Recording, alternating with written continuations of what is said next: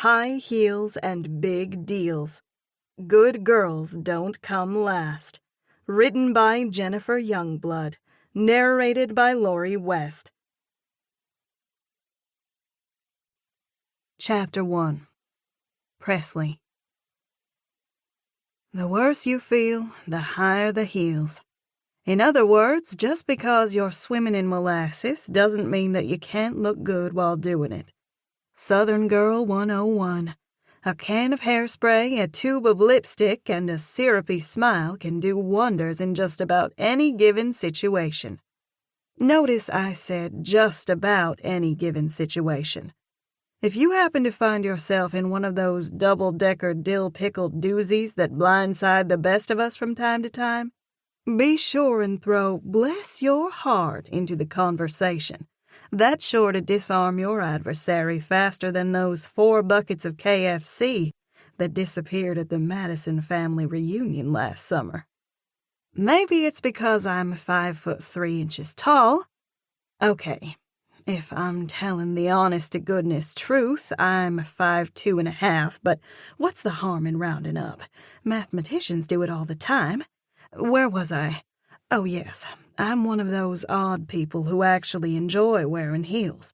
My brother Donnie says the doc should have made it official and attached heels to my feet at birth. He thinks he's freaking hilarious, but I've got news for him. That would have been fine and dandy with me. Between my big hair and heels, I can almost pass for tall. Well, tall-ish. I'm sad to say that not even my Mount Everest tall heels can keep my nerves from jumping like a gang of frogs trying to escape a hot tin bucket. Did I mention that the bucket's not just hot?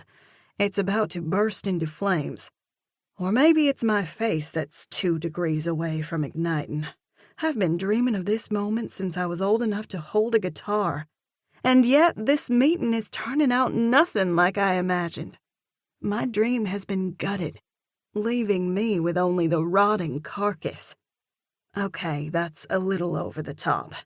A more apt description is that I'm being presented with the double fudge chocolate cake that I've been salivating over for eons. I know every swirl of the frosting, every sprinkle. I take a bite, only to discover that the baker used salt instead of sugar. And I'm supposed to just gobble it down with a polite smile, pretending that it's not making me want to gag. I turn to Alden, whose smile is so wooden that I swear he must be a cousin to Pinocchio. "Do something," I mutter. Alden is not only my manager, but also my boyfriend. He, of all people, should have my best interest at heart. But no. He's too starry-eyed to see the big picture here. Too busy dreaming about the big, fat deal that Goldfield record label is offering.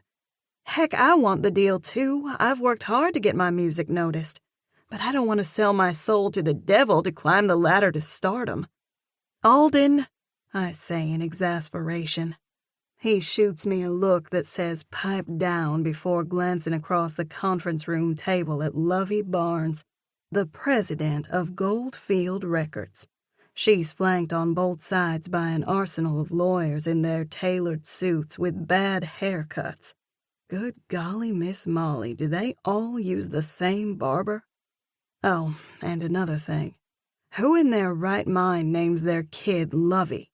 The name obviously jinxed the woman because nothing about Lovey Barnes is remotely lovable. With her plain Jane clothes and perpetual scowl, she's tougher than cold taffy. Lovey lifts an eyebrow, her voice laced with impatience. "What's it gonna be?" She looks from me to Alden. The moment of truth is here. I can hear the Jeopardy music chiming in my head. Trust me, I've heard it enough times to know the tune. It's Grandma Maisie's favorite show. If she were here right now, she'd say, "I told you that your internal fascination with music was going to lead you down a slippery slope that'll take you straight to the den of the devil." More like a pit of vipers. I look to Alden for help. Since his voice box seems to have left his throat, it's up to me to speak up. Please know that I consider it a great honor to be selected by Goldfield to perform at the Christmas festival. I throw in a syrupy smile for good measure. Lovey doesn't so much as blink. Her scowl remains impervious as stone. A part of me can't believe this is happening. Little old Presley Madison from Willow, Alabama is playing in the big leagues. The lineup of artists set to perform at the Country Prime Christmas Festival reads like a list of who's who in country music royalty. And Goldfield Records wants me to perform right before headliners Hartley Rains and Cash Romeo take the stage. There must be some way to convince Lovey Barnes and her lackeys that I need to perform my way. I clear my throat before plowing forward. I don't feel comfortable with the direction that the stylist is taking with my wardrobe, nor do I feel comfortable with the song. That's an understatement. When I first learned of the opportunity to perform at the festival, I was beyond ecstatic. My feet were so light it's a wonder that I didn't sprout wings and fly right up to the pearly gates. Then, when Lovey's personal assistant put me in touch with my stylist, Frederick Fran Fickerstein or some oddball name that I can't pronounce, and I saw the sketches for my costume, I was floored. Just as I was picking myself up off the ground from that setback, the label sent over the song I'm supposed to sing. I crashed back down to earth in a fiery ball of flames before dissolving into a puddle of tears. A hard amusement flashes across Lovey's face as she homes in on Alden. You assured me that Presley would have no problem going along with the express conditions set by the label. My jaw hits the floor faster than a block of concrete hurled from a second-story window. I whirl around to Alden. What promises did you make? Alden's face burns more crimson than a stadium of die-hard Alabama fans donning their colors at the opening game of the season. He places a hand on my arm. Calm down, babe, he utters in a low tone. I've got this.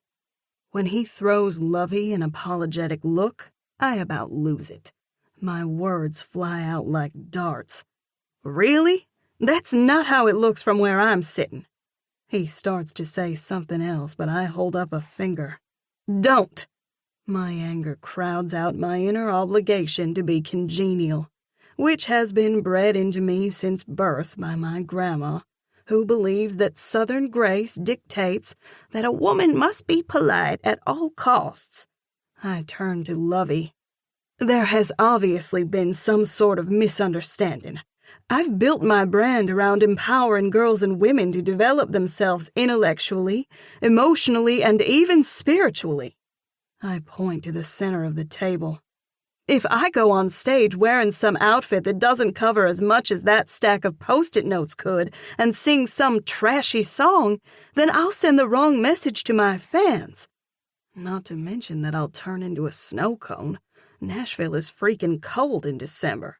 The festival is in an arena, so it may not be that cold, but it still seems odd to wear something skimpy to a Christmas festival. Back to my brand.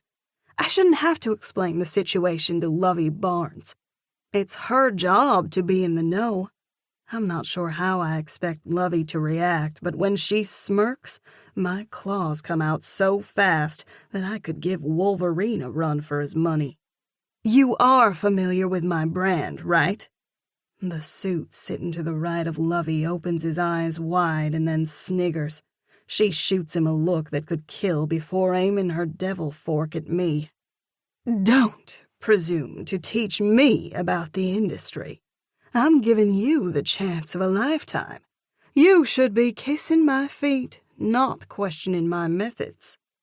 First of all, I don't intend to kiss anyone's feet, least of all this horrible woman. She probably has some sort of fungus brought on by her rotten attitude. My brain rolls and thrashes like a boat caught in a patch of rough water, trying to figure out how to salvage this deal. I've always prided myself on being good with people, but I've got nothing here. I try to clear the tickle in my throat delicately, but it comes out sounding like a dry heave. I think you're misunderstanding this situation, Lovey continues, her silky voice slithering around me like an anaconda. This is not a negotiation. Her eyes flash with a ruthlessness that curdles my blood. You will either take this deal or you won't. If you choose not to heed the direction offered by our experts, then it's your loss. A hard smile wraps her lips. Trust me when I say that there are plenty of other people who would welcome the chance to perform at the Christmas festival and then sign a deal with us. This is a nightmare. I don't want to lose this deal, but how can I throw away everything that I've built? I can't. Plain and simple. After all is said and done, I have to be able to look at myself in the mirror. Maybe Grandma Maisie's right. I should be more like my little sister Summer and pick a safe, respectable career like nursing. I'm the oldest Madison sibling. Summer is a nurse and Donnie is a student at Auburn University. I was supposed to set the example, not become the flunky in the family, the wannabe country music star whose dream has just imploded. I scoot my chair back with a loud scrape. Alden clutches my arm, preventing me from rising to my feet. How much time do we have to make a decision? He blurts. Lovey chuckles. How does 2 minutes sound? I really don't like this woman. A shaky laugh falls from Alden's lips. Come on, Lovey, be reasonable, please. The desperation in Alden's voice churns my gut. I can't stand watching him grovel to this viper. Good grief, Alden, where's your dignity? Let's go, I mutter. Okay, Lovey says. You've got until next Thursday at noon. What the heck just happened? For a second, I wonder if I heard her correctly. She's given me a whole week to decide? That seems pretty generous coming from such a cutthroat, especially when you consider that the festival is in 2 weeks. If I decline the offer, that means my replacement will only have a week to prepare. Maybe Lovey is so certain that I'll take the offer that she's not worried about a replacement. She probably thinks that anyone in their right mind would take the offer. Am I a nut for questioning Lovey's methods? Should I just conform to her requirements? No, my conscience shouts. I have to stand up for my beliefs. Otherwise, what good am I? Thank you, Alden exults. We really appreciate everything you're doing to make this possible. He looks at me as if expecting me to back him up. A weak thanks is the best I can offer. Alden stands and pulls me to my feet. He practically drags me out of the room. What was that? I fume the minute we step into the hall. Not here, he growls, his face turning a shade darker than my fuchsia eyeshadow. Seriously? He's acting put out? I'm the one who was thrown under the bus. We march to the elevator and he jabs the button to go down. The elevator doors open and we step inside. I wait until the doors close before giving in to the hot anger bubbling like a volcano in my chest. I get up in his face. What in the heck was that? The words burn acid through my throat. How could you agree to those absurd terms? Tears rush to my eyes. Before we went in to meet with Lovey, we went over our plan. I thought you were on my side. Have you gone bonkers? He hisses as he reaches around me to push the button for the first floor. You're throwing away the chance of a lifetime over piddly details. My eyes bug. Piddly? I can't let that horrible woman and her staff destroy everything I've worked so hard to build. We've built. He cuts in. The muscles in his jaw flick before he shakes his head in disgust. Do you know the lengths I went through to even get you this opportunity? My hand goes to my hip. What lengths? Alden was scant on the details surrounding this little opportunity. It's not even worth going into, he mutters. You wouldn't appreciate it.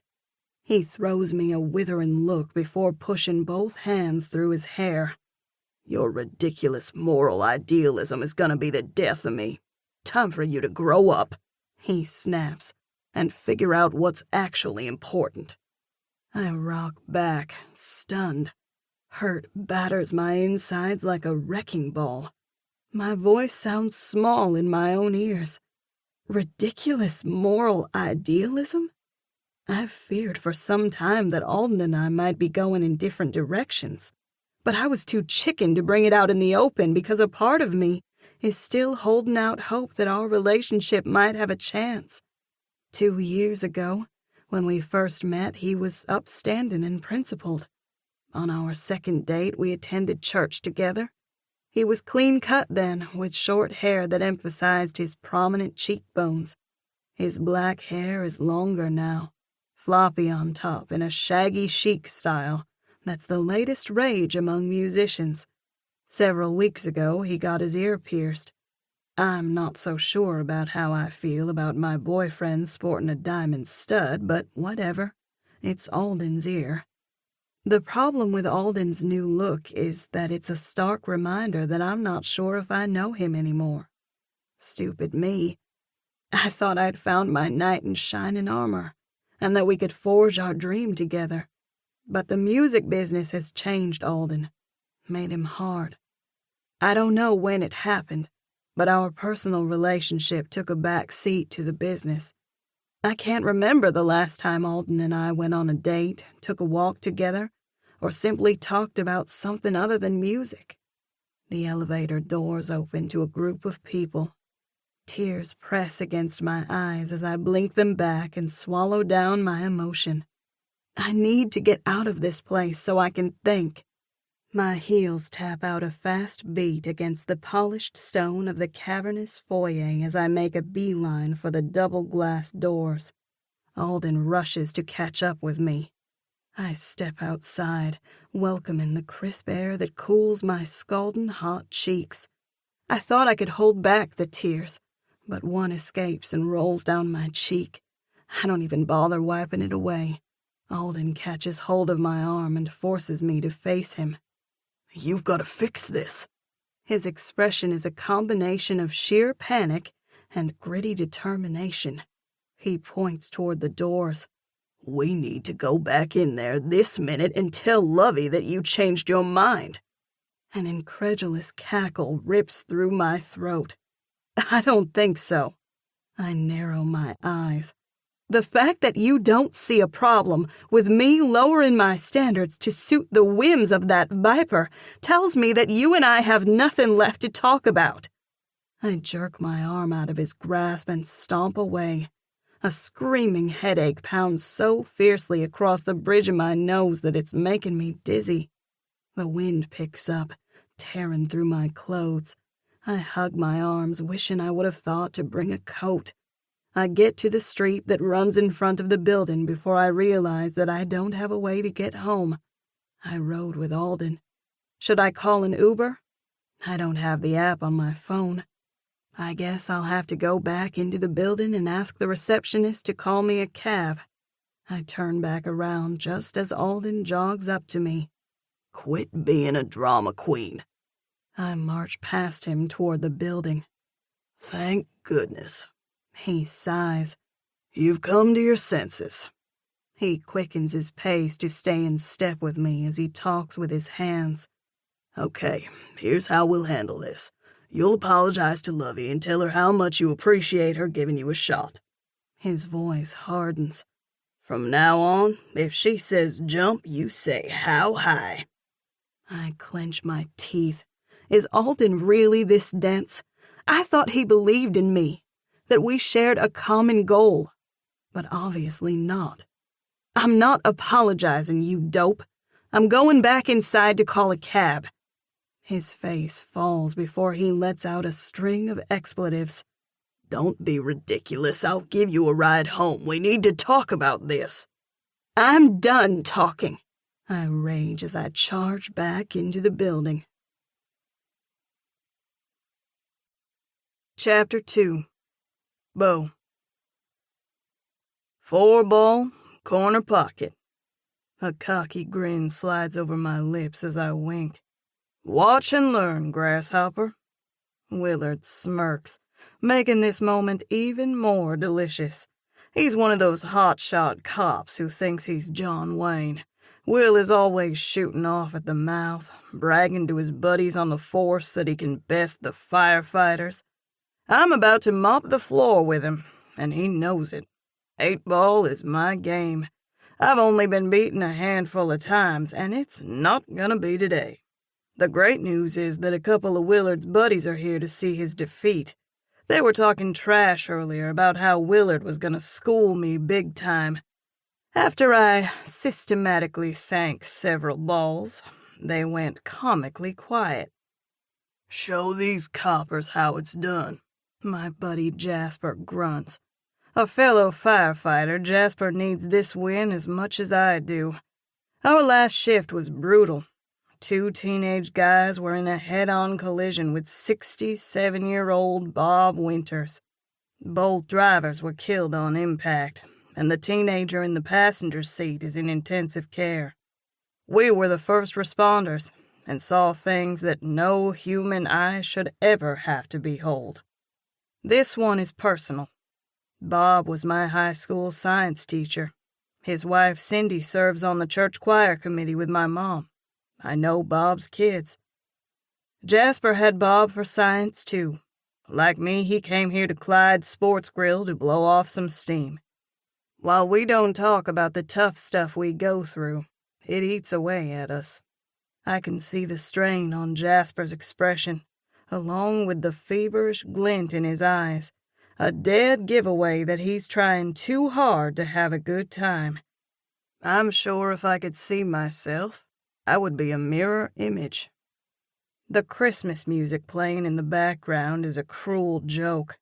Life goes on like normal for everybody else while Cindy and her kids are devastated. I know that God has a plan, but right now that plan stinks. I turn my thoughts to the pool table. When I make this shot, I'll be 2 away from winning the game. I push all thoughts of work aside and focus on the game as I ease into position, eyeing the ball. The path to victory is straight and sure. Or maybe not. The instant the tip of my stick hits the cue ball, someone grabs my waist. I jump and the movement sends the ball skittering in the wrong direction. Hiya, handsome. I've been looking all over for you, a silky voice says. I swear under my breath as the unthinkable happens. The cue ball rolls smack dab into the 8-ball, sinking it into a side pocket. What was that? Jasper explodes. Willard pumps a victory fist into the air. His police buddies give each other high fives. Hey up, fireboy, Willard taunts with a glib grin. I clench my fist, wishing I could punch a hole through the wall. Dang it, Tara. Couldn't you have waited a couple seconds before launching your attack? Oops, sorry. Her face turns fire engine red as she offers a sheepish grin. Your boy would have lost anyhow, Willard smirks. You keep telling yourself that, donut boy. Willard gives me the stink eye. He hates it when I razz him about the 10 or so extra pounds that he's packed on the last year. A triumphant smile fills Willard's fleshy face. I'll take my money now. I reach in my back pocket, retrieve my wallet, and slap 2 $20 bills into his palm. Nice doing business with you, fireboy. Willard winks as he and his buddies lumber off to the bar to get another round of beers. Tara gives me a puppy dog look. I've missed you. You were supposed to call me. I can't believe I had to track you down. I'm starting to feel like I'm invisible. Only to a blind man, I say easily, mostly because I know it's what she wants to hear. Sure enough, she lights up brighter than the Christmas tree in the corner and slips her arm through mine. "See why I love this guy?" she chatters to Jasper. I cringe at the word love, and it must have shown on my face because a sly grin crooks Jasper's lips. "I'll leave you two lovebirds alone."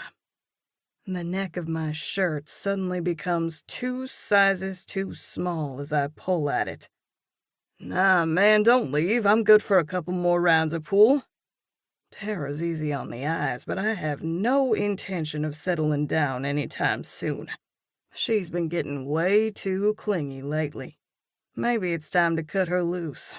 At any rate, I've got too much crap rolling around in my head tonight to give Tara the attention she craves. Tara's face falls. "Don't say that. I'm starving. Let's go grab a pizza at Life by the Slice or something at the drive-in." My phone rings. Saved by the bell. Extricating my arm from Tara's vice grip, I pull my phone from my pocket and look at the screen. "It's Pen," I announce before answering. "Hey, sis." "Hey, where are you?" "I'm at Clyde's playing pool. What's up?" "You were supposed to come for dinner tonight. Mom made mushroom burgers. We were all waiting for you." By we, Pen means Mom, her, and Memphis. My eyes go round. "I thought that was tomorrow night." "Nope," she snips. "It's tonight." "I'm sorry," I groan. I got my days mixed up. I rub a hand over my forehead, feeling like a louse.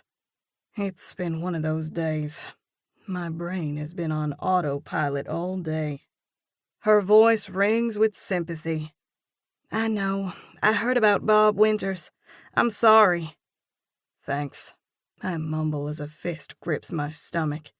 I just feel sorry for Cindy and Bob's kids. "Me too," she says quietly. "It's crazy how fast things can change, for good and for bad." "Amen," I shoot back with conviction. Pen knows that better than anybody. She went through a rough patch with her two-timing ex-husband, Tim Norwood. Just thinking about that scumbag makes my blood boil. The only thing that keeps me from beating him to a pulp is knowing that Pen has found someone 1,000 times better than Tim. I wasn't too sure about Memphis at first, but he's the real deal. It's good to see Pen happy. A few beats of silence pass before her voice lilts up. "You can still come. We'll wait for you." I really wanted to hang out here long enough to at least redeem myself. Maybe win the next 2 games and earn my money back. However, anything is better than taking Tara to dinner. Tara's fun to be around. Why did she have to go and ruin everything by trying to stake a claim on me? "All right, sis. I'll head that way." I can feel Tara watching me like a hawk, eyeing her prey. "Be careful. Can you believe it's snowing? According to the forecast, we're supposed to get a couple inches." My eyes round. Seriously? We don't get much snow in lower Alabama. In fact, I think the last time it snowed I was in junior high. "I'm sure the roads are slick. Watch out." Her voice is coated with enough apprehension that I can tell she's still thinking about what happened to Bob. "Will do." "Oh, I almost forgot to ask. Did Tara find you?" "Yep," I say in a neutral tone, throwing Tara a glance. She gives me an adoring smile. Flaming frog legs. She's not gonna take it well when I break things off. Heck, fire dagnation, what am I saying? Tara and I aren't even a couple. We've gone out on a handful of dates, but I haven't made her any sort of commitment. She knows my reputation with women. I date a lot. It's what I do." Pen trills out a wicked laugh. "You'd better watch that one. She's itching to get her hooks into you. She's probably picking out wedding invitations." "Ha ha," I say dryly. Okay, I'm officially getting freaked out here. Poor Tara, Pen sings. You batted those baby blue eyes and turned her to mush. The poor girl didn't stand a chance. I guess Miss Cloud was right. You really are finger-licking good. Pen jeers. I bunch my brows. Seriously? Miss Cloud was my high school English teacher. She told Pen about a conversation where she overheard some girls saying I was finger-licking good. Pen has never let me live it down. It's getting deep in here, I grunt. It gives me the willies that my sister is talking about my sex appeal. Of course, Pen knows that, which is why she's doing it. You know, Pen taunts, one of these days you're gonna have to settle down. She rolls out a wicked giggle. The love bug is gonna bite you hard, big brother, and I can't wait to see it. Nah, why limit myself to a single flavor of ice cream when I can enjoy all the flavors? She scoffs. Are you seriously comparing women to ice cream? A corner of my lips tug. I like ice cream. Obviously, she chimes. Tara pulls on my arm. Let's get something to eat. I'm hungry. Jeepers. Has her voice always been this whiny?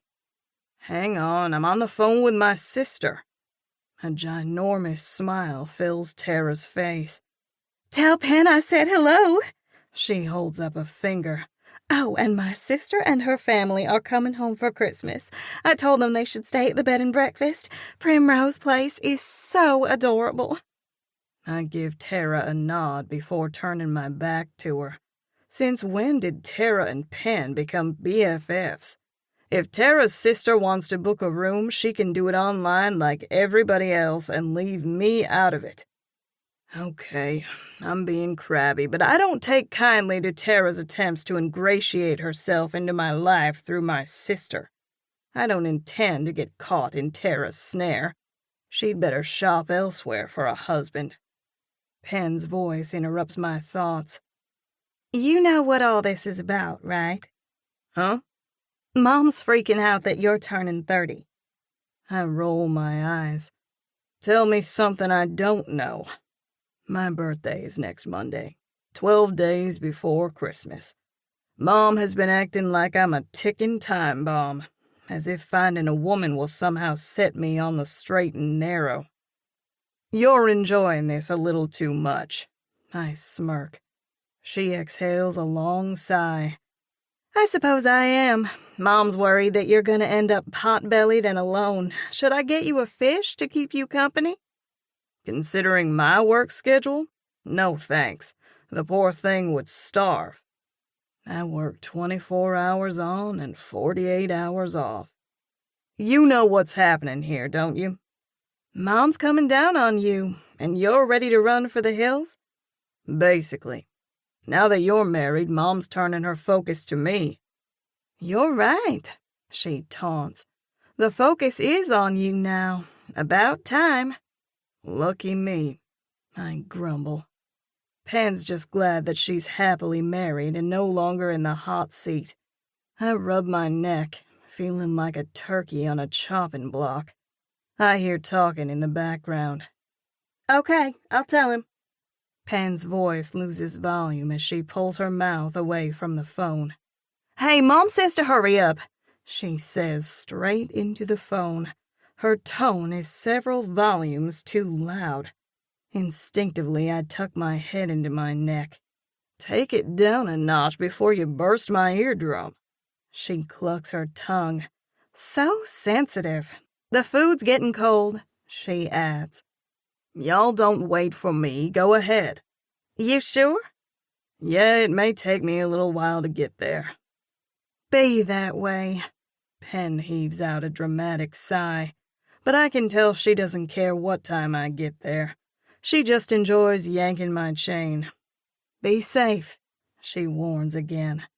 Will do, I clip as I end the call and shove my phone back into my pocket. Tara shoots me an exasperated look. Can we please go and eat now? I wince. About that. I have somewhere I need to be. A family thing." Tara doesn't skip a beat. "I'll go with you," she offers sweetly. "Not this time." She gives me such a crestfallen look that I fear she'll dissolve into a blob of mascara on the spot. Jamming Jupiter. I hate it when women cry. I look past Tara to where Jasper is chatting up a couple of women who are pawing all over him. "Maybe Jasper can take you to get something to eat." Jasper's not a fan of Tara. He says she's way too high maintenance for him. I used to argue differently, but I'm having to revise my opinion. "I don't want Jasper," she sulks. "I want you." I hear movement from behind the instant before someone grabs my arm. The hair on the back of my neck rises with the knowledge of impending trouble. I whirl around to face Randall Clark. He gets up in my face, throwing around a few choice words that I don't care to remember or repeat. "Who do you think you are?" Randall works at the chemical plant as a forklift operator. He's 4 inches shorter than me and built like a refrigerator. He's balding, has a short beard, and enough tattoos to cover a small country. "What's your problem?" Every muscle in my body tenses as I jut out my chin. Randall may think he's tough, but I'm tougher, and I never run away from a fight. Rage flares hot and furious in Randall's eyes. "Don't pretend that you don't know what this is about." I look him in the eye, my words coming out through clenched teeth. "Enlighten me." It won't do me any good to get in a brawl with Randall. As a firefighter, I'm supposed to be an upstanding citizen, put on a good face for the town, smile, wave, and conform to all the political mumbo-jumbo that the town council dreams up. I'm not that worried about what the town council thinks. It's Cap that I worry about. He'll go nuts if he gets wind of an altercation. It won't sit well with the fire chief or the mayor either.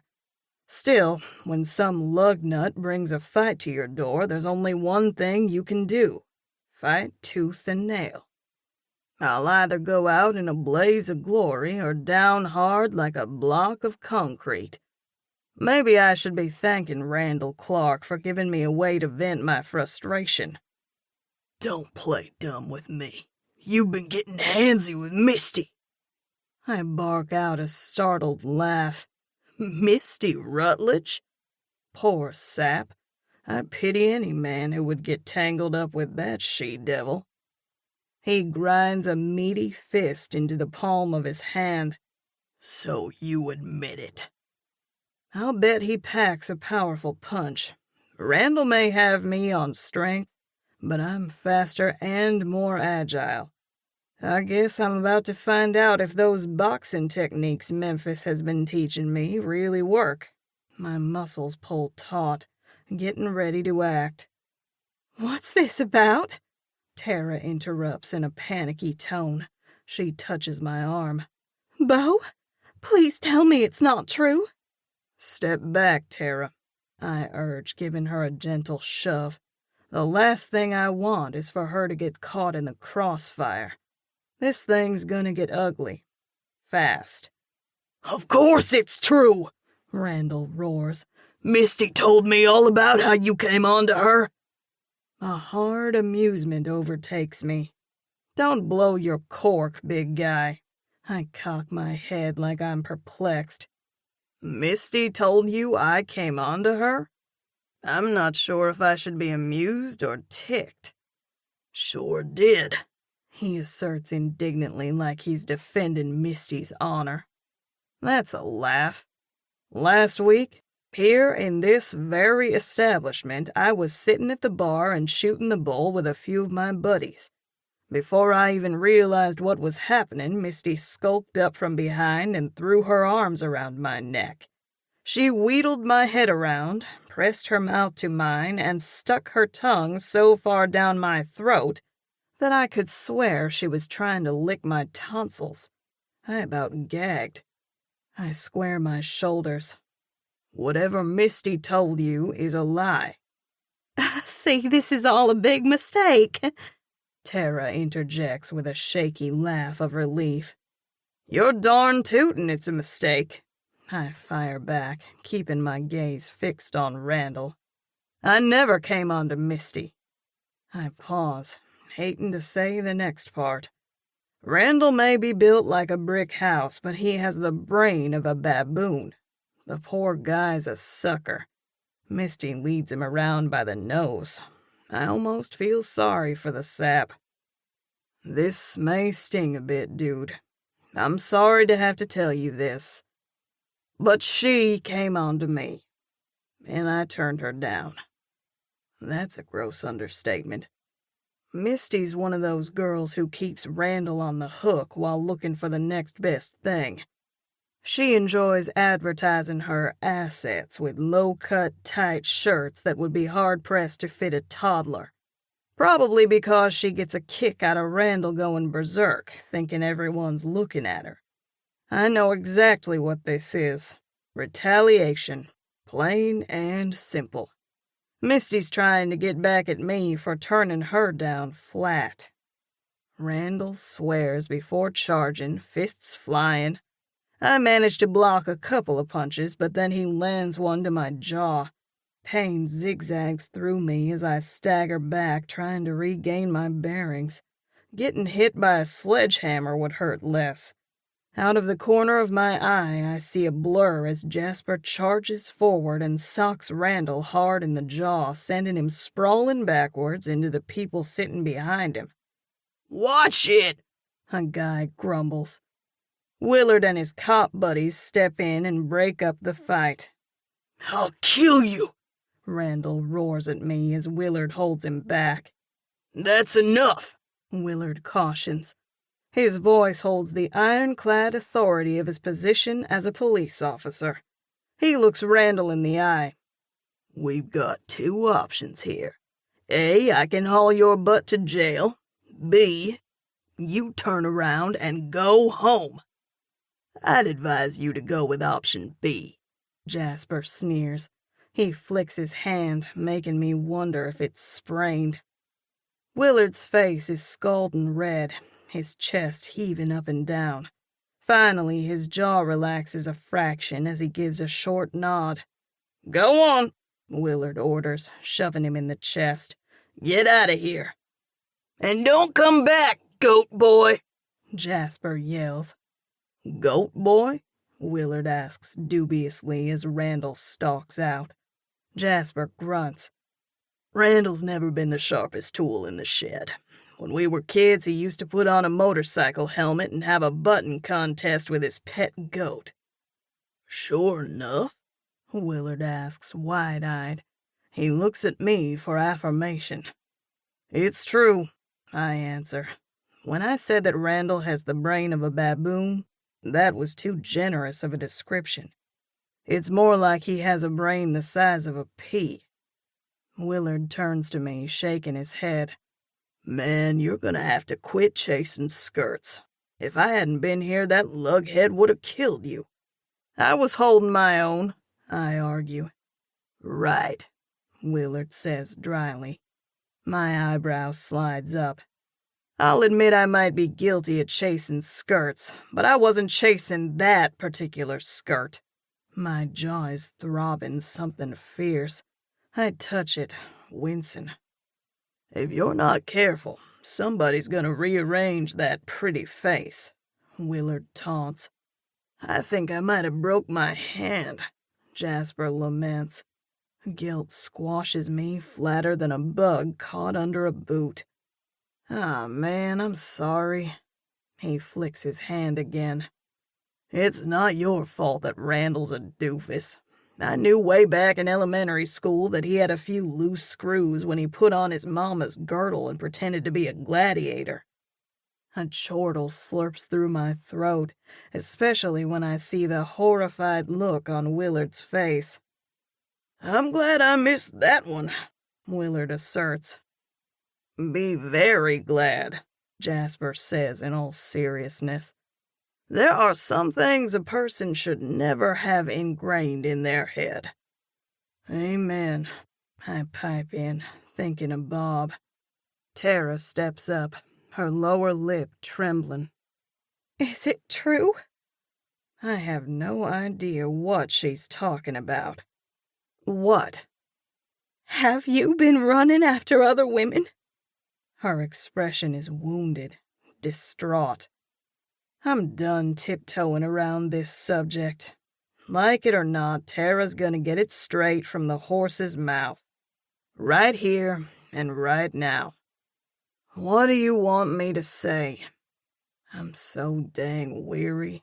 Not physically, but mentally and emotionally. I don't want to have this conversation tonight, but Tara leaves me no choice. You're a nice girl and we've had fun together, but we're not a couple. Tears fill her eyes as her chin quivers. But I thought you cared. We were gonna spend Christmas together. We were? That's news to me. Willard and Jasper share an amused look. This is a train wreck. Tara must be delusional. How she could think that the two of us have a future is beyond me. She's been backing the wrong racehorse. You pack a mean punch for a fireman, Willard says admiringly to Jasper. Yeah, and I've got the injury to prove it. Jasper flexes his hand. I'm relieved to see that Jasper can at least move his hand, but it's starting to swell. You should put some ice on that, I suggest. Willard gives Jasper a swift pat on the back. How about a drink on me? Dwayne can round you up some ice. Dwayne is the bartender. Willard throws me a surly wink. We'll give Loverboy here some space to work out his affairs. Jasper chuckles. Sounds good. See you around, short fuse. I give him a nod. Thanks, man, for your help. It was no big deal, Jasper says offhandedly as he and Willard head for the bar. I hate it when my buddies call me short fuse. So I have a temper. Big deal. I thought I did a decent job of keeping myself under wraps, despite the fact that Randall was acting like a raving lunatic. How could you do this to me? Tara stammers. I thought you cared. This is getting ridiculous. Don't make this any harder than it is. My voice is flat and devoid of emotion, a dead giveaway that I'm done with this song and dance. You know the story of the boy and the snake. You knew what I was before you picked me up. Yes, she screeches, getting up in my face. I know exactly what you are. A low-down, scum-sucking, pus-pocket, putrid pig. Her little hissy fit does the trick of shifting the balance of the universe back into its proper position.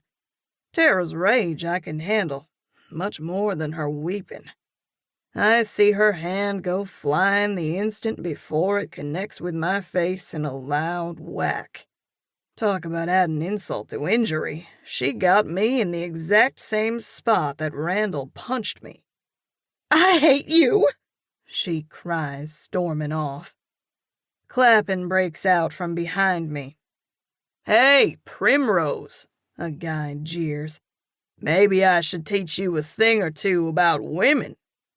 Not bothering to turn around to see who made the jab, I simply wave a hand in disgust and utter a flat ha-ha. I purposefully wait a good 5 minutes or more before leaving the grill to avoid running into Tara on my way out. Snow is coming down hard in big, puffy flakes. I guess the forecaster got it right for once. The cold is refreshing, helping to cool the hot thoughts swirling in my brain. I wish I hadn't told Pan I'd go over to Mom's tonight. All I want to do is go home, prop my feet up, and forget this day ever happened. Chapter 3. Presley. Seriously? I tighten my grip on the steering wheel and glare at the snowflakes, hitting the windshield like meteorites. The movement is dizzying. I blink several times, shifting my focus past the snow and to the road. It's super slick. My tires feel like they're barely making traction with the asphalt. Just my luck. I can't remember the last time it snowed. It would pick today, of all days, when I'm driving home. I've been on the road for over 6 hours. My shoulders ache from tension, and I have to pee so badly that I wonder if my bladder will explode. The good news is that I'm almost home. I passed the town limits of Comfort several minutes ago. Comfort is only 10 minutes from my tiny community of Willow. People think Comfort is small, but it's a metropolis compared to Willow. We have a 4-way stop and a convenience store. We used to have a grocery store, but it closed down when I was a teenager. I went to high school in Comfort and feel like it's as much my hometown as Willow. I drive down Main Street. Blanketed in snow, the shops look even quainter than usual. Each lamppost is adorned with an outline of a Christmas icon covered in tinsel. One has a Christmas tree, another a bell, another a candy cane, angel, and so on. When I was a kid, I loved coming into Comfort to see the decorations. I pass Abigail's Bakery, which is managed by my first cousin, Skeet. There's a green and white striped awning over the front door. Skeet's mom and my dad are siblings. To hear my dad tell it, Skeet has been doing a fabulous job of managing the bakery ever since the owner, Abigail, retired. The bakery looks like a postcard.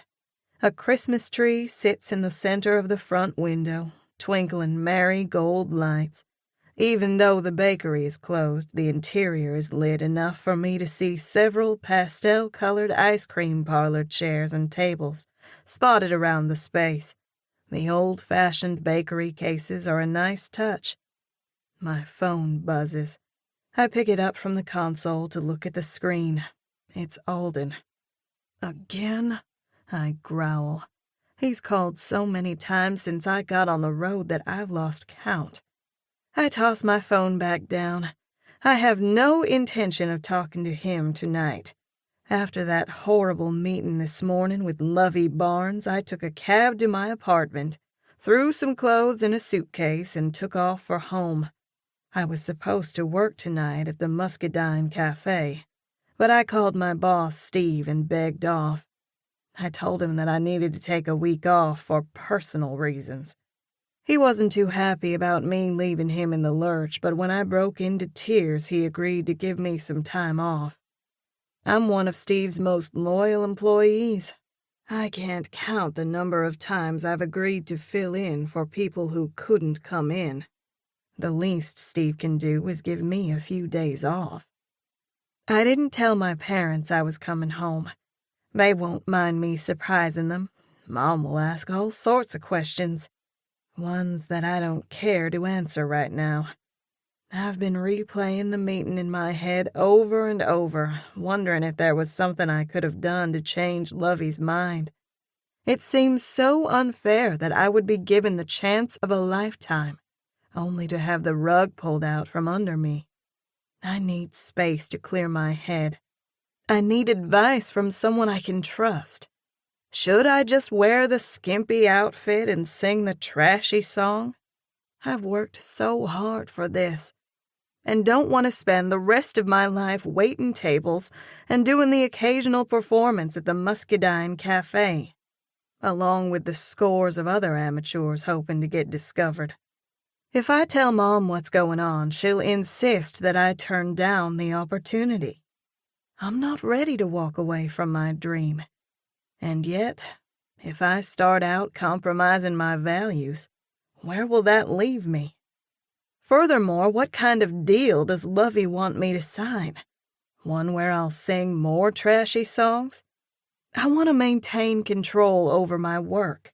Is it so bad to want to hold on to what I've worked so hard to build? Why can't Alden see where I'm coming from? Gah, I'm sick and tired of the hot turmoil boiling in my head. My phone rings again. Stop calling me!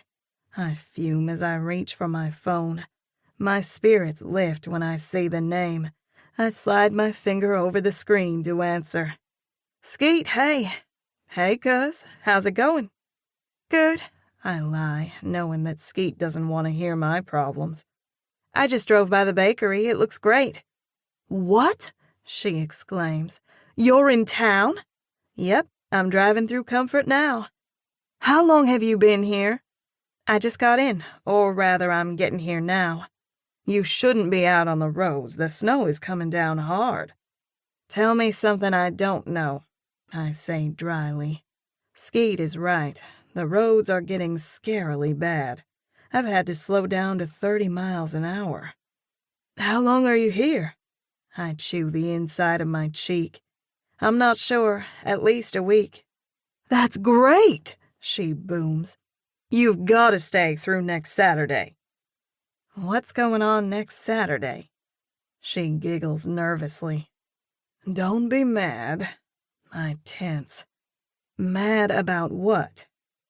You know the catering job I've been dying to get for the Claiborne's Christmas party? The one at the country club?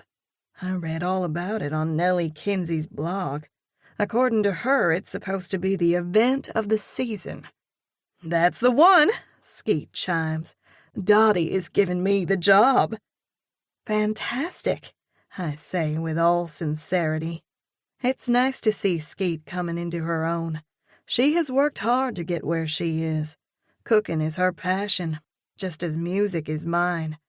I'm glad fate is smiling on one of us. I swallow the lump in my throat, realizing it's not healthy to keep wallowing in self-pity. Come next Thursday at noon, I'll give Lovey my final answer, and we'll have to somehow find a way to live with the consequences of whatever I decide. Either way, I'll come out losing. There's only one catch. A sense of wariness overtakes me. What is that?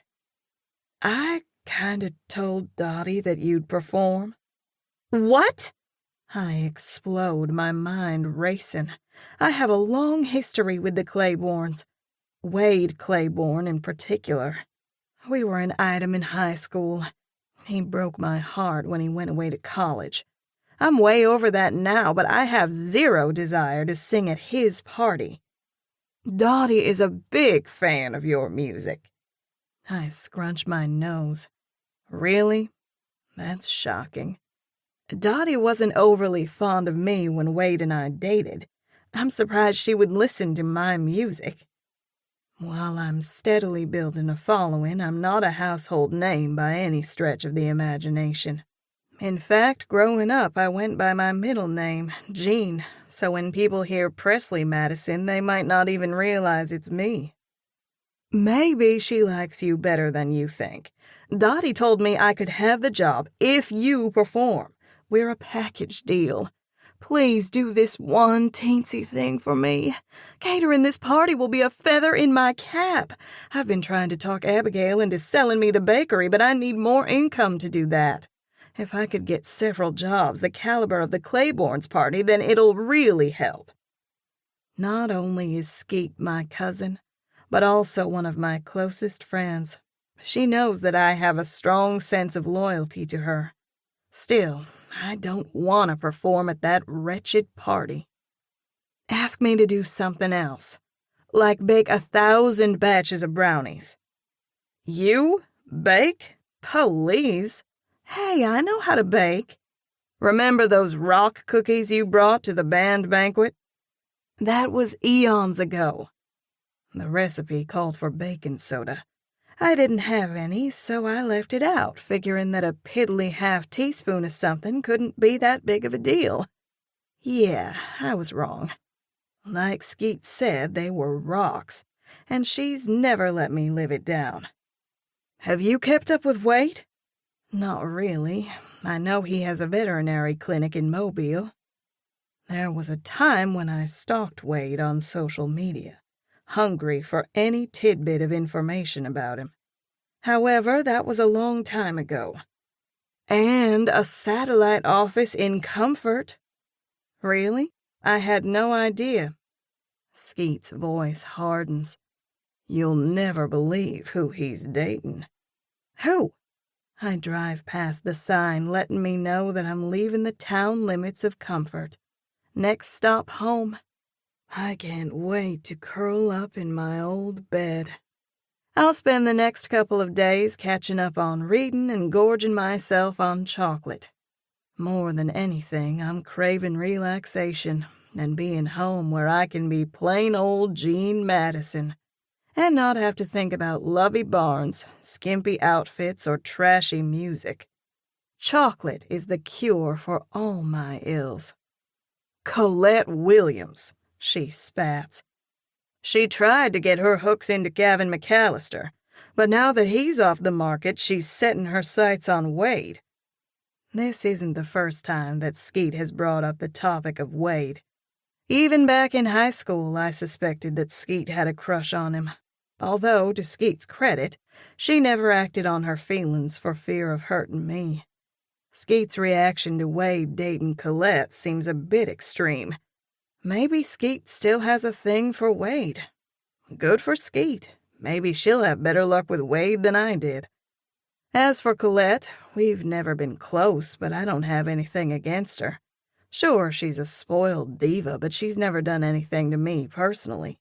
Skeet despises Colette because her close friend Albany Featherstone, McAllister now, despises Colette. Gavin and Albany are married, I remind Skeet, and Albany is expecting a baby. Don't you think it's time to move on and let bygones be bygones? Skeet chuckles dryly before her voice takes on the sassy tone of one who's setting me straight. You wouldn't say that if you could hear all the garbage Colette has been saying about you. The breath whooshes out of my lungs. What has she been saying? Just like that, I'm drawn into the fray of small-town drama.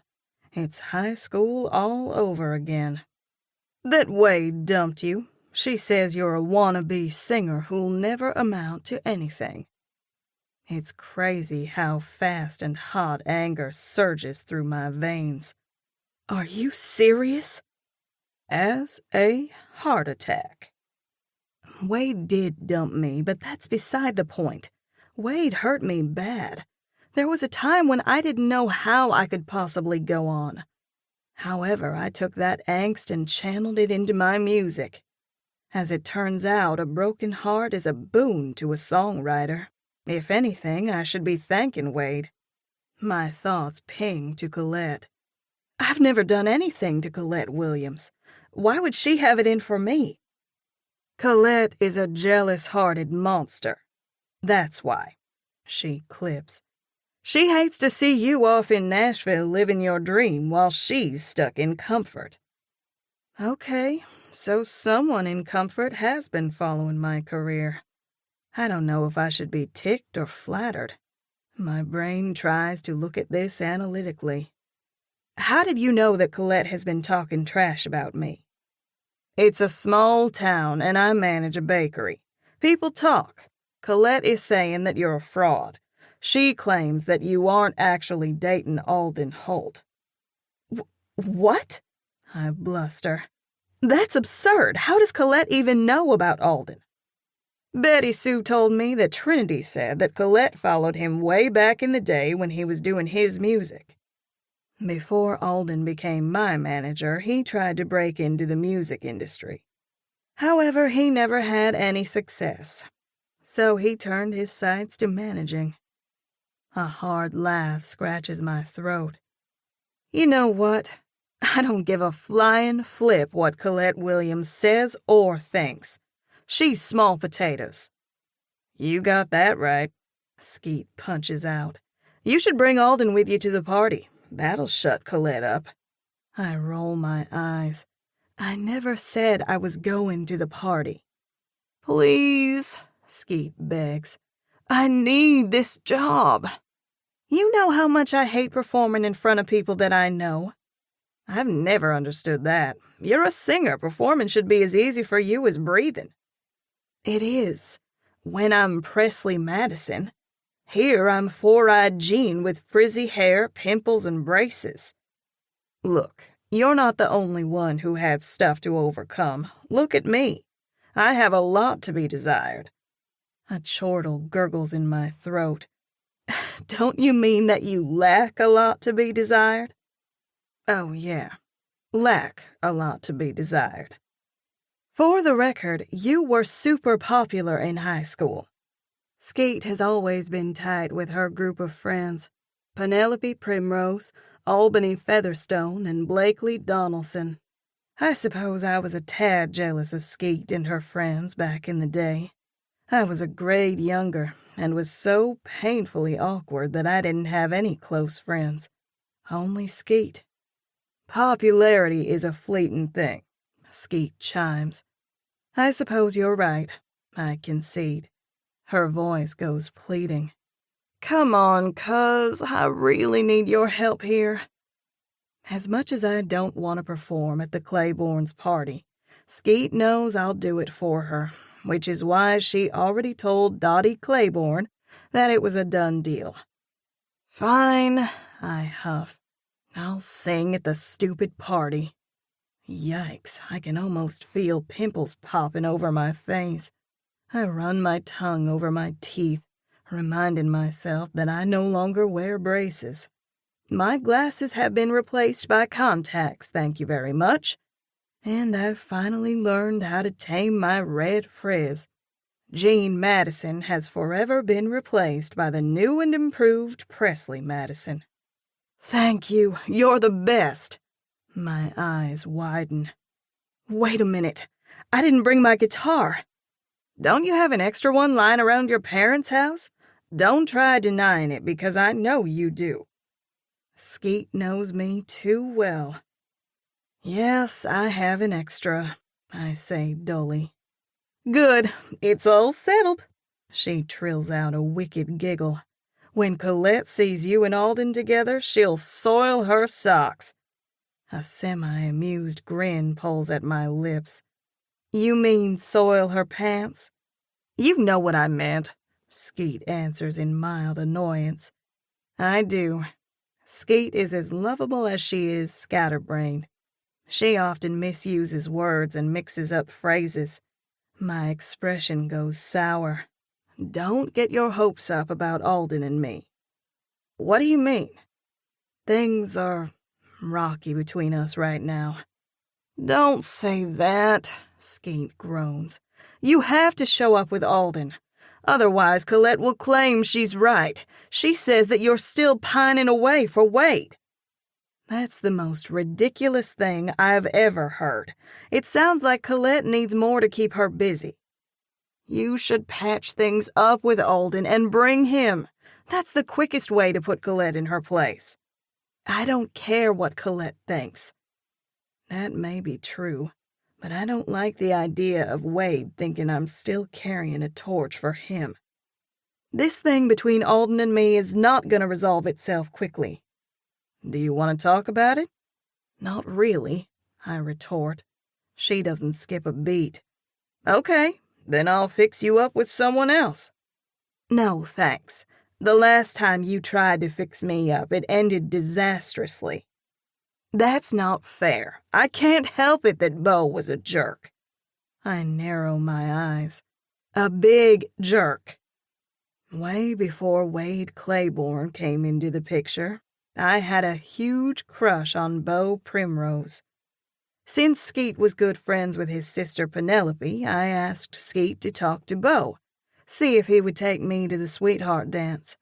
To my surprise and delight, Beau agreed. I was in the 8th grade and felt like I had scored a huge victory at having Beau, a junior, take me to the dance. My mom took me to Mobile to buy a new dress for the occasion. I went to the beauty salon to get my hair and nails done. I spent the day primping and fantasizing about dancing with Beau. An hour before Beau was supposed to pick me up, he sent a text saying that his cat had died and he couldn't take me to the dance. Later, I found out that he took Cynthia B to the dance instead. I've detested Beau Primrose ever since. I heard through the grapevine that he's a player with a long line of girlfriends. Some people never grow up. We need to find you a fake boyfriend for the holidays. Skate is adoringly naive. I think you've been watching too much Hallmark. Probably, she giggles. Come on, let me fix you up with someone. Her voice shoots up several notches. I've got the perfect person in mind. Huck Cooper. He runs an insurance agency a few doors down from the bakery. He's single. What does he look like? Her long pause speaks volumes. That bad, huh? He's not too terrible to look at. Laughter gurgles in my throat. Not too terrible? You don't sound convincing. I have no intention of going to the party with some insurance person, but I appreciate the laughter. At the very least, talking to Skeet has helped to take my mind off my problems. Huck's a little soft in the center. I burst out laughing. You mean soft in the middle? As in he has a flat tire? Yeah, but just a little one, more like a tricycle tire. Thanks for the offer, but I think I'll go it alone. She lets out a long sigh. I sure wish you'd work things out with Alden. It would be nice to see Colette get put in her place. I'm not going to waste my energy worrying about what Colette Williams says or does. That's probably smart, Skeet says, but I can tell that she doesn't agree. Crumb, she groans. What's wrong? The power just went out. My car lurches, causing my heart to gallop into my throat. The tires regain traction as fast as they lost it. A heady relief pummels over me. I swallow hard, tamping down the panic that threatens to overtake me. I should probably let you go. The roads are getting really bad. Concern sounds in Skeet's voice. Are you okay? My stomach balls into a hard knot. Yeah, so far, I've had to slow down to a crawl. It has been a while since I've passed another car. People in these parts aren't used to the snow and ice. Okay, I'll let you go. Call me when you make it home. I will, I say as I get off the phone. The second I put the phone down, I hit a patch of black ice and gasp as the car skids. My life flashes before my eyes as I slide into the oncoming lane. I'm totally helpless, gripping the steering wheel so hard that my knuckles hurt. Even though it's only a couple of seconds before the tires reconnect with the asphalt, I feel like it took forever to get the car under control. Thankfully, I maneuver over into the correct lane. Thank goodness there aren't many people out tonight. Otherwise, I would have slammed into another car. I'm sitting on the edge of the seat, my spine ramrod straight. My neck and shoulders feel bruised like someone has been using them for a punching bag. I've never been so ready to get home. I offer a prayer asking for help. My eyes strain to see past the swirling snow. It's a whiteout. My pulse spikes as I approach the bridge that goes over Crosswater Creek. Bridges are always worse than the roads in icy weather. I slow down to 15 miles an hour, inching my way forward. The bridge is as slick as glass. I follow the tracks in the snow left by other vehicles, hoping the melted area will provide more traction. What I wouldn't give right now for a snowplow and salt on the road. Headlights come at me from the opposite direction. Of all the times to pass another car, I hold my breath, clutching the steering wheel while trying to stay in my lane.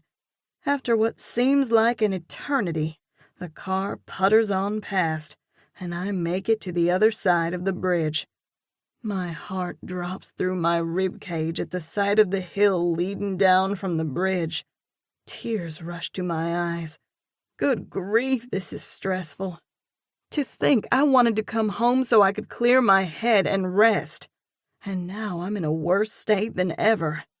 I have no choice but to keep going, even though everything in me is repelled by the thought of going down that wretched hill. Slowing down to 5 miles an hour, I start down it. All is good for a few seconds. As soon as I relax a smidgen, everything goes haywire. A suffocating terror crowds the edges of my brain when the wheels lose traction.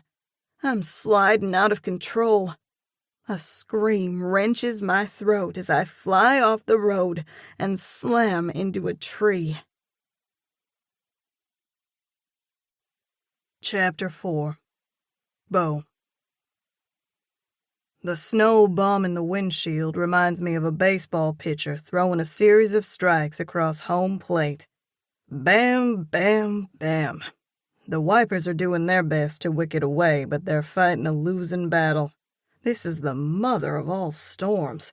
Bag the idea of going to Mom's for dinner. I need to go home. I reach for my phone and call Pen. "Hey," I begin when she answers. "The roads are bad. I should probably head home." A tight string of tension pulls through her voice.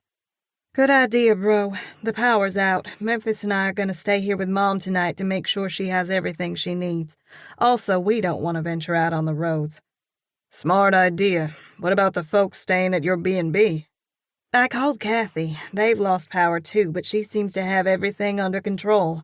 All the guests are okay. She gave them emergency candles. The generator will keep the fridge going so the food won't spoil." "I'm glad you listened to me and hired Kathy to manage the B&B. "Yup, it was all you, bro," Pen teases. "Never mind that Memphis stayed after me for months to hire Kathy." "Well, I'm just glad you had the good sense to listen to your brother and husband." "Me too," she acquiesces. "I guess y'all menfolk do know a thing or two after all." "Ha ha," I quip dryly. Pen was working herself to death to run her bed and breakfast. It's nice to see her taking time off to have dinner with Mom. She and Memphis are going to Texas next month to visit Memphis's family. Pen could have never taken a week-long trip to another state without a manager. "How far are you from home?" "A couple miles." Pen's voice crackles with apprehension. "Let me know when you get there." "Will do," I say, ending the call. I'm glad Pen and Memphis are with Mom. While Mom is fiercely independent, it's not easy for her to manage the fibromyalgia. Pen often accuses me of trying to play her dad. Yeah, I know I come across as overprotective. The role of dad was thrust upon me when our dad abandoned the family when I was a kid. According to Pen, I have some underlying issues about Dad leaving that prevent me from making a lifelong commitment to one particular girl. Maybe that's true. I'm no psychologist. I'm doing what every other person's trying to do. Survive the only way I know how. There are times when I cross the line, like when I marched over and socked Memphis in the jaw because I thought he was picking on Pen. A wry grin tugs at my lips. I got what I deserved. Memphis kicked my butt. It was the start of a beautiful friendship. How could I not respect a man who can hold his own? Also, it helps that he's crazy about my little sister. I've never seen Pen so happy. Memphis is a hero in my book. It's eerie being out on the road alone. I feel like I'm in some blizzard time warp. My truck is 4-wheel drive, which helps tremendously. Still, I'm ready to get home. I slow down my pace as I approach Crosswater Creek. I'm not looking forward to going over the bridge. Sucking in a resolute breath, I tighten my hold on the steering wheel and proceed forward. I'm impressed with how well my truck handles in the snow. The truck slides a few times, but nothing too major. Going down the hill will be the true test. Here goes nothing. I say aloud as I start down it. The truck skids going sideways as a few choice words fly from my lips. Wildly, I turn the steering wheel, trying to regain control of the truck, but all I'm doing is fishtailing. No, it's worse. The truck goes sideways as I slide all the way down to the bottom of the hill. Luckily, I manage to stay on the road. When my truck comes to a stop, I suck in a breath of relief, thanking my lucky stars that I didn't end up in the ditch. My body is shaky from the adrenaline. I force my body and mind into action, realizing it's not good to be a sitting duck at the bottom of a hill. I turn the wheel and punch the gas. My truck reacts, the tires connecting with the road. Just as I get the truck into the correct lane, I notice the tracks in the snow going off the side of the road. My blood runs cold when I spot the car. The front of it is mangled and butted up against a massive tree. Is someone still in the car? My brain races into action as I pull the truck over to the side of the road, but not too far onto the shoulder. I don't want to get mired in a snowdrift. I jump out and run to the car, thinking of Bob. I can see the shadow of someone inside slumped against the steering wheel. My first thought is, please let the driver's door be unlocked. To my relief, it is. I open the door to find a woman. I do a quick scan. There's no one else in the car but her. The passenger side airbag deployed, but not the driver's. "Are you okay?" She groans in response. That's a good sign. "Let's get you out of here."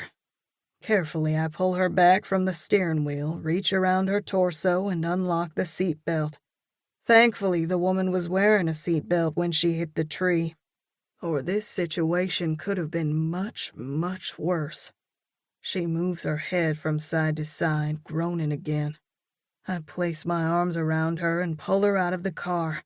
Thankfully, she's feather light. After carrying her a safe distance from the vehicle, I place her on the snowy ground to take an assessment of her injuries. Fat snowflakes are still slipping from the sky, hitting me in cold pops. I can't think about that right now. I need to focus on helping the woman. She has a cut above her eye that's bleeding, but she seems to be otherwise okay, at least from what I can tell. My attention is drawn to her flaming red curls, splayed out across the blanket of white snow. The snowflakes landing softly on her hair give her an ethereal quality. She must be from out of town, otherwise I'd know her. She's way too pretty not to notice. I glance at her hand. No wedding ring. Flaming frog legs. Am I so pathetic that I'm checking out some poor woman who had a car accident? Maybe I do need to stop chasing skirts. Her eyelashes flutter like delicate butterfly wings trying to take flight as she tries to sit up. My things.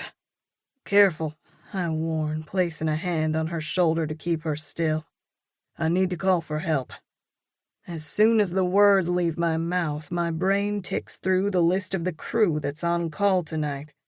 There's no way that Pope and his men can get a fire engine across the bridge and down the hill. Still, I need to call this in.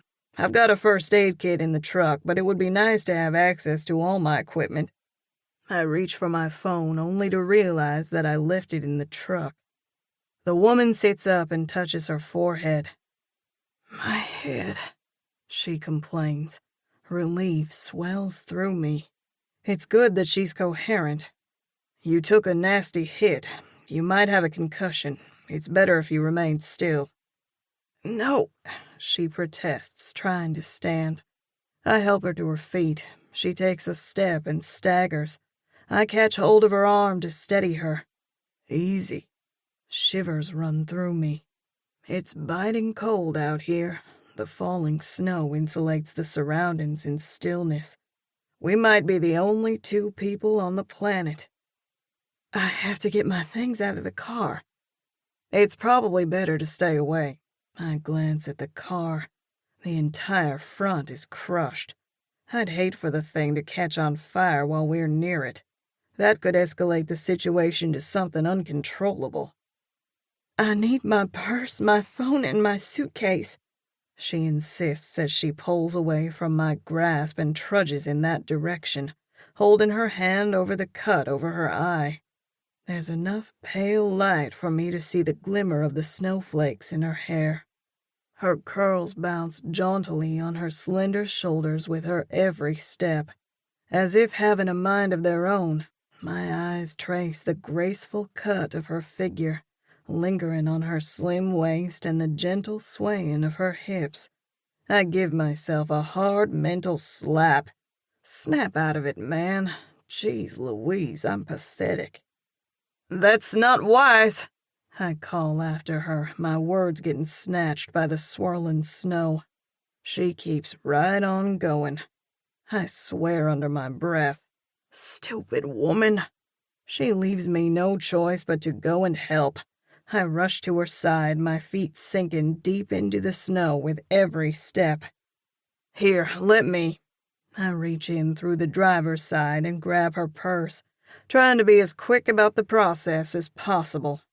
Get my phone, she directs. Where is it? I grumble. The console.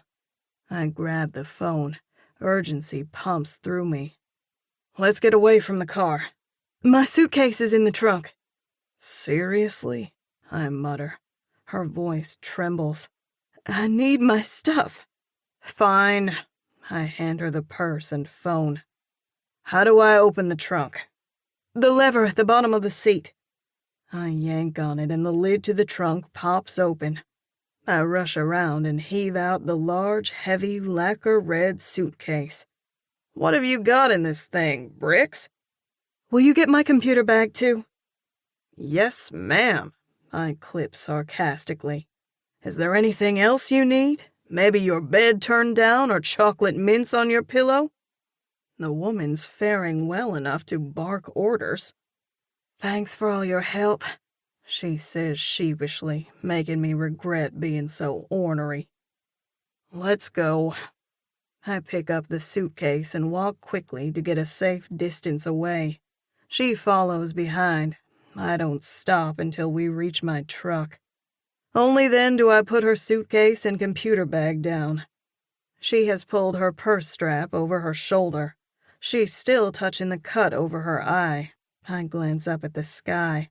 The snowflakes have become swarming cold bees.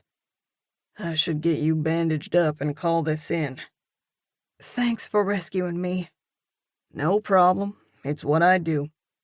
I open the door to get my phone out of my truck, only to discover that there's no service. The cell tower must be down. Is your phone working? My hair is sopping wet from the snow. I'm cold to the bone. I can only imagine how she must be feeling. She pulls her phone from her purse and glances at the screen. No service, she announces glumly. Cell tower's down, I repeat. It's at that moment when she looks at me as if seeing me for the first time. You, she utters. I search her face. Dang, she's easy on the eyes with those delicate features and full, perfectly formed lips. Her mane of curly hair halos her heart-shaped face. It's cute how her nose tips up on the end, giving her a girlish quality. Do we know each other? I search my brain, coming up empty. No way have we met before. I would remember a woman who looked like this. And yet, she obviously knows me. A cryptic smile tugs at her cinnamon lips as she throws me a challenging look. How's your cat? Cat? I ask dubiously. I don't have a cat. Exactly. She punches out like I've been tried and pronounced guilty. She's ready to haul my butt to jail and throw away the key, and I'm not even sure what the charges are. I just saved her life. She should be thanking me right now. Okay, that's extreme. Yes, I helped her, but her life wasn't in jeopardy. Her car is still intact, at least the section where she was sitting. Obviously, the car is not going to catch fire, as I had feared. Her cut appears minor. She probably would have been okay without my help. But she would have been dang cold, spending all night in her car. The wind picks up as she suppresses a shiver, her teeth chattering. My paramedic brain takes over. Let's get you into the truck and out of the cold. I need to bandage your cut. Good idea. She pulls her hand away from her wound. Her fingertips are red, but the cut seems to have stopped bleeding. I place her suitcase into the back of the pickup truck before opening the passenger door and helping her in. Her hair swooshes, giving me a tantalizing whiff of fruity shampoo. I place the computer bag at her feet. I figure you might want this in the front.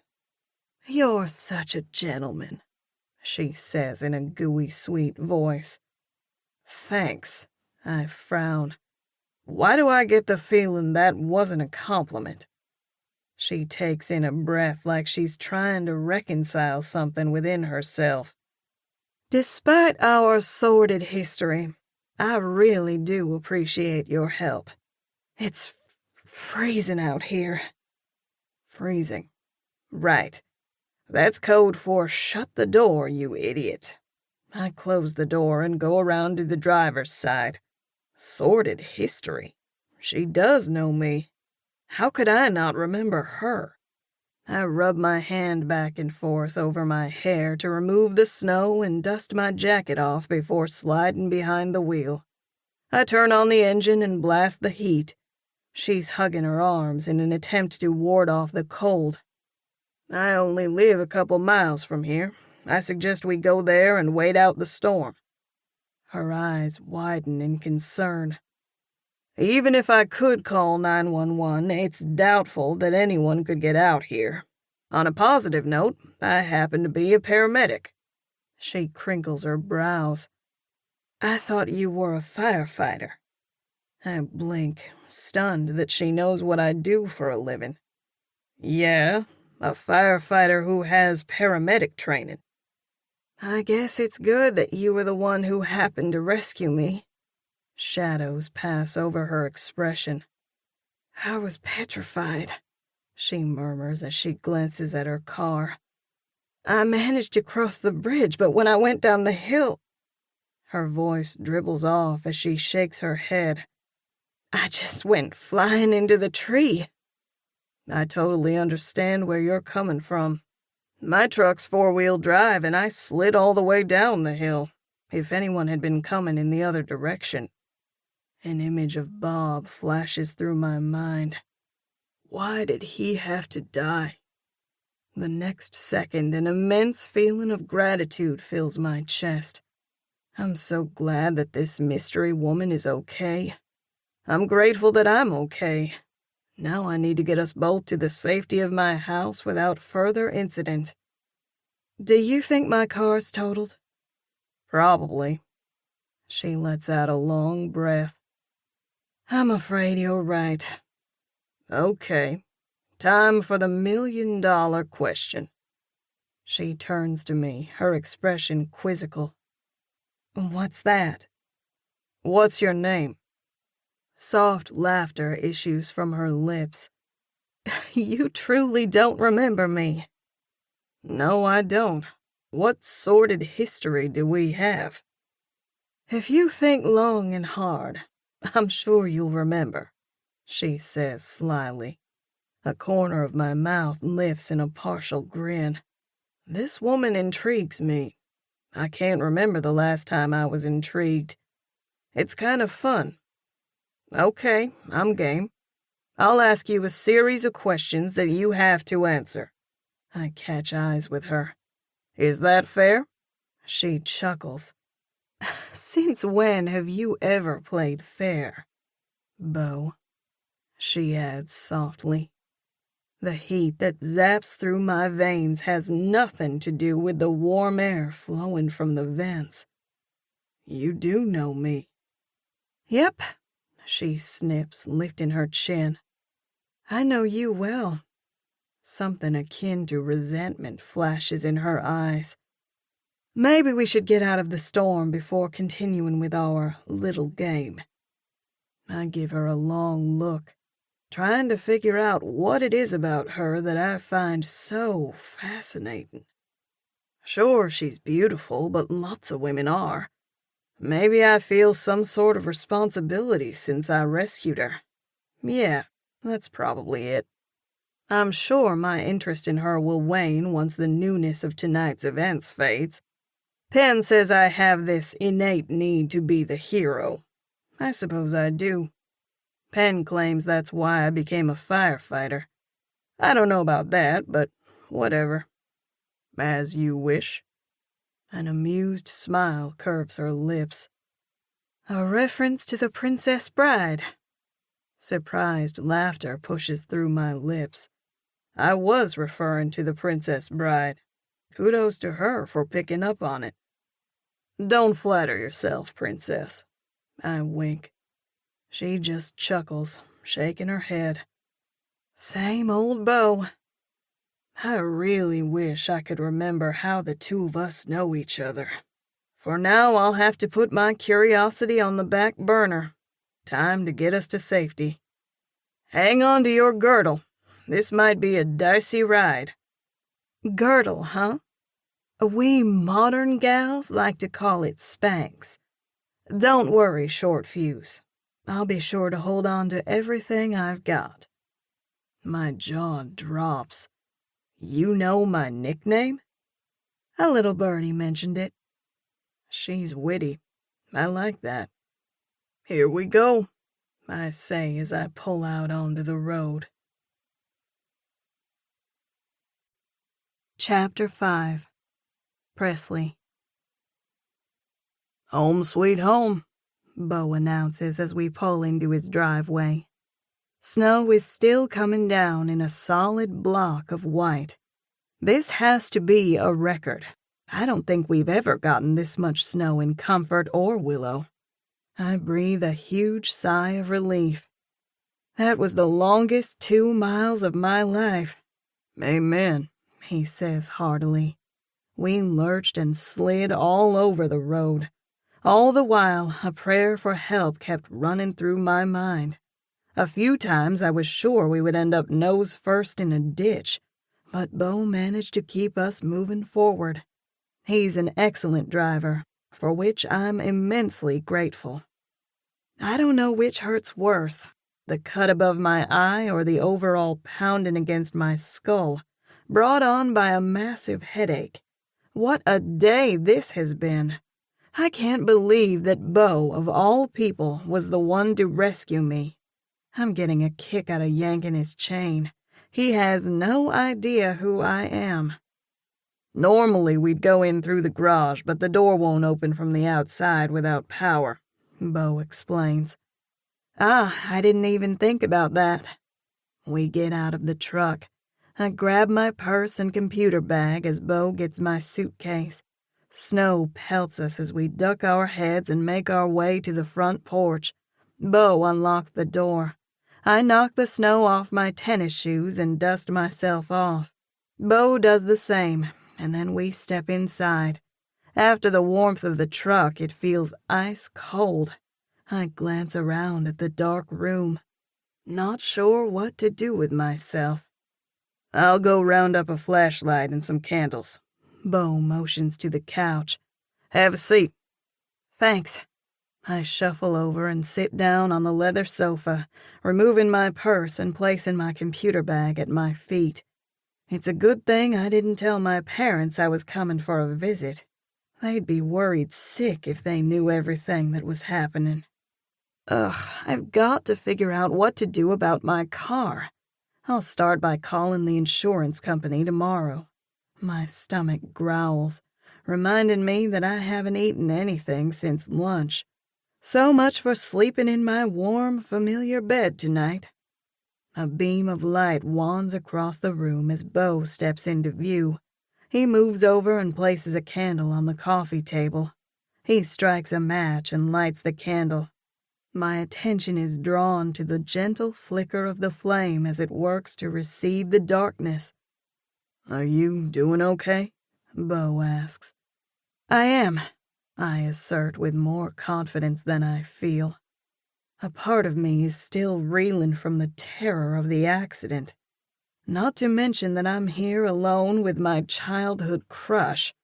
It doesn't help that he's the picture of masculinity with his lithe, athletic body and those penetrating blue eyes. If they look this blue in dim light, I can only imagine how vivid they are in regular light. No wonder Beau has a steady stream of women flocking to him. I need to keep reminding myself that Beau's a player. For him, I'm just another pretty face or conquest. Poor Alden. He can't hold a candle to Beau Primrose. I guess it's time for me to face the fact that Alden and I are through. That doesn't mean he can't still be my manager. Of course, everything hinges on me throwing my morals out the window. Anger surges through me. I want to rant and rail at the utter unfairness of the situation. Maybe this is a test, to see if I'll cave under pressure. How many times have I snubbed my nose at other artists who sold out? Shame on me for being a self-righteous prude. I've sat in my ivory tower thinking how I would never sell my soul for fame and fortune. And yet the lure of fame is intoxicating. I crave success so badly I can taste it. Today at the meeting, my resolve to hold my ground was firm. Now that I'm exhausted and traumatized, my willpower is waning. It's a good thing I don't have to give my decision at this very moment. I don't want to think about Alden or music tonight. What I'd really like are a couple of ibuprofen and some food. I need to clean and bandage your cut, but first I want to build a fire. Shivers run through me. A fire sounds good. I survey the room, stopping on the fireplace to the right of the couch. I feel pressure against my bladder. That's right. Before, I was dying to go to the bathroom. The trauma of the accident must have suppressed the urge. It's now back with a vengeance. Do you mind if I use your restroom? Sure, it's down the hall. First door on the right. Here, take the flashlight. Don't you need it to build a fire? He flashes a crooked grin that causes my heart to skip a beat. Nah, I'll be fine. I've got skills. Attraction stirs ribbons of warmth through my stomach as we share a look. Good golly, Miss Mollie, I can almost forget that I have a headache. Did I say I needed food? Who needs food at a time like this? Does Beau feel the same electric charge that shoots through me every time our eyes lock? I sure hope he feels something. Surely this can't all be one-sided. Okay, thanks, I say neutrally. It's hard to remain unaffected by Beau when he's being so kind and attentive. I don't want to even think about what sort of state I'd be in right now if Beau hadn't rescued me. I owe him a lot. Maybe it's time to bury the hatchet and stop harboring resentment over something that happened when I was in junior high. As he hands me the flashlight, his hand brushes against mine, rippling tingles over my skin. I pad across the wood floor, down the hall, and to the bathroom. I turn on the water, surprised to find it hot. Then something I once read resurfaces in my brain. Hot water can remain in the tank for a day or so, depending on how well the tank is insulated. I wash my hands quickly so I don't waste any more hot water than absolutely necessary. It's a relief to get the dried blood off my fingertips. I stare into the mirror, taking note of my reflection.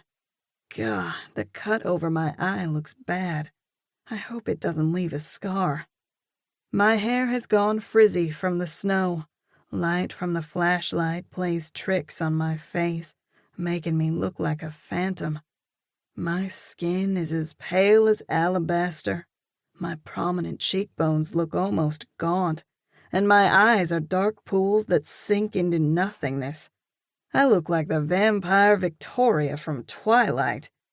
If there was ever a time when I wished I could fix my hair and apply some makeup, it's now. Where are my hairspray and lipstick when I need them?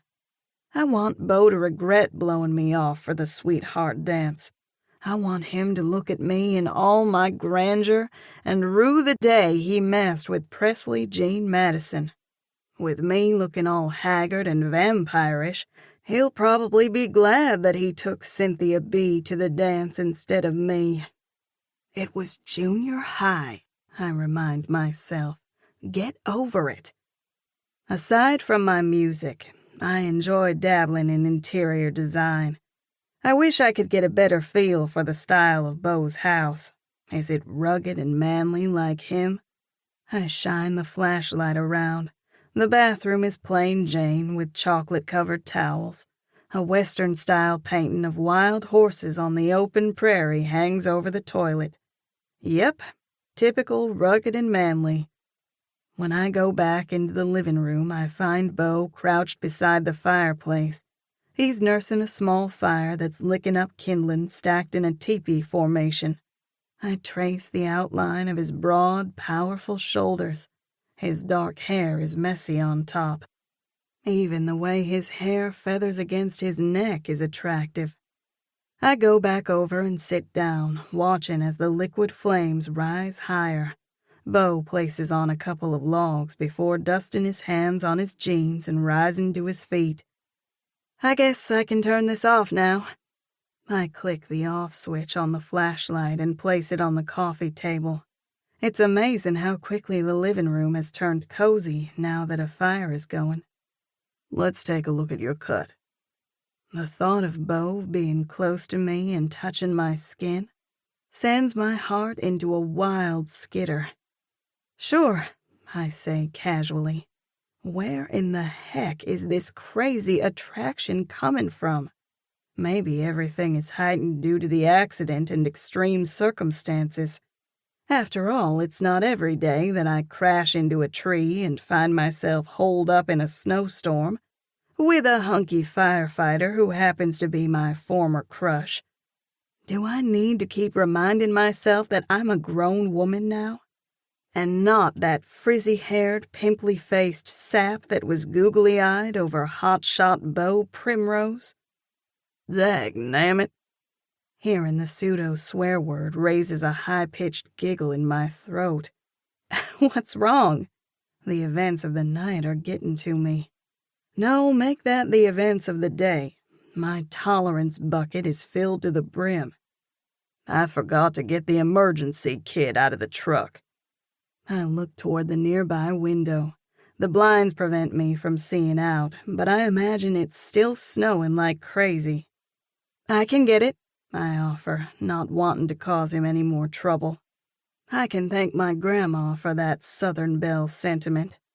My hair could be on fire, and I'm still supposed to maintain my composure and ask with a cultured, "Excuse me, sir, would you happen to have a glass of water to squelch these pesky flames that seem to be taking over my hair?" Heaven forbid if we cause anyone a smidgen of discomfort. That's the Southern way. A grin stretches over his lips as he motions to my shoes. You'll break your neck getting down the front steps. Hey, I'm wearing tennis shoes. With heels, he chides. My eyebrow arches. Is there any other kind? These shoes are so comfortable I could live in them. He shakes his head, chuckling. Evidently not. Hang tight. I'll be right back. He strides over and reaches for his jacket hanging on a rack beside the door. He slips it on and opens the door. A gust of wind slaps its way inside, bringing whirling snowflakes. Chills rise over my flesh, making me grateful I'm inside and sitting by a crackling fire. As bad as tonight has been, it could have been so much worse had Beau not come along. He goes out, closing the door behind him. I take this time to survey the living room. No surprise, there's a big, flat screen directly across from the sofa. A recliner sits beside the couch, angled toward the TV. I can imagine Beau lounging back and watching a game. There's a large, abstract painting of horses on one wall. I'm not into horses, but it's kind of cool. The painting on the adjacent wall is of a cowboy on his horse. A burnt red and black southwestern-style rug covers the wood floor. Beau is obviously into Western decor. The place could certainly use a woman's touch. Not that I'm volunteering, mind you, just making an observation.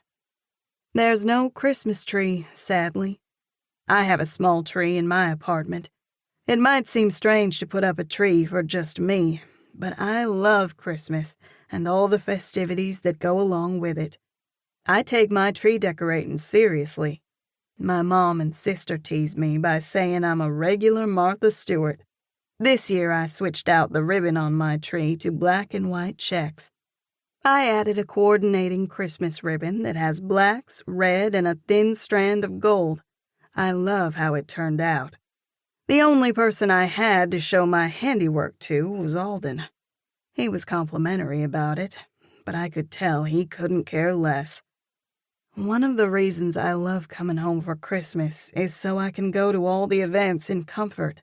I have such fond memories of attending the Christmas pageant and parade. I looked up Nellie Kinsey's blog to see all the events that are taking place this year. The tree lighting of the giant evergreen beside the courthouse was the 1st of December. There's a Christmas carol sing-along, a gingerbread house contest, and a cookie exchange hosted by Beau's sister Penelope at her bed and breakfast. The library is doing readings of Christmas stories to the kids, and there are pictures with Santa. The spirit of Christmas lives large in comfort, and I love it. Nellie Kinsey's blog tends to be gossipy, but I read it frequently so I can keep up with the happenings in comfort. The event Nellie has been touting the most is the Claiborne's Christmas party at the country club. I still can't believe I agreed to sing. Skate, Skate, what have you gotten me into? I mutter. Speaking of singing, in one corner of the room there's a guitar resting in a stand. Does Beau play the guitar? My headache has ebbed a bit, but I could still use some ibuprofen. I'm sure Beau has some in his emergency kit. The door opens, blowing frigid wind clear over to where I'm sitting. I rub my arms, suppressing a shiver. Beau removes his jacket, hangs it on the rack, and then locks the door, heightening the sense of intimacy. This whole situation is surreal. I'm spending the night at Beau Primrose's house. The goofy schoolgirl inside me does a little squeal. He removes his boots and places them beside the door. I look down at my shoes, guilt spritzing through me. Would you like for me to take my shoes off? Stupid me. I didn't even think about tracking snow in. I look at the floor and rug. No visible tracks, thankfully. At least I had the presence of mind to knock the snow off my shoes before coming inside. Nah, he says with a grin. I don't want to be the one who parts the girl from her heels. That's very kind of you, sir, I say, my tone playfully sassy. Me and my heels are like this. I hold up crossed fingers. I don't doubt it. He comes over, sits down beside me, unzips the emergency kit and spreads it over his lap. I peer into it. You got any ibuprofen? I'd love to get rid of this headache. We'll get to that. First, I need to check your eyes to make sure they're dilating correctly. Let me get my pen light. He rummages through the items. Here it is. He places the kit on the coffee table and scoots closer to me. My traitorous cells come alive, dancing and sizzling like they scored the shoe sale of the decade. Did I mention that I've always been a sucker for shoes? Oh yeah, a few times. More proof that I'm losing it tonight. Evidently, shoes aren't my only indulgence. I'm a sucker for cocky firemen, too. I can't help but look at Beau's firm, well-proportioned lips, wondering how they would taste. The flickering light from the candle emphasizes the clean line of his strong jaw. There's a hint of a dimple in the center of his chin, His nose is slightly crooked, like it might have been broken a few times. My gaze travels up, taking note of his prominent brow ridge that imbues him with a sense of strength. I once read an article that listed stereotypical features that make men look more masculine and attractive. Beau has them all. Pronounced brows, high forehead, square jaw. His piercing blue eyes are the icing on the cake. Is it just me, or is the very air crackling with electricity? Ha! Poor choice of words. No electricity tonight, but rather a pulsing energy that whooshes through my veins like a blowtorch.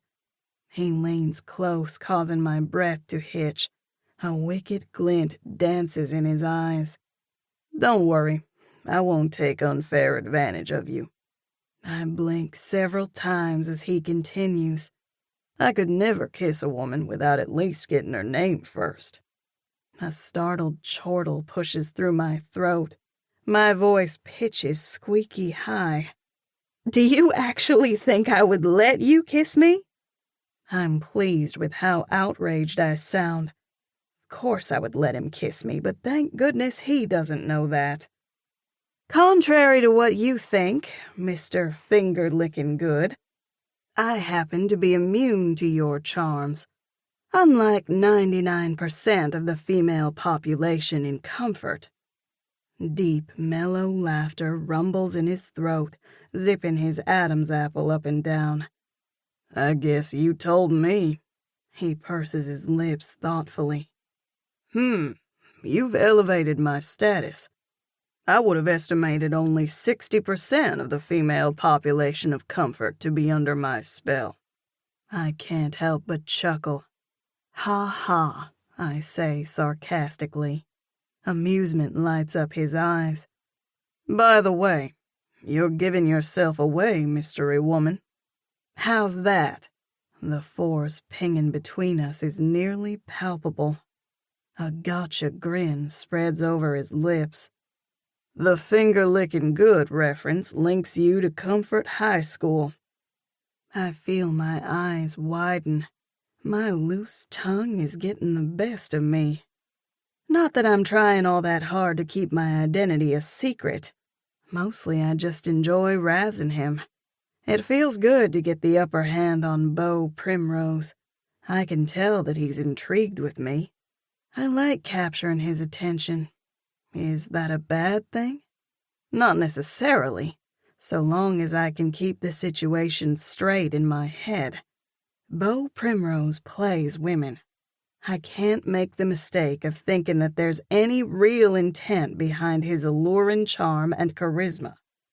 We went to the same high school. He furrows his brows in consternation. I can't believe I don't remember you, but it'll come. He tips his temple with his fingertip and winks. Steel trap. Uh-huh, I drawl. Obviously, I throw him a challenging look. My name is... So you're from Comfort? Not exactly. But you went to Comfort High School? I nod in the affirmative. Then you must live near Comfort. A smug smile pulls at his lips. Ah, that's it. I can see it in your face. Let's see. He muses. That means you must be either from Willow or Clearwater Springs. He waggles his eyebrows. Am I right? His humor is infectious, spreading a grin over my lips. Which is it, Willow or Clearwater? Clearwater. Bam! Wrong answer. The beautiful mystery woman from Willow, he utters, giving me a smoldering look. He just called me beautiful. My face glows hot. The moment turns deliciously slow as he peers deeply into my eyes. My breath comes faster as my heart pounds in sync. He's going to kiss me. Right here, right now. Will it be as good as I imagine? Probably not, but at least I will have assuaged my childhood infatuation. The real deal is never as good as the fantasy, right? Right, my brain answers. Instinctively, I lean closer and part my lips in anticipation. He's so close. I can feel the tickle of his warm breath on my skin. I want the kiss so badly I can taste it. Disappointment settles over me when he draws back, scrunching his nose. Not gonna do it. Do what? I ask, miffed that he's toying with me. His eyes zing with mirth. Since you won't tell me your name, I guess any amount of kissing is off the table. I arch an eyebrow. Who said anything about kissing? I harumph. Lucky for me, he'll never know how dangerously close I came to blurting out not only my name, but my social security number, weight, height, and every other tidbit of information about me that might increase my chances of getting that kiss. He winks. Just testing the waters. His expression turns innocent.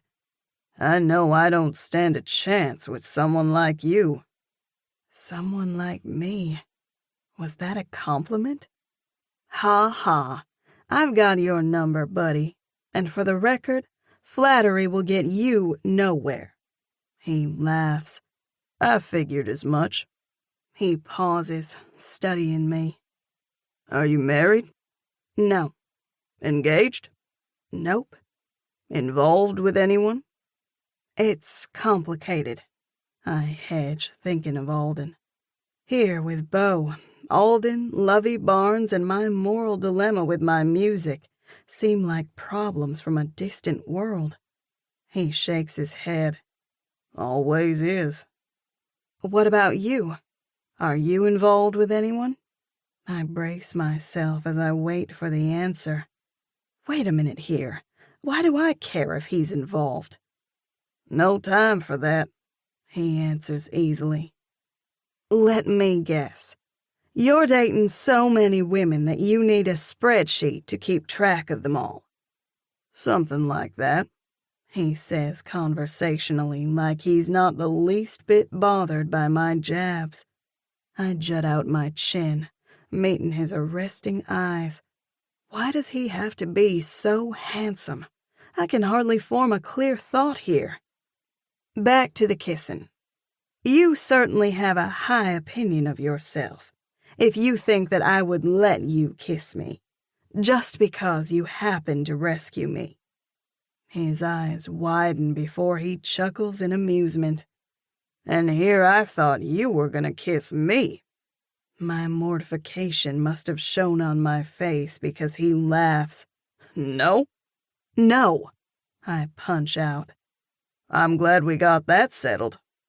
Clearly he's mocking me, but not in a mean-spirited way. He lets out a long sigh. Since you are 100% off limits, I'd better get to work. He flicks on the pen light and shines it into my eyes. Your pupils are dilating correctly, he assesses. Good, one less thing for me to worry about. His tone turns professional. Are you dizzy? Over you, yes. No, I'm not dizzy. Good, he says like he's checking off boxes from a list. Do you feel nauseated? Just hungry, I reply in a matter-of-fact, sing-song tone. This earns me a lopsided grin. He's so dang cute that I can't help but grin like a goofball. We'll have to remedy that, he responds. But first, let's get you bandaged up. My eyes widen, thinking of him touching me. Yes, I'm a sap. As far as he's concerned, he's merely helping an injured person. Something he does on a regular basis. This is all me. I need to get over the schoolgirl crush. Yes, he likes to flirt, but he does so for sheer sport. And he's quite good at it. He frowns. What's wrong? Nothing. My face burns hotter than a bag of Red Hots. I'm just glad he's not a mind reader. Otherwise, I wouldn't be able to pull off the girl couldn't care less facade. He picks up a small, square envelope and rips open the top. "This might sting a bit," he warns as he removes the antiseptic wipe and begins blotting my cut. Ouch! I wince, drawing back. That's an understatement. Smooth laughter ripples from his lips. "Don't be a baby," he teases, directing his attention to the cut. His touch is gentle and proficient as he examines it. "Do you think I need stitches? I don't want to come out of this looking like Frankenstein's sister." "I think you mean Frankenstein's monster's sister." I grin. Oh, yeah. Now I'm the one mixing words. "No chance of that happening," he assures me with a chuckle. "The cut's not very deep. I'll put a butterfly bandage on it. That should do the trick. I'll check it again tomorrow to make sure it's closing up. If not, I can stitch it." "You can do that?" "Sure, piece of cake." He applies the bandage. "All done," he announces a few minutes later as he begins placing supplies back into his kit. "Can I get some ibuprofen?"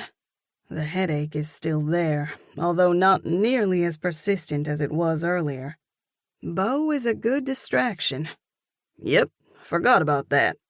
He rifles through his stash and pulls out a square package that looks similar to the one that contained the antiseptic wipe. He hands it to me. "Thanks." "I'll get you some water for the capsules." He wads up the trash in his fist and stands. "Also, I need to get you something to eat. I wouldn't want you to starve to death." He jokes. "Would you like some help? It's the least I can do after all you've done for me." He cocks his head like my words are a revelation. "I guess I have helped you," he drawls. "Don't let it go to your head," I harumph. "I wouldn't dream of it," he quips, eyes twinkling. "I do kind of like the idea of you being in debt to me. Let's see, what favor can I call in from the woman from Willow whose name escapes me?" I shake my head, grinning. I'm not sure how I feel about this debt thing. "Don't worry, I won't call in any debts tonight." His gaze lingers on my lips, ribboning warmth through my stomach. "I'll save up for the big one." I see how you are. It's fun bantering with Beau. He sizes me up. "The important question here is, can you cook?" "A little. What about you?" Actually, I'm a good cook, but I don't want to brag. He scoffs. "Can I cook? Of course, I'm a firefighter." I didn't realize cooking was a requirement for fighting fires. I rise to my feet. My legs are stiff from weariness. I'll probably be sore tomorrow from the impact of hitting the tree. "No, but the skill comes in handy when I'm living at the firehouse." "Ah, makes sense. What's your work schedule like?" 24/48.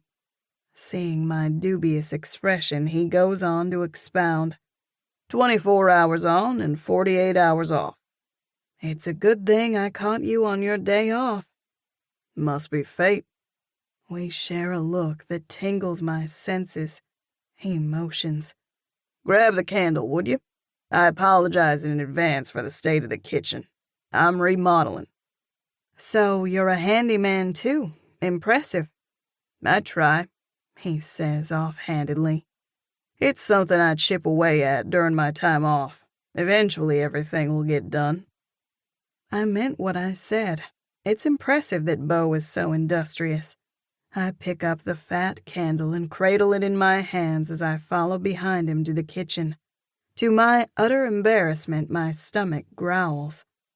"I heard that," he chimes. "Better feed that grizzly bear before it starts chowing on your intestines." I roll my eyes. You certainly have a way with words. "Yep, I'm a regular Shakespeare." Shakespeare, no. Casanova, yes, my mind inserts. Chapter 6. Beau. I'm quite proud of my ingenuity. We roasted hot dogs over the fire. I even heated up a pot of canned chili. Now that my stomach is full and the food has been put away, I can wind down and start to relax. My jaw is sore from Randall's hit, but the pain's not too bad. More of a minor nuisance. I glance sideways at Willow, as I've dubbed her. She's sitting on the couch with her feet propped up on the coffee table, her attention riveted on the crackling fire. She almost seems mesmerized by the flames, probably because she's exhausted. I should probably show her to the guest room so she can retire for the evening, but I'm not ready to say goodnight to her yet. She has my curiosity roused. I want to learn everything about her. I still can't get over her heeled Converse tennis shoes. Her long red curls are gorgeous, as are her big brown eyes. I admire her spunk, and how she doesn't mind putting me in my place. I was teasing her about the kissing because I was sorely tempted to kiss her. I would have gotten a hearty slap to the face, but it would have been worth it. I pull the lever on the recliner to raise the leg rest. I stretch out my legs as I throw her a sideways glance. Time for more questions. A smile tips her lips as she pulls her attention from the fire and angles to face me. Okay, we'll play it like this. You ask me a question, and then I get to ask you a question. She removes her feet from the coffee table and shifts to find a comfortable spot before tucking a leg underneath her. Fair enough. I'll start. I moisten my lips as I collect my thoughts. Where were you headed tonight when you had the accident? Home, to visit my parents. In Willow? She nods. Where do you live now? She holds up a finger. Nope, it's my turn. Okay, hold that thought. She keeps me on my toes. I like that. Why haven't you put up a Christmas tree? A chortle tickles my throat. You can ask me anything, and that's what you choose? Yeah, I want to know. Are you anti-Christmas? She tucks a curl behind her ear. I wouldn't mind running my fingers through those curls to see if they feel as soft as they look. I realize with a start that she's waiting for me to answer. Better get my head out of the clouds. Nope, not at all. I just haven't gotten around to the tree. She lifts an eyebrow. Do you even have a tree? That's 2 questions, I remind her. You got 2, she says with a note of reproof. I told you I was going home to Willow. Okay, Willow, don't get your drawers in a wad. I'll answer your question. No, I don't have an artificial tree. I've got a whole selection of evergreens in the woods behind the house that I could cut down if I wanted. The bottom line is that I don't have the time nor the patience to fool with a tree. The look of disappointment on her beautiful face is endearing. If I want to enjoy a Christmas tree, I just go to Penn's. She put up enough trees to cover Comfort 3 times over. You're just an old Scrooge, she chides, grinning. Penn's my sister, I add. She owns a bed and breakfast. I know Penn. My jaw goes slack. You do? I shift in my recliner to sit up straight, my mind working to assemble all the bits of information she has divulged. I speak aloud, reciting what I know. You're from Willow? We went to the same high school. I give way to the grin pulling at the corners of my mouth. There's some sort of sordid history between us, and you have a thing for cats. She bursts out laughing. Actually, I'm more of a dog person. Okay, my turn to ask another question. What sort of sordid history is there between us? It's cute how fast her eyes pop open wide. Even in the dim lighting, I can tell that her face is cherry red. This must be a doozy. That's not fair, she protests. Oh, yes, I counter, leaning forward. A question is a question. No holds barred. She folds her arms over her chest, giving me a petulant look that does strange things to my insides. When Tara was acting all pouty, it tromped on my last nerve. But with Willow, it's different. Why that is, I have no earthly idea. Okay, she pouts. I'll give you a few clues and let you figure it out using that steel trap. There's a soft taunt in her voice. You ready? This ought to be good. Lay it on me, Willow. A bemused smile curves her lips. Willow? Why do you keep calling me that? I have to call you something, and since you won't tell me your name, I spread my hands. I guess I could call you Red or Carrots. She makes a face. Not on your life. I can almost see steam coming from her ears. It gives me a dart of pleasure to know that I can get a rise out of her. I paddle my hand. Lay it on me. Give me the clues. Tonight has been good for my soul, helping me sort through the despondency brought on by Bob's death. She looks thoughtful. Okay, here goes. The sweetheart dance. A text. The death of your cat. I run the words through my head. For the life of me, I can't figure this thing out. I give her a searching look. Did we go out on a date? It's strange to even ask the question because if we had, I'm sure I would remember. She wags a finger. That's another question, she says lightly, but her eyes hold a peculiar hardness, letting me know there's some angst there. Sordid business. That's what she said. I've offended her somehow.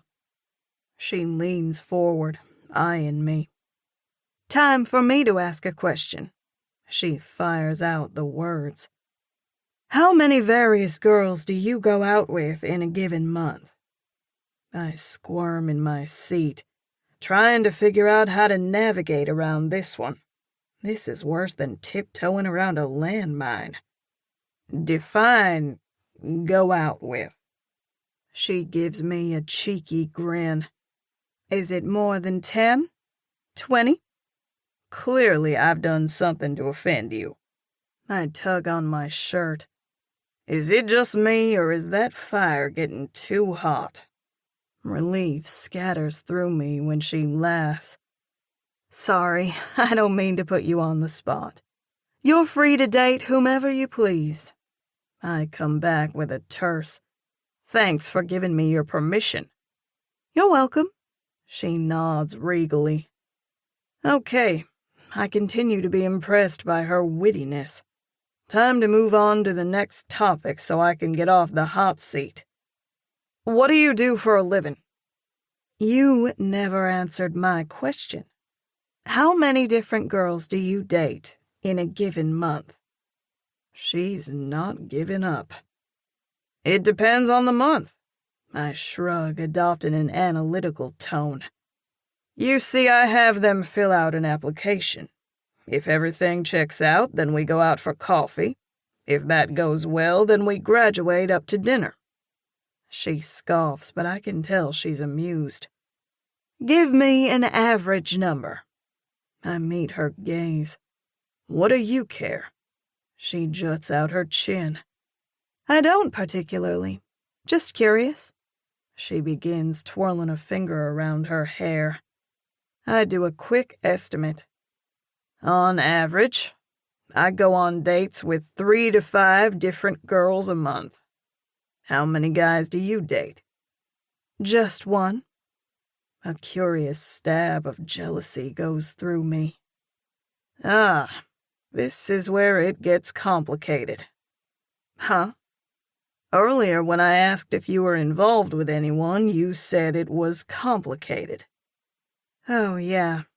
Her expression hardens. It is.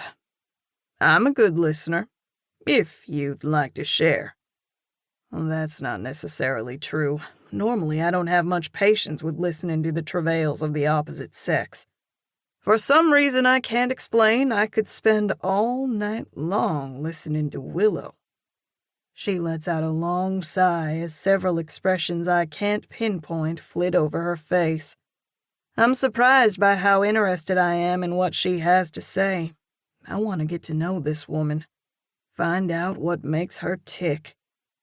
She turns to the fire and stares into it. Her voice takes on a distant quality. Have you ever wanted something so desperately that you worked night and day to get it? She chuckles humorlessly. And then when you do finally get the prize, you wonder if the cost is too high. There's a vulnerability about her that makes me want to protect her from whatever cost is too high. I'm tempted to press her for more information so I can piece together the puzzle, but I sense that I need to remain silent so she can have space to work through whatever is bothering her. A long silence stretches between us. Finally, she turns back toward me. I'm sorry. She offers an apologetic smile tinged with sadness. I don't want to burden you with my problems. Sometimes it helps to get it out, especially when talking to someone who doesn't have a dog in the fight. She nods, and for an instant, I think she's going to tell me more. Instead, she motions to the guitar. Do you play? Not well, but I'm working on it. My brother-in-law is teaching me. Pan's husband? Yes, he used to be a professional musician. Oh, wow. I didn't realize. Do you play? She flashes the tiniest hint of a smile. A little. Something about the way she answers makes me think she's holding out on me. I study her, silently willing her to tell me the truth. A little? A lot, she admits. Music is my life. That's impressive. She trails both hands through the sides of her hair. Try telling my parents that. They wish I was more responsible, like Summer and Donnie. Summer, Donnie. From Willow. I recognize those names. Are you talking about Summer and Donnie Madison? She fast blinks several times, letting me know I'm on the right track. Understanding dings in my brain. No, it couldn't be. She looks so different now. But it has to be her. Red hair, glasses. She probably wears contacts now. I snap my fingers. You're Jean Madison. Of course. Why could I not see it before? The awkward girl not only grew up, but transitioned into Jessica Rabbit's hot twin sister. I remember hearing that Jean was pursuing a music career, but I didn't think twice about it. She was so unassuming back then, so shy and mousy, the type to get lost in a crowd. My, things have certainly changed. Ding, ding, we have a winner. It's Presley Jean Madison, thank you very much. Nowadays I go by Presley. My misspent youth slams me with the force of a freight train. Aw, man, no wonder you hate me. I rub a hand across my jaw and wince at the soreness. That text I sent, about my cat dying. Greasy gravy, this is awkward. Now you know our sordid history. Her eyes spark. I was devastated, especially when I learned that you took Cynthia B. to the dance. She clucks her tongue. You have no idea the lengths I went to for that dance. I went to Mobile and got a new dress. I got my hair and nails done. What can I say? I'm a scumbag. No wonder she was busting my chops about dating scores of women. I search her face. Would it help to say that I'm sorry? I can't remember the last time I apologized to a woman. And the crazy part is that I mean it. Truly. What the heck is happening to me? Am I going soft? If I'm not careful, I'm gonna end up going over to the pink side, gorging myself on gourmet ice cream and watching chick flicks. No siree, that ain't happening. No way, no how. She studies me for a long moment before the edges of her eyes and mouth soften. We were kids.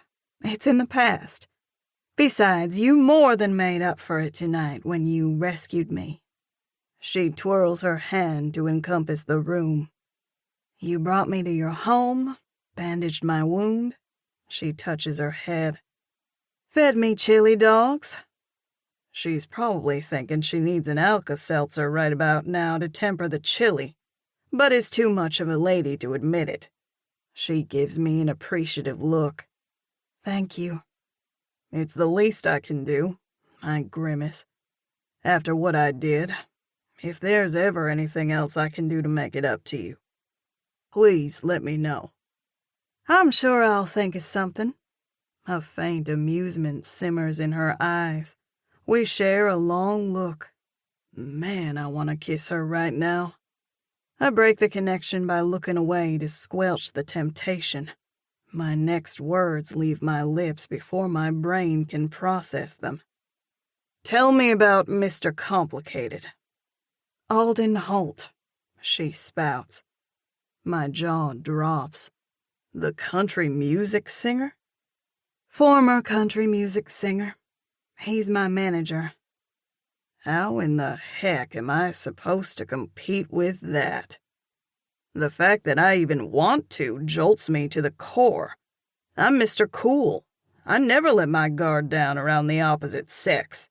They chase me, not the other way around. I know that sounds cocky, but it's how it is. Penn claims I keep my distance out of self-preservation.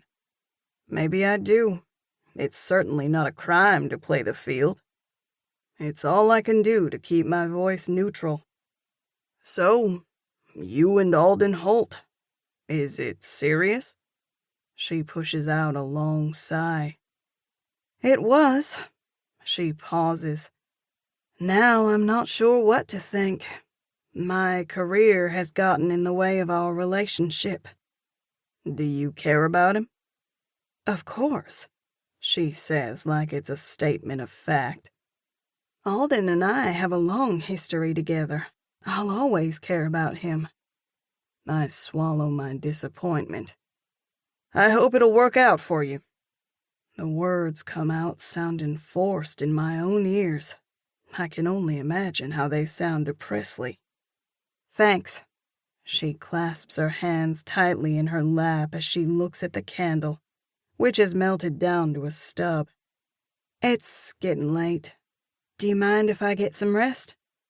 No, not at all. I'm sad that the conversation is coming to an end, but she's right. It is getting late. She glances toward the window. Do you think the storm will clear tomorrow? I hope so.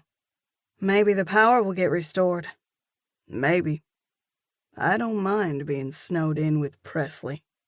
I run her name through my brain. It's sleek. Sophisticated. I like it. It suits her. I hope we get cell service back soon. She grimaces. My mom will freak out if she can't get in touch with me. She stifles a yawn with the back of her hand. It has been a long day. I want so badly to ask her more about her music and the high cost she has to pay. But now is not the time. She's obviously tired and doesn't want to talk about it. I lower the footrest on the recliner and rise to my feet. You can stay in the guest room. I'll help you get your luggage into the room. Thanks. She also stands. Even with her heels, she doesn't even come to my chin. I like how petite she is. Her voice rings with sincerity as she meets my gaze. I hope you know how much I appreciate all that you've done for me tonight. Her voice hitches. If you hadn't come along when you did... Her words dribble off as she compresses her lips. I'm glad it worked out. God put you in my path. Recognition lights her eyes. The 4 feathers. Yep. I'm impressed with her knowledge of movies. It seems that we have something in common. Let's get you settled into your room. She nods as she bends down to retrieve her purse. You know, she says almost shyly, if you do decide to get a Christmas tree, I could help you decorate it. My eyes widen. You'd do that for me? I'm touched by her generosity. Of course, she smiles. I can't have you going all Scrooge on me. We share a long look that gets my blood pumping faster. She must be somewhat attracted to me. I can feel it. Or maybe I just want there to be something between us. You know what? I might just take you up on that, Willow. Anything to have an excuse to spend more time with her. Did I just think that? I can't believe I'm willing to decorate a tree just to be with her. What's the world coming to? She throws me a glowing smile that sends my heart soaring. I go over and get her luggage, feeling like I've scored a huge victory at having crossed paths with her tonight. This way, Willow. Is it bad for me to pray for snow? I can't think of a better scenario than to get stuck here with Presley tomorrow. Chapter 7. Presley. The next morning, I awake to the persistent ringing of my phone. I groan as I turn, burying my head into the pillow. A few seconds later, my brain wakes up for me to recollect the events from the night before. My phone is ringing. That must mean that the cell tower has been repaired. I sit up, rubbing my eyes in an attempt to clear the cobwebs of sleep from my mind. I reach for my phone resting on the nightstand. By this time, it has stopped ringing.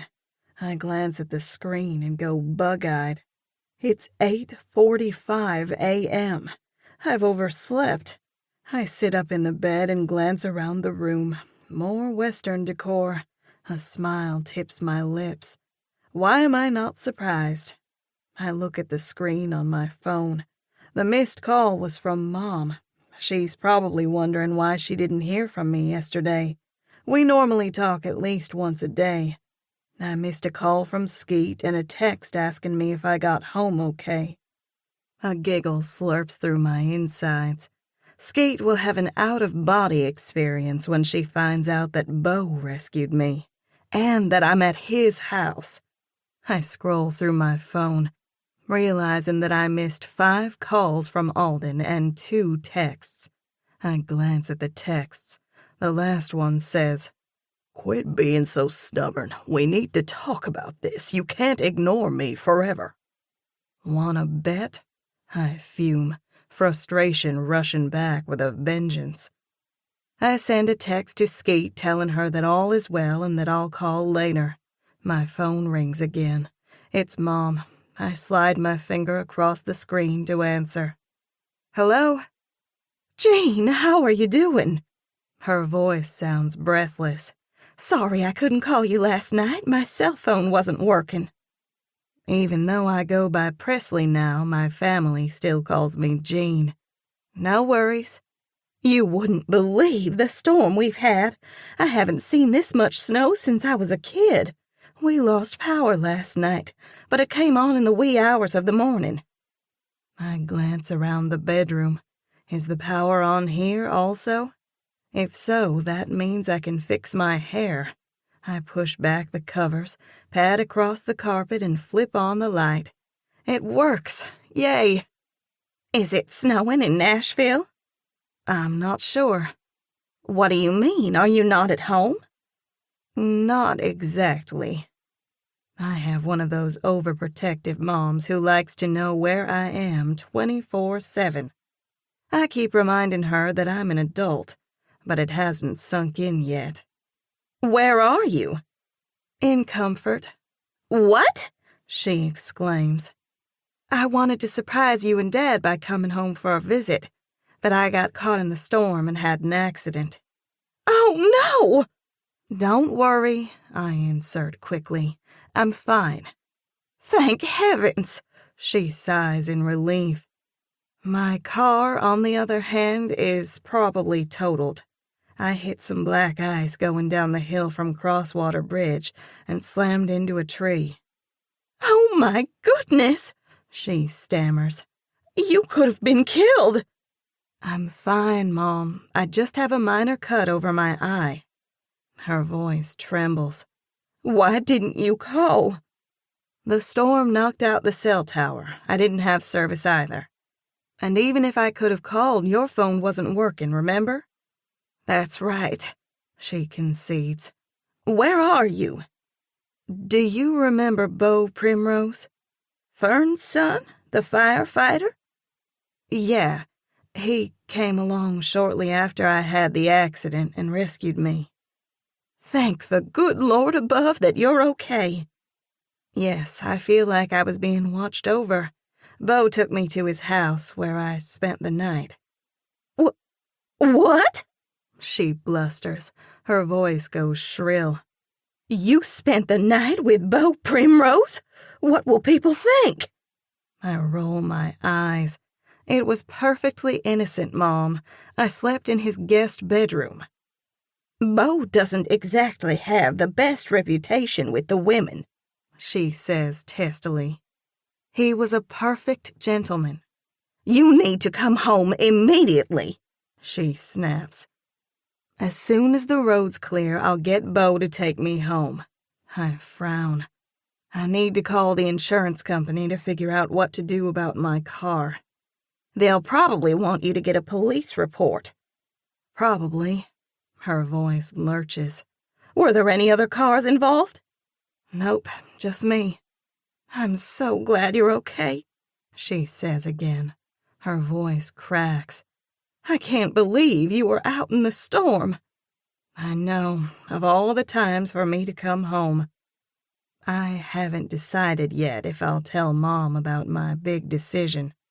Mom will balk at the idea of me putting on a skimpy outfit and singing a trashy song at a music festival, so I already know where she stands on the situation. I guess I want to make my own decision. It's something that I'll have to live with for the rest of my life. Am I strong enough to walk away from a record deal? I'm as bad as a dog chasing its tail. I'm going in circles, ending up at the same spot where I started. I have no idea what I'm going to do. I guess a part of me keeps hoping for a miracle that will fix everything. Where is my fairy godmother when I need her? Oh yeah, that's right. I don't have one. Summer was working a shift at the hospital when the storm hit. She's still there. Greg's gonna go pick her up in his truck when the road's clear. Greg is Summer's husband. He's a good guy. They've been married for a year.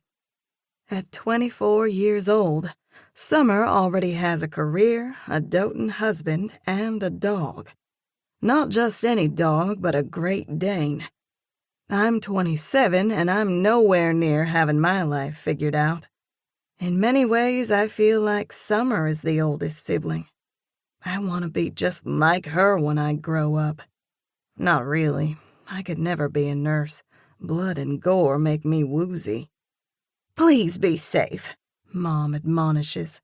Tell Beau to drive slow and to be aware of other crazy drivers out there. I will, I assure her, grinning a little.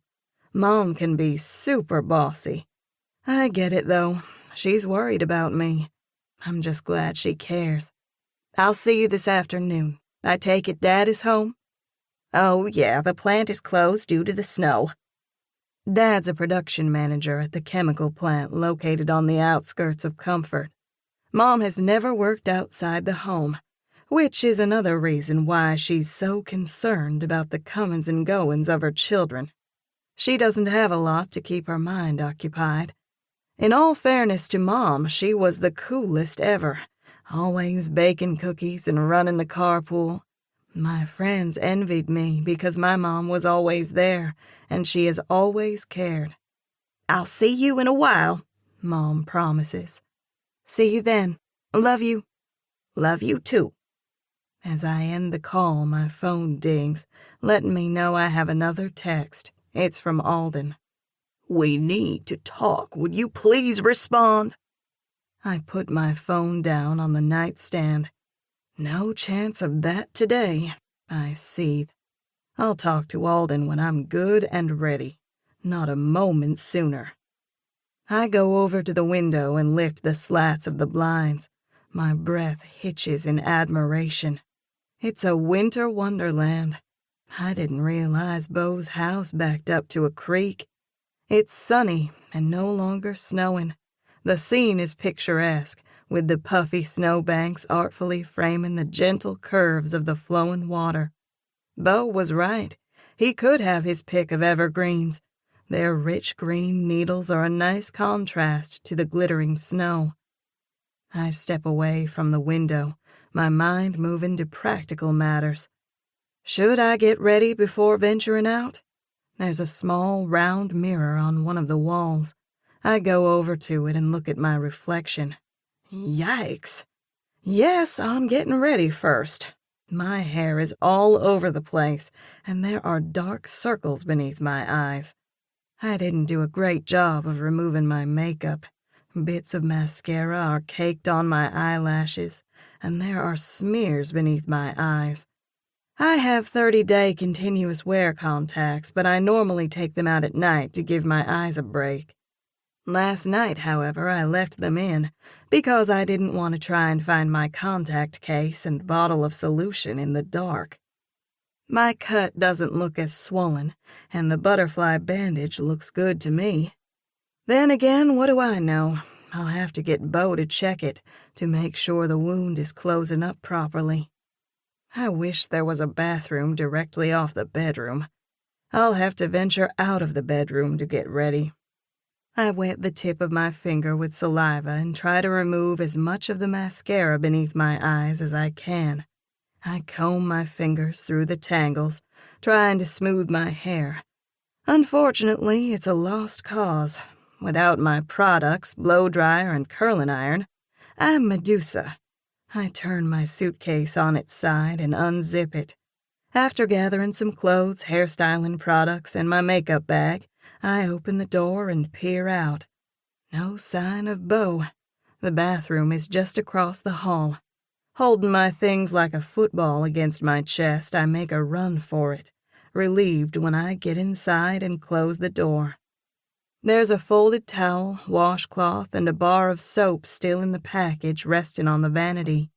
I'm touched by Beau's consideration. He's certainly making me feel at home. I grin, thinking of our conversation last night. Beau was shocked when he realized who I am. He seemed sincere in his apology. I guess it's time to officially close the books on the gosh-awful sweetheart dance.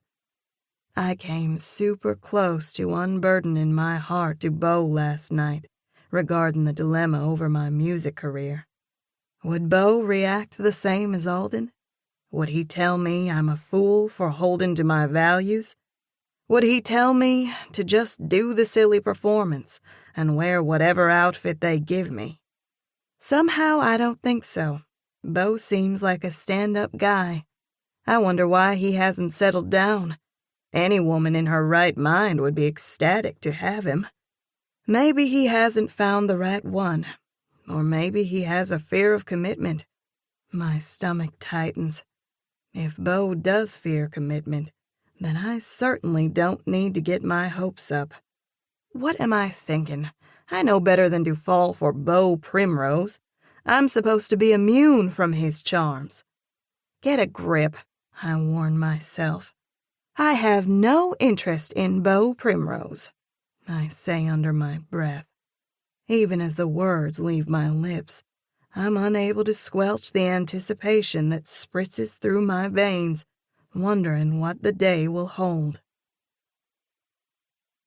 Butterflies parade the perimeter of my stomach as I step into the kitchen. Beau is standing by the stove, his back to me. The aromatic scent of bacon wafts through the air. My stomach growls, momentarily crowding out the butterflies. Good grief. As hungry as I've been the past couple of days, you'd think I haven't eaten in a week. People often say that stress kills the appetite. However, the opposite is true for me. Stress is making me famished. I better keep myself reeled in, or else I'll gain 10 pounds through this ordeal and won't be able to fit into that skimpy outfit. Should I decide to go through with Lovey Barnes's ridiculous mandate for the performance. My gaze runs the length of Beau's muscular, well-proportioned body, taking in the defined outlines of his broad shoulders and tapered waist. His posture is erect, movements graceful. He looks terrific in a charcoal gray shirt and pair of faded jeans. Heat balloons over my cheeks, and I have to fight the urge to fan myself. That's the problem with being a redhead. I blush easily. Beau must sense my presence because he turns, a casual smile drifting over his lips. "Morning." "Morning," I repeat, hoping that he won't notice my beet-red face. He looks me up and down with such open admiration that my temperature shoots up even more. "You clean up good." "Thanks," I murmur. Can I just say that it feels dang good to have Beau look at me this way? What I would have given for him to simply acknowledge me when I was in junior high. I wasted way too much time daydreaming about Beau Primrose back in the day. I guess a girl never truly gets over her first crush. In my eyes, Beau will always be larger than life. Beau turns his attention back to the stove. "Something smells good," I say as I cross the room to stand beside him. The trick is to pretend that being here with Beau is everyday business. That's kind of hard to do when his presence looms so large. Simply standing beside him titillates my senses. I direct my attention to the scrambled eggs he's making, in an attempt to calm my pounding heart. "Wow, I'm impressed. You've prepared a full spread." He cocks a grin. "Don't speak too soon. You haven't tasted it yet. I hope you're okay with toast." I draw back, the corners of my lips drooping. "What?" I say in mock disappointment. "No biscuits or gravy?" "I'm afraid I've never been the biscuit-making type," he replies with a deadpan expression. A giggle rises in my throat. "Toast will have to do." He turns off the heat and slides the skillet of eggs to the back burner.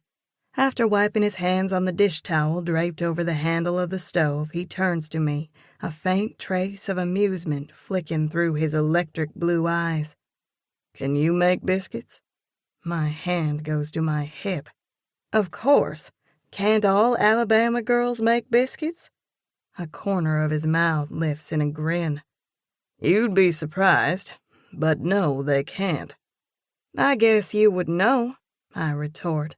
"You're the expert on Alabama girls." His eyes widen. "Ouch, another jab about my dating."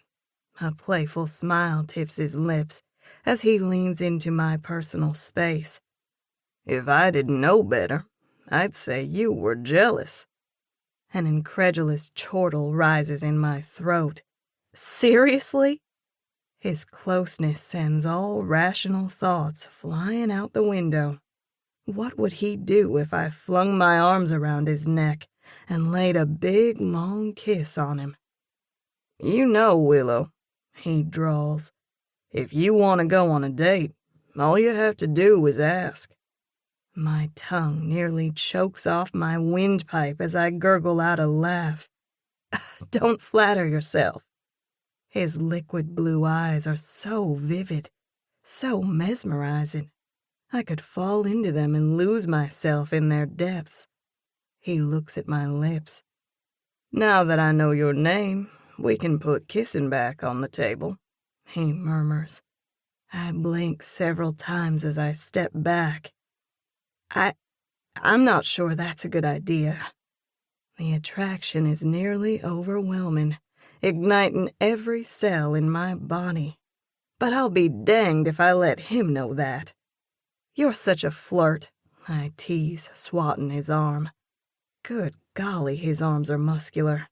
I felt like I was touching a rock. That's what they tell me, he replies easily, and then turns his attention back to the stove. I'm sure they do, I reply saucily. Rather than denying it, he throws me a cavalier grin. I hope you're hungry. Starving. Good. What can I do to help? Would you mind setting the table?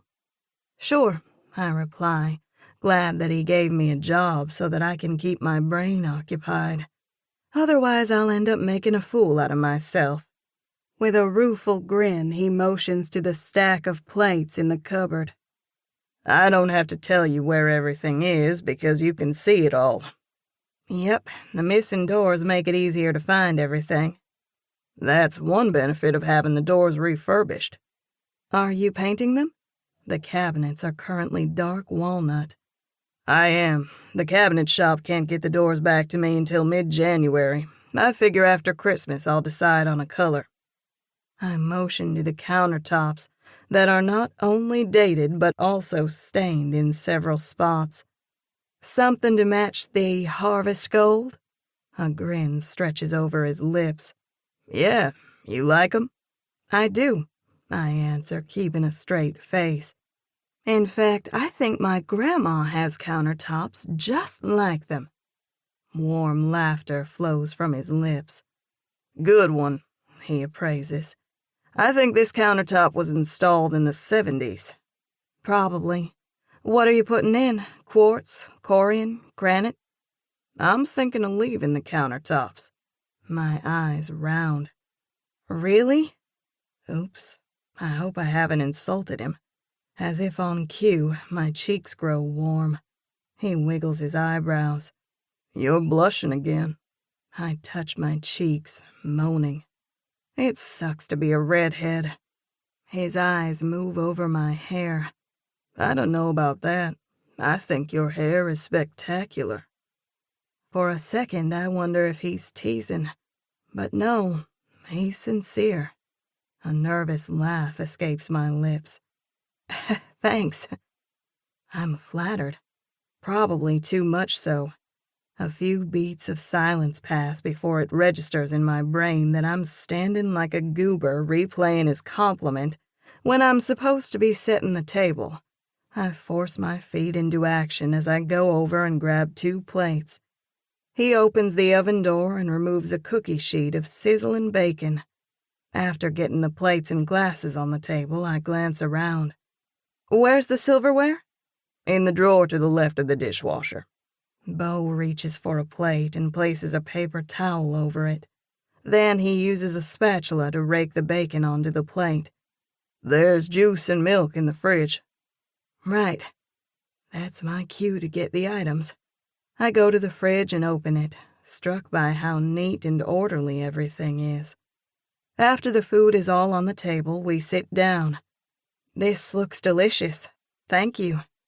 He gives me a nod, acknowledging my compliment.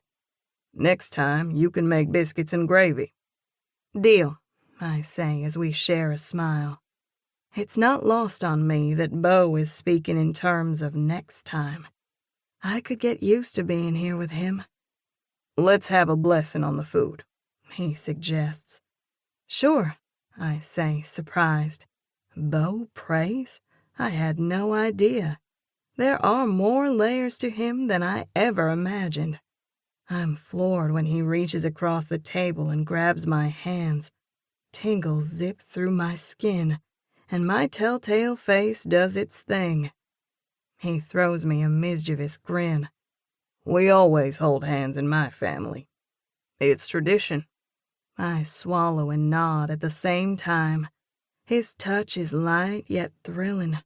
Warmth from his skin flows into mine, pulsating dizzying currents through my blood. Hold it together, my brain warns. We bow our heads as Beau offers a sincere prayer, thanking God for the return of the electricity. My heart goes gooey when he expresses thanks that I was kept safe from harm during my car accident.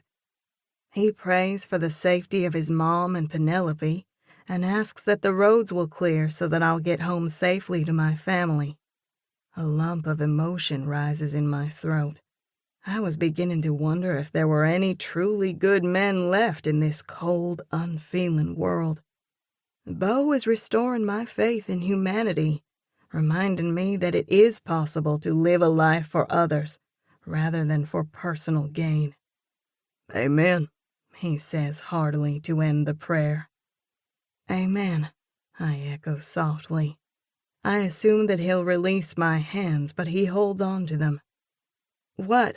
I ask, giving him a questioning look. I really am glad that you're okay.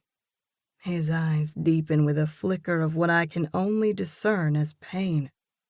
Compassion wells inside me. What's wrong? His jaw works, and for an instant I fear that he won't open up. But then he gives me a strange smile.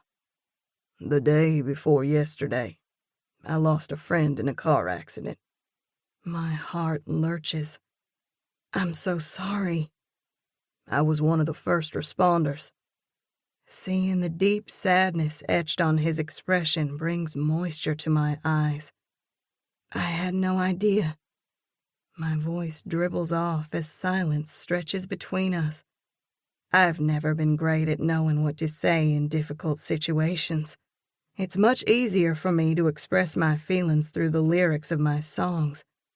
Everything in me wants to run around the table and fling my arms around him to offer comfort. Who was it? I ask. He takes a deep breath as he releases my hands. I feel the loss of him instantly. Do you remember Bob Winters? My breath catches. Mr. Winters, who taught science at Comfort High? He nods. Bob was 67 years old. He's survived by his wife, Cindy, his 2 sons, and a daughter. An iron fist clutches my stomach. I had no idea. I wasn't close to Mr. Winters by any means, but it's always tough to hear about the passing of someone you know. Suddenly, I'm given new insight into Beau and his work. You see a lot of hard things in your profession. I do, he answers simply. I can tell that he's not trying to garner my sympathy, but merely stating a fact. A second later, he pushes out a heavy breath. I can almost see him bottling up his emotions as he throws me an apologetic smile. I'm sorry. I don't mean to be a downer. He pauses, cocking his head. I don't know why I even told you that. I'm not much for expressing my feelings. Me neither, I admit. Wow, Beau opened up to me. This is huge. He gives me a probing look tempered with compassion. I gathered that last night. I blink. How so? You mentioned the high prize that you've worked day and night to get, but you didn't divulge why that cost is too high. My spine goes stiff as I meet his gaze. No, I suppose I didn't. And, for the record, I said I wonder if the cost is too high. In other words, the jury is still out. Should I tell Beau my quandary? He opened up to me. Maybe I should return the favor. Or maybe not. I kind of like holding something back. I can't let Beau think he's getting the upper hand here. My mom often accuses me of being too stubborn for my own good. She may be right, but I'll still dig my feet in and hold my ground. At least for now.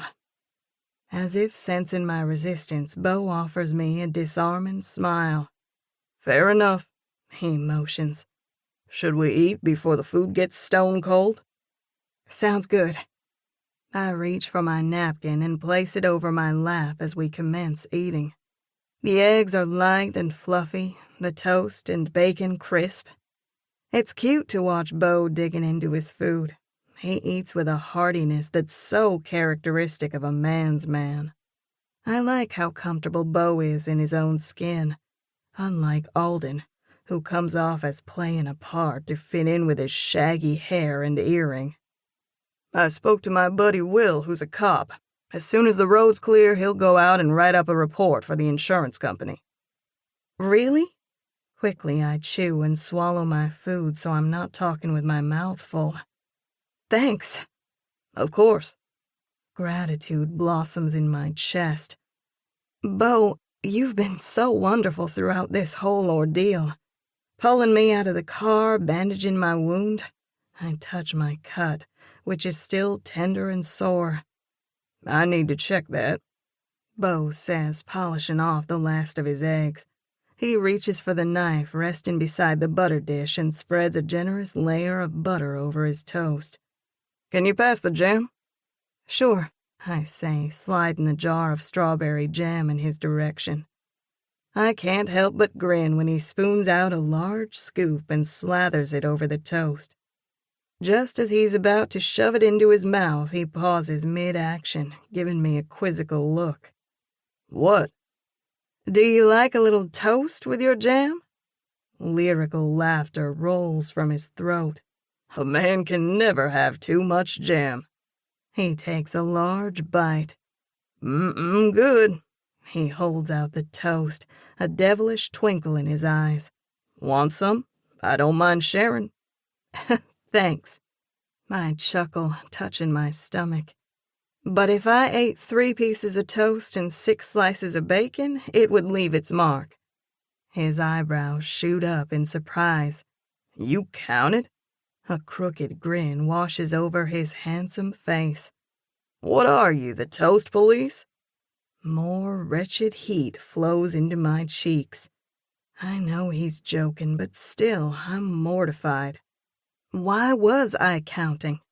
Maybe because it's easier for me to focus on mundane things rather than dwelling on a disturbing fact that's staring me smack dab in the face. I still have a huge crush on Beau Primrose. Except only this time, my infatuation runs deeper in a mature adult way. That's awful news, because it means that if I don't nip this thing in the bud, it's gonna come back to bite me hard. This isn't some sweetheart dance, but real life where the stakes are high and people get hurt. By people, I mean me. I clear my throat to cover up the awkwardness. You feel free to eat all the toast you want. It certainly hasn't hurt you any. The second the words leave my lips, I cringe. At the rate I'm blushing, I'll combust into a ball of flames and lipstick. Amusement simmers in Beau's eyes, reminding me of sunlight skipping over a pristine pool of water. Why, thank you, Willow. He winks, giving me a long, thorough once-over that simmers my blood. You look pretty good yourself. Thanks. Great. Now he thinks I was fishing for a compliment. After he finishes the toast, he sits back in his seat. So, what now? He drums his fingers on the table. My heart drops. Is he getting tired of entertaining me? Probably. He glances at the large window beside the table, which offers a view of the front yard and road. The thick layer of glimmering snow covering the yard doesn't look like it's going away any time soon, but the snow on the road is slushy like root beer. I think we'll be able to venture out a little after lunch. He turns to me. What do you think? I trust your judgment. He gives me a searching look, his expression boyishly adorable. Good grief, He looks so perfect that I half expect his sparkly white teeth to ding. Do you think you can put up with me for a few more hours? I was wondering the same thing. His response is immediate. I figured as much. Laughter gurgles in my throat. No, I meant that I was wondering if you can put up with me. The glimmer in his eyes lets me know that he's teasing. I'm enjoying spending time with you. My pulse jumps up several notches. Really? I squeak. Yeah, does that surprise you? A little, I answer honestly. You weren't exactly keen on me when we were kids. I scrunch my nose. Scratch that, I'm not going to keep holding the past over your head. He holds up a hand. I'll admit, I was a big, fat jerk. A grin tugs at my lips. I don't know about big and fat, but you were a jerk. He folds his arms over his chest, giving me a speculative look.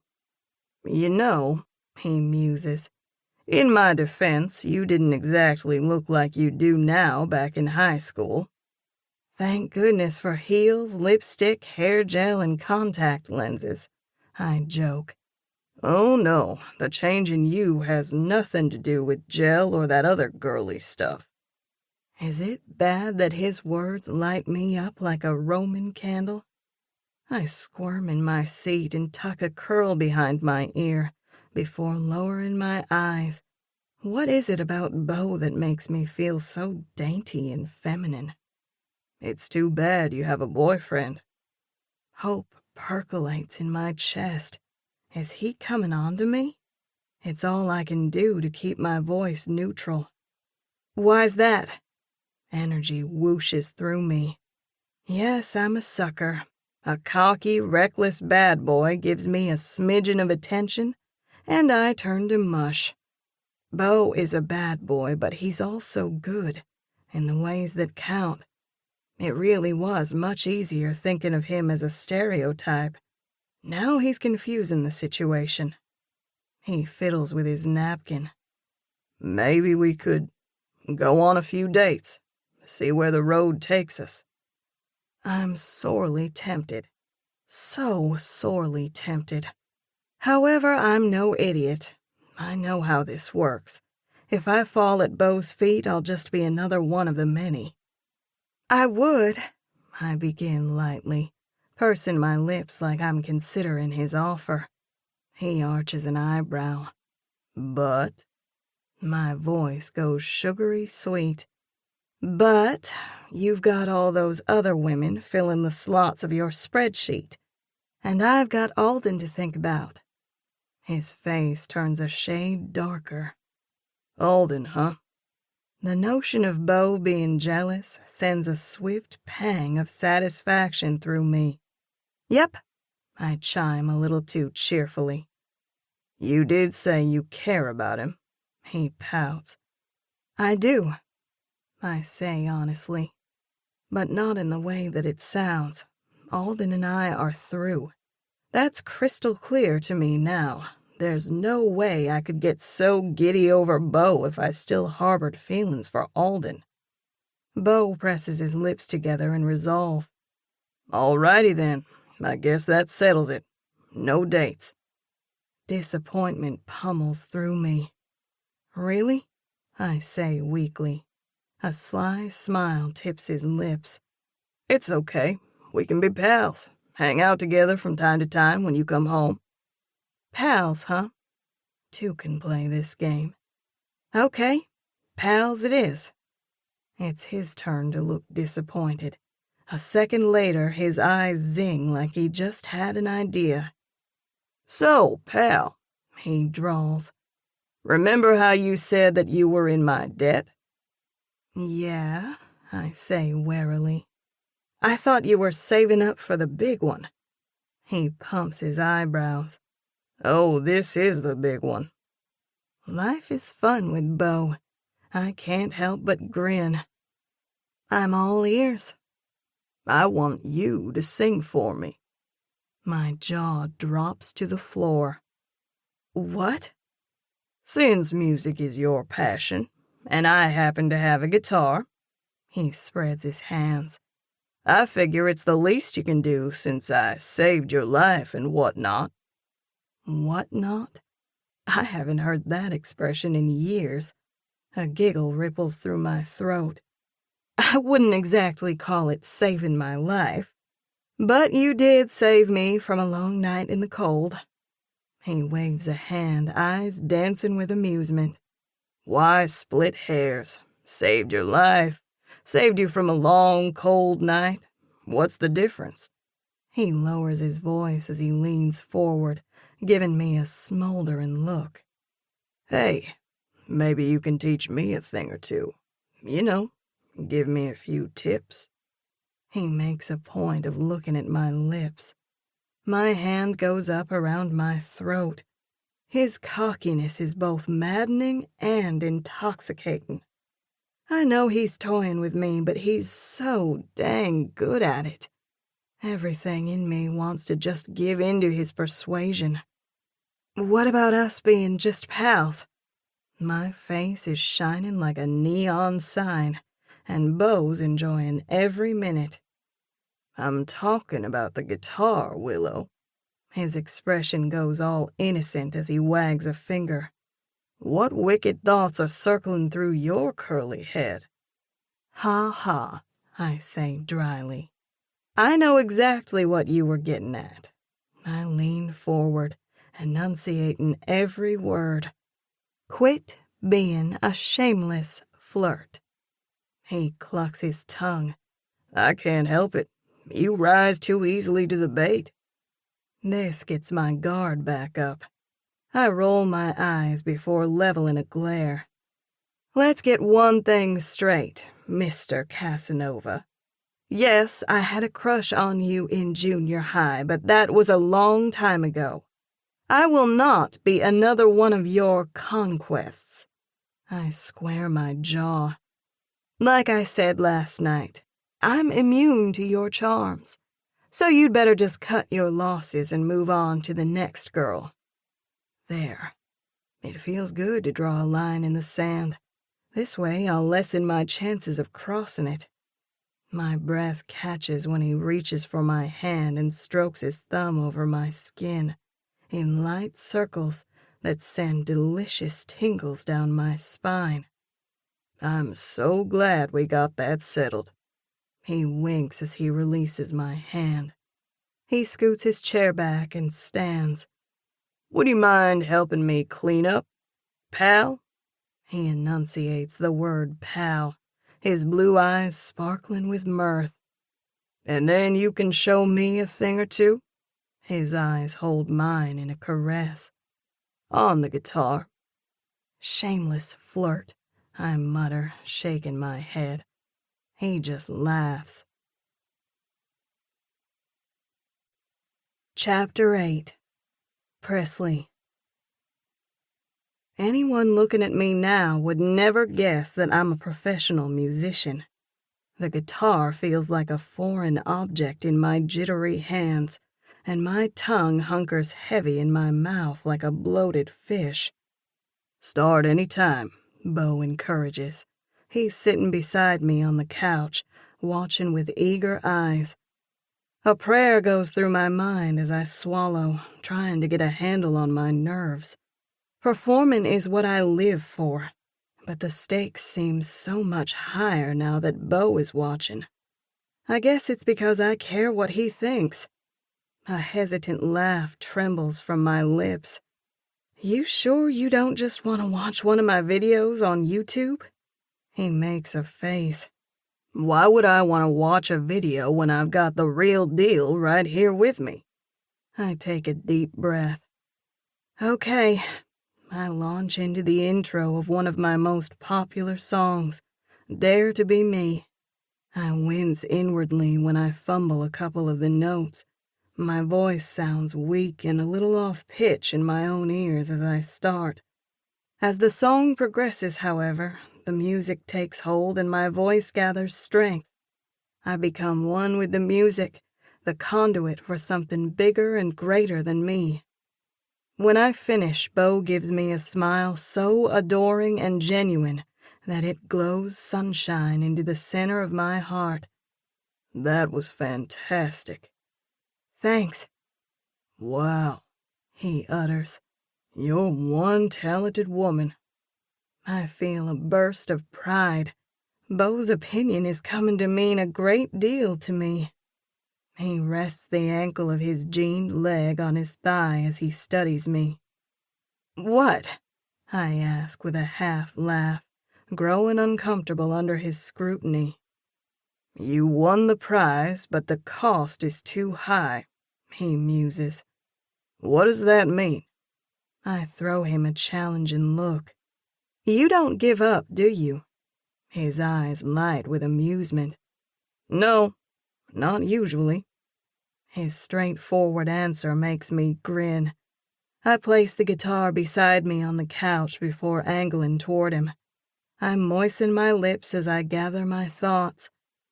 I'm an independent, unsigned artist, meaning that I publish my own songs without a record label. Is that a good thing? It gives me the freedom to write and sing what I want, but the money's not great. It has taken me a long time to build a following. I work at the Muscadine Cafe as a server to pay the bills. He creases his brows. That sounds familiar. It's famous. Lots of musicians perform there, hoping they'll get discovered. As I told you last night, Alden Holt is my manager. And boyfriend, he inserts with a slight bite. Yes, that too.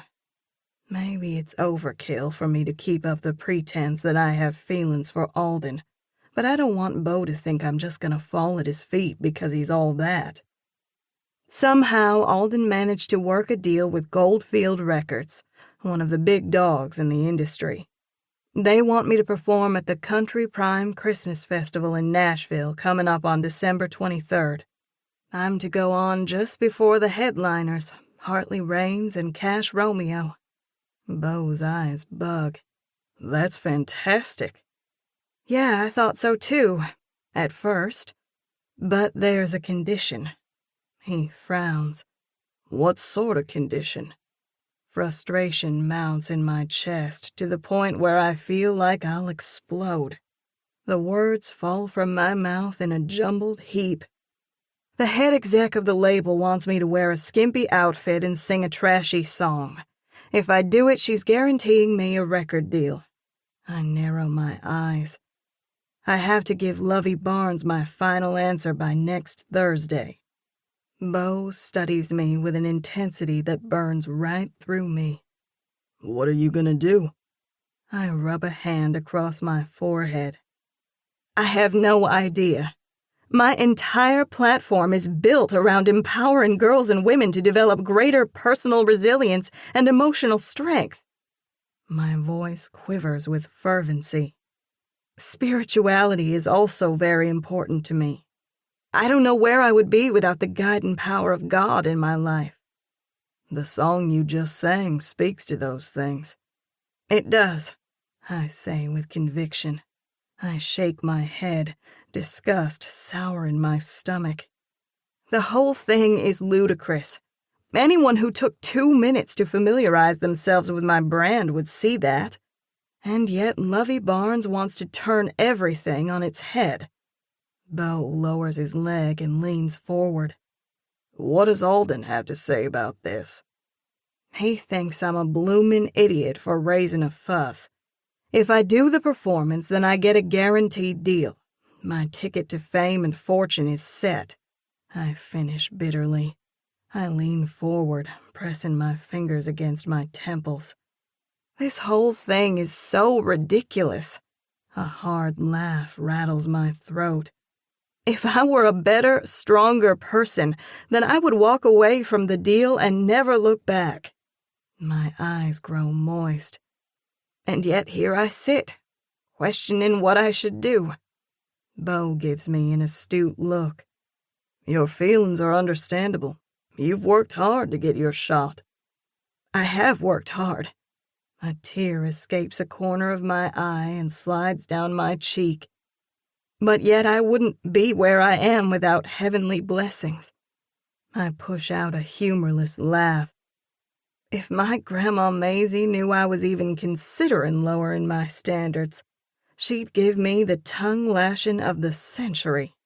She'd tell me that my music is gonna lead me straight down the slippery slope to Hades. Grandma wishes I had chosen a more respectable career, like my sister Summer. Remind me of what Summer does for a living? She's a nurse and works at the hospital. Beau tips his head thoughtfully. What's your grandmother's last name? Gardner? She's my maternal grandmother, hence the different last name. His eyes pop, an edge of excitement creeping into his voice. Was she by chance a 4th grade teacher? Sure was. She retired from teaching the year before I went into 4th grade. I shudder. Thank heavens. The last thing I wanted was for Grandma Maisie to be my teacher. I hear you. She was my teacher. Really? Yeah, she was something.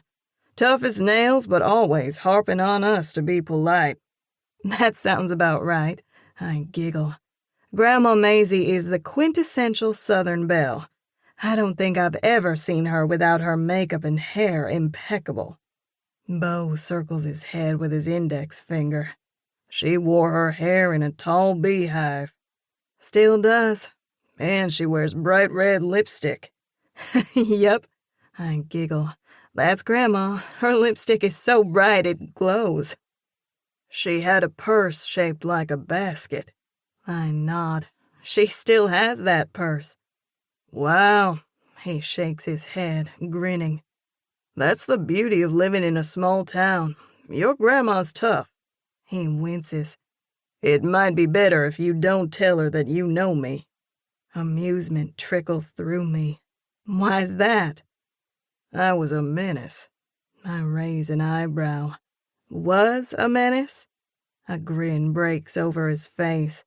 Hey now, he drawls. Don't be rude. I wouldn't dream of it. I laugh. I do have the distinguished honor of being the one who broke Mrs. Gardner's paddle. He grimaces.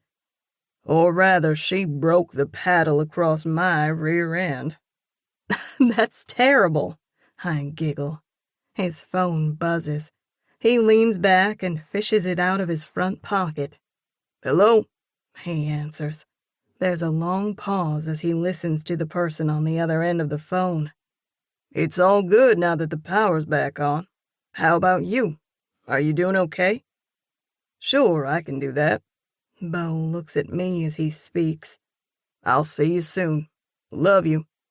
He ends the call and puts the phone back into his pocket.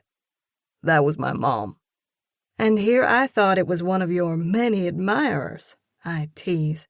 He flashes a cheeky smile. My mom is my biggest admirer.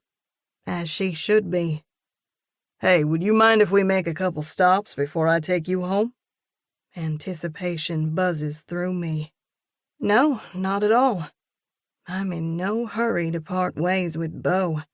As a matter of fact, the thought of no longer being around him fills me with a peculiar sadness.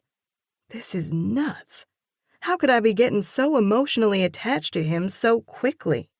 This is dangerous territory. All my self-talk about not falling for him has done me little good, unfortunately.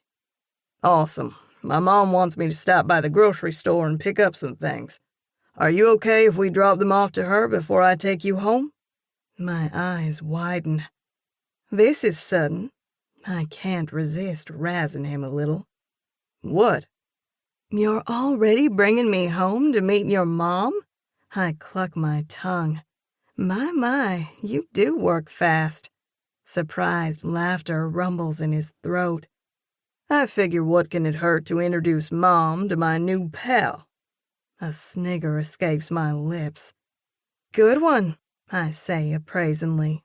Oh, I almost forgot. Should I go ahead and call the insurance company? Yeah, that's a good idea. Tell them the police will send a report as soon as they can get to the scene of the accident. His eyes meet mine. Hey, back to your music dilemma. You're obviously good enough for a big record label to want to sign you.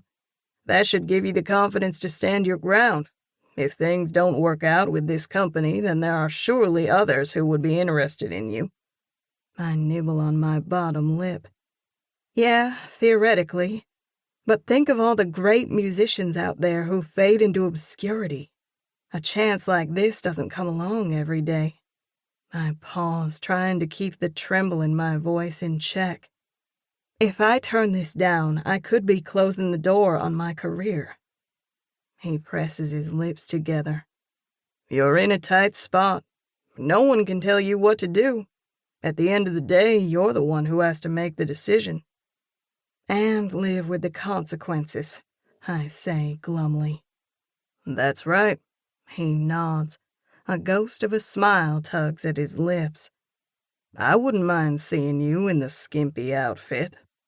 As always, heat torches my cheeks. I groan. Do you enjoy tormenting me? A little. I'm caught off guard by the tenderness of his expression. We share a long look, and for a fraction of a second, I think that Beau may have a serious side. He may even be capable of having a meaningful relationship. Do I dare hope? Like I said, I wouldn't necessarily mind the skimpy outfit, especially on you. I can tell there's more, but he hesitates like he hates to say it. But, I prompt with a trace of impatience, this is no time for diplomacy. I need the cold, unvarnished truth. But the trashy song would have to go. I feel the hot sting of embarrassment. I know, I lament. I'm a louse for even considering taking the deal. My family would be humiliated if I go on stage and make a spectacle of myself. I don't want to be an embarrassment to my grandma, my parents, and my siblings. I didn't say that. You didn't have to. I suck in a short breath, my brain trying to work through the problem. I feel like someone has asked me to scale an impossibly high mountain while wearing a string bikini and no shoes. The thing is, I'm not naive enough to think that Lovey Barnes and her posse will stop with just one song. I grit my teeth. They'll change the face of my brand. Before long, I won't even recognize myself. The real question here is, can I live with myself if I sell out? Or conversely, can I live with myself if I turn down the opportunity of a lifetime? Sympathy flicks over his expression. You're probably right. I keep going rounds with myself and ending up at the same spot where I started. I ball my fist. Is it so wrong to want it all? I ask, mostly to myself. Feeling Beau's eyes on me, I offer him an apologetic smile. I don't expect you to have an answer. I bark out a brittle laugh. I certainly have no clue what to do. Well, the good news is that you don't have to give your answer now. You have a few more days to think it over. That's true. I have a few more days to torment myself. He chuckles in amusement before scooting closer. How about a distraction? He utters. Heat stirs ribbons through my stomach. My willpower is waning here. My breath comes faster. What kind of distraction do you have in mind? Would it really mess up some great eternal plan if I could get that kiss I've been longing for ever since Beau Primrose stepped back into my life? Yeah, he'll probably smash my heart to smithereens, but at least he'll be a nice diversion from my other problems. I lean closer, parting my lips in anticipation. I'm not a leap-before-you-look sort of girl, not by any stretch of the imagination. I make plans for my plans, color-code my calendar. Heck, I've even been known to alphabetize my canned goods. Not really. That would be extreme, even for me. The bottom line is that I'm tired of being Presley Jean Madison and overthinking the situation. I peer into his liquid blue eyes, thinking that he has to be the best-looking man I've ever seen in real life. A hot ache rises in my throat and spreads over my lips. My entire traitorous body longs to be in his arms. I want to see if the real man can live up to my childhood fantasy. He trails the side of his finger down my cheek. His touch is so feather-light that it evokes tingles over my skin. It's not just his touch that gets me, but also the intense appreciation of his gaze. He looks at me like I'm a marvel. I can almost believe that I'm something of rare significance, and that somehow, some way, I'll find a solution to my problems. Finally, I can handle the suspense no longer. "What are you waiting for?" I whisper. At that, a faint grin touches his lips. "You sure? I don't want to take unfair advantage." "Take away," I murmur, my heart thumping erratically against my chest. Eek, did I really just say that? I sound so desperate. I move to draw back, but before I can so much as move a muscle, his lips take mine with a force that sends fire licking down through my toes. All I can think is, wow, as our mouths move together in a splendid dance of heat and passion. He pulls me close, his fingers going into my hair. A song breaks through the barriers of my heart, singing a beautiful chorus that I never knew existed. He kisses me long and hard as I melt against him, giving myself fully and completely to the demands of his lips. Finally, only the need to breathe prompts us to pull apart. My brain tumbles and whirls, trying to come to terms with my feelings. I know this might be everyday business for Beau, but for me, the kiss was more real and electrifying than any kiss I've ever had before. It's sad, really, to be so twitter-pated by some guy who collects women like I collect shoes. The carnival came to comfort when I was in high school. I couldn't wait to get on the tilt-a-whirl. The ride was as thrilling as I'd hoped, but afterward I nearly barfed up a lung. Is that what will happen to me when whatever this thing is with Beau runs its course?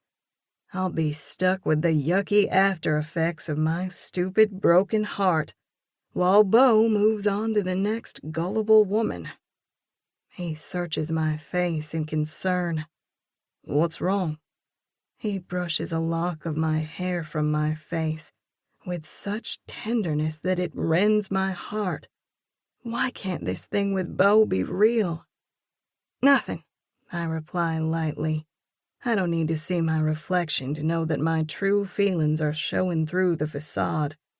I've never been good at guarding my emotions. Good thing I'm not a poker player, or I'd go broke quick. "I knew it," he says flatly. "It was too soon." Regret flashes over his face. No, it's not that. Tears press against my eyes. No way can I let a single one fall. The last thing I want is Beau feeling sorry for me. I need to at least pretend like the kiss meant nothing to me. I swallow hard to tamp down my emotion as my brain scrambles to come up with an excuse. "It's Alden," I blurt. Relief washes over me. "Thank you, Alden, for providing the perfect cover." "I'm starting to hate that guy," Beau mutters. Laughter circles my throat as my voice goes tauntingly soft. "Beau Primrose, you're not jealous, are you?" "Not hardly," he scoffs. A second later, he takes in a breath. "Okay, no more kissing." He looks longingly at my lips, rising more idiotic desire inside me. Good grief, I'm a glutton for punishment. I force a chuckle. Yeah, we should probably keep things on the up and up. He cups my cheek, stroking his thumb over my skin. Too bad, he says softly. If things don't work out with Alden. His touch feels so good, so incredibly intoxicating. Then what? You'll add me to your spreadsheet? A grin curves his lips. Something like that. He lowers his hand. Hand me the guitar, will you? Sure. Anything to divert my attention from that kiss. I twist myself around and grab it. As he places the guitar in his lap and positions his hands over the strings, I scoot back ever so subtly to put some much-needed space between us. His eyes twinkle as he waggles his eyebrows. You sure you're ready for this? Lay it on me. I think I already did that, he teases, looking at my lips. Oops, poor choice of words. My face is probably as red as my hair. I motion like I've got everything under control. Let's hear what you can do. Okay, here goes nothing. He begins strumming and belting out the lyrics to Oh My Darling Clementine. His voice is twangy and way off pitch. I rock back, holding up a hand. Stop, I implore. That's dreadful, like two cats brawling in a bathtub. Melodic laughter flows from his throat. That bad, huh? He tips his head. Two cats brawling in a bathtub. Why would two cats be in a bathtub to begin with? I place my hand over my mouth to stifle the snigger. You're terrible, I drawl. How am I supposed to resist this man? He's funny, charming, and he doesn't take himself too seriously. God, no wonder he has me swooning. I can't remember the last time I've laughed so much. He goes wide-eyed. I know. See how much I need your help? No one can be that bad. Let me hear the real you. Color seeps into his cheeks. Ah, now you're the one blushing. His eyes round. Am not. Yes, you are, I taunt in a sing-song voice. Let's hear it. His phone rings again. He scrunches his nose. I should probably get that. Ha! I punch out. You're just trying to get out of singing. Never. He laughs. He places the guitar beside him and pulls out his phone. His eyes pop a little when he looks at the screen. I lean over and peer at it, a firebolt of jealousy shooting through me. It's a woman's name, Tara Swanson. A pained look overtakes Beau's expression as his eyes meet mine. What's wrong? Don't make me answer that. I blink, not sure what to make of his reaction. Who is it? My worst nightmare. The phone keeps ringing. I'm puzzled, curious. Okay, I guess you could just let it go to voicemail. I could. A mischievous twinkle sparkles in his eyes. Or you could answer it. I rock back, my voice shooting up. Why would I ever do that? Desperation seeps into his voice. If Tara realizes that I'm with someone else, then she'll stop hounding me. Ah, you need someone to beat the women off you. I don't even try to hide the bite in my voice. Just the one. The phone stops ringing as Beau sighs in relief. Disaster averted.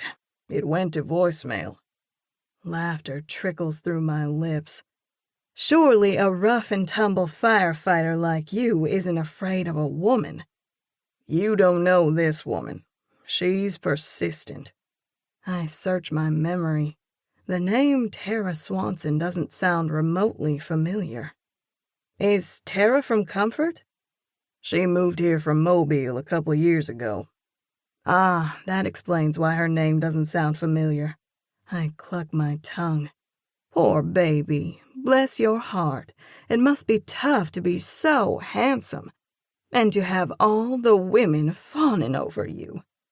His eyes light with a peculiar grin. You think I'm handsome? Moderately, I say offhandedly. Deep laughter rumbles in his throat. Ah, I see how you are. He leans closer, his voice going soft. How am I at kissing? Tingles circle down my spine.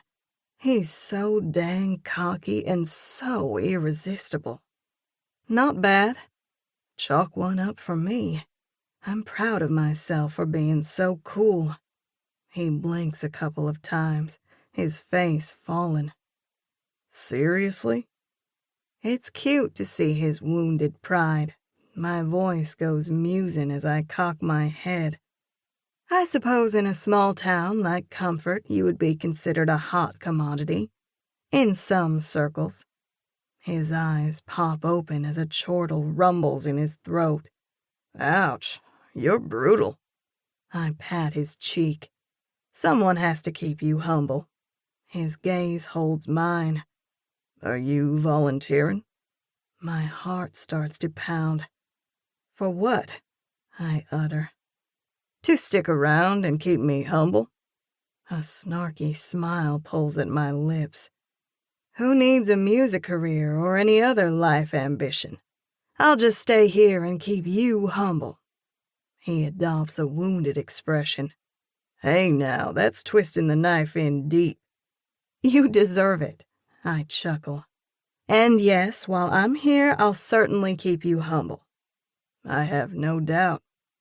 Time slows as his eyes caress mine. For an instant, I'm spellbound, but then I manage to rouse myself back to reality. Okay, time to play a song, for real this time. My voice sounds falsely perky in my own ears. I'm sure he can see right through me, but I have to at least pretend to be in control of my emotions. He assesses me before pressing his lips together. Nah, I don't think so. My jaw goes slack. Huh?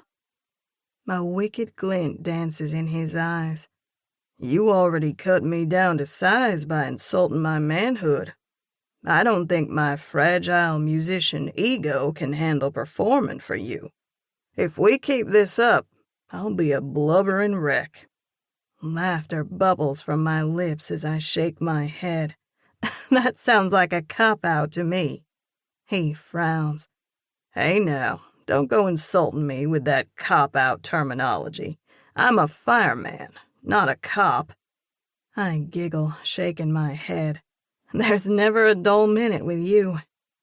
We share a smile. The temptation to kiss him again is so strong that I can almost taste it. He draws in a breath, his voice going brisk with purpose. Should we get going? Sure. Disappointment darts through me. I'm savoring every moment spent with Beau and don't want it to come to an end. He reaches for the guitar, rises to his feet, strides over and places it in the stand. He moves with the fluid, easy grace of an athlete. I'm sure Beau's profession demands that he keep himself in good shape. His very presence is so large and consuming that I almost feel as if he's sucking all the air from the room. I also get to my feet. I'll go and get my things. He makes a point of trailing his crystal eyes over me in a slow, languid way that warms my blood. What? I ask with a shaky laugh as I hug my arms. It's too bad that you have a boyfriend, he murmurs, giving me a wistful look. It would have been nice. I crease my brows, sensing a trap. What do you mean? Me and you, Willow. We could have really been something. He pauses, giving me a meaningful look. If only Alden weren't in the way. Man, oh man, Beau is hard to resist. He knows just what to say to make every woman fall madly in love with him. You know, I muse, dipping my head, I don't think it's Alden that we have to worry about. Really? A goofy grin waffles his lips. His beautiful eyes light with such hope that I almost feel guilty for my next words. Almost. Nope, I chime, flashing him a gotcha smile. It's Tara and the rest of your posse that are getting in our way. With that, I turn and traipse out of the room. Chapter 9. Beau. I let out a low whistle as I turn into the parking lot of the Piggly Wiggly. The long line of cars is moving so slow that I feel like we're in a funeral procession. I figured the place would be busy, but I didn't expect the whole town to be here, I mutter. Presley throws me a wry grin. You know how it is in Alabama. We get 2 snowflakes and everybody runs out to buy bread and milk. I chuckle. It's so true. What do you think my mom asked me to pick up? She tips her head, causing her long red curls to dip lower on her arm. Let me guess. Bread and milk? She laughs. Bingo.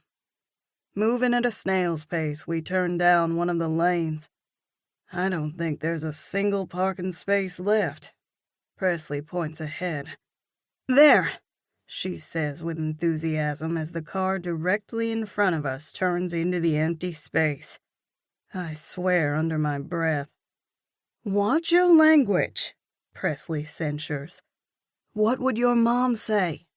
Oh, she'd give me an earful, that's for sure. And so she should, Presley sasses. I can't help but grin at the prim and proper tone of Presley's voice. When I was a kid, Mom used to wash my mouth out with Dial soap. Really? Presley asks, her eyes bugging. True story, I wince, remembering. That stuff is nasty. Presley's laughter flows out like delicate bells, filling the space between us. I don't know what good deed I did before this life to earn the honor of being the one who happened to come along and rescue her from the storm. But whatever I did, I'm grateful. She places a hand on my arm. Her touch is light and soothing. Take a deep breath, she admonishes. Patience is the key here. We'll eventually find a parking space. Her eyes spark with humor as she grins. I'd hate to have to tell your mom that you've been cussing. I throw her a sidelong glance. Would you do that? Rat me out? Yes, sir. There'll be no cussing on my watch.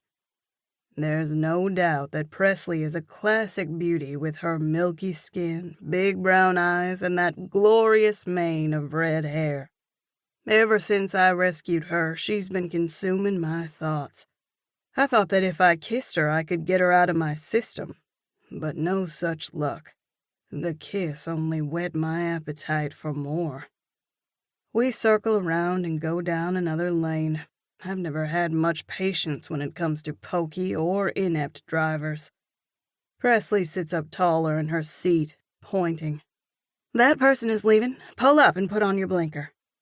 I do as she directs. It takes a century for the older woman in the car to back out. The car behind us honks in irritation at being held up. Hold your horses, buddy, I growl, glaring in the rearview mirror. Down, boy, Presley urges, laughter in her voice. Finally, I sigh as we pull in. I turn off the engine as my phone rings. I retrieve it from the console and scowl. Let me guess, Presley says tonelessly. It's Tara. My expression goes sour. How'd you guess? I click the side button to silence it. I should have silenced my phone before we got on the road. This is the 3rd time Tara has called since we left the house. Presley's eyes flash with frustration. Maybe you should answer it so she'll stop calling. I let out a long breath. You're probably right. I slide my finger across the screen and put the phone to my ear. Hello? Beau? Tara's voice quivers as she starts weeping. I let Cleo out to do his business, and now I can't find him. I roll my eyes as I glance at Presley. I'm sure he's fine. Cleo is a chihuahua. Tara thinks he's the greatest thing since sliced bread, but the wiener dog annoys the heck out of me. I'm not a big fan of the small, yappy dogs, and Cleo is the loudest of them all. I've looked all over the neighborhood, Tara cries. Her voice breaks, and then she sobs. Can you come and help me look for him? Please? Hang on a minute. I pull the phone away from my ear. Tara's dog has gone missing. She wants me to help look for him. My stomach tenses, realizing that this could royally backfire. I hate to ask you this, but would you mind if we stop by there before we go to my mom's house? Presley starts blinking fast. Maybe you should go there alone, after you drop me off. No, I counter. I want you there with me. I give her a pleading look. Help a guy out here. That's the problem. I'm starting to feel like I need Presley. And I don't need anyone. A faint trace of amusement flicks through her eyes. Fine, she snips, giving me a pointed look. But you owe me. My insides do a little victory dance. I owe you big time, I promise. This is working out better than I could have ever planned. If I take Presley with me to Tara's house, then Tara will get the hint that I'm involved with someone else. I put the phone back to my ear. I'll be there as soon as I can. Thank you, Tara breathes in relief. Hurry. Before she can say anything else, I end the call. I turn to Presley. I'm so sorry about that. Tara's a lot. Presley raises an eyebrow, her voice going prickly. I'll go, but like you said, you owe me big time, mister. I nod. Duly noted. Dang Tara for calling and interrupting my time with Presley. I don't like this funky tension that has crept between us. We share a long look. Normally, I'd say something cute to put her at ease, but I'm not sure what the heck is happening here. Presley and I have spent a large block of time together. Historically, if I'd spent this much time with a woman, I'd be ready to climb the walls. However, the moments I've spent with Presley have flown by at lightning speed. All I can think is that I want to be with her more. Yes, I could have taken her home before going to the store and dropping items off to Mom, but I was looking for any excuse to keep Presley with me longer. She's obviously not interested in dating me. When I do drop her off, I have no guarantee that she'll ever agree to see me again. Why does she have to have a blasted boyfriend? And how am I supposed to compete with that pretty boy musician? The thought of Alden Holt with Presley makes my insides crawl. The reason I didn't sing for her was because I don't want her to know how untalented I am. She's a terrific singer. Her song had such depth and feeling that it nearly moved me to tears. Oh, how she would laugh if she could hear my thoughts. She'd accuse me of being a sap. Presley is so much more than a pretty face. She has no idea how much it meant to me that she opened up about her career. I can't imagine Presley dumbing herself or her music down to fit the demands of some record label exec.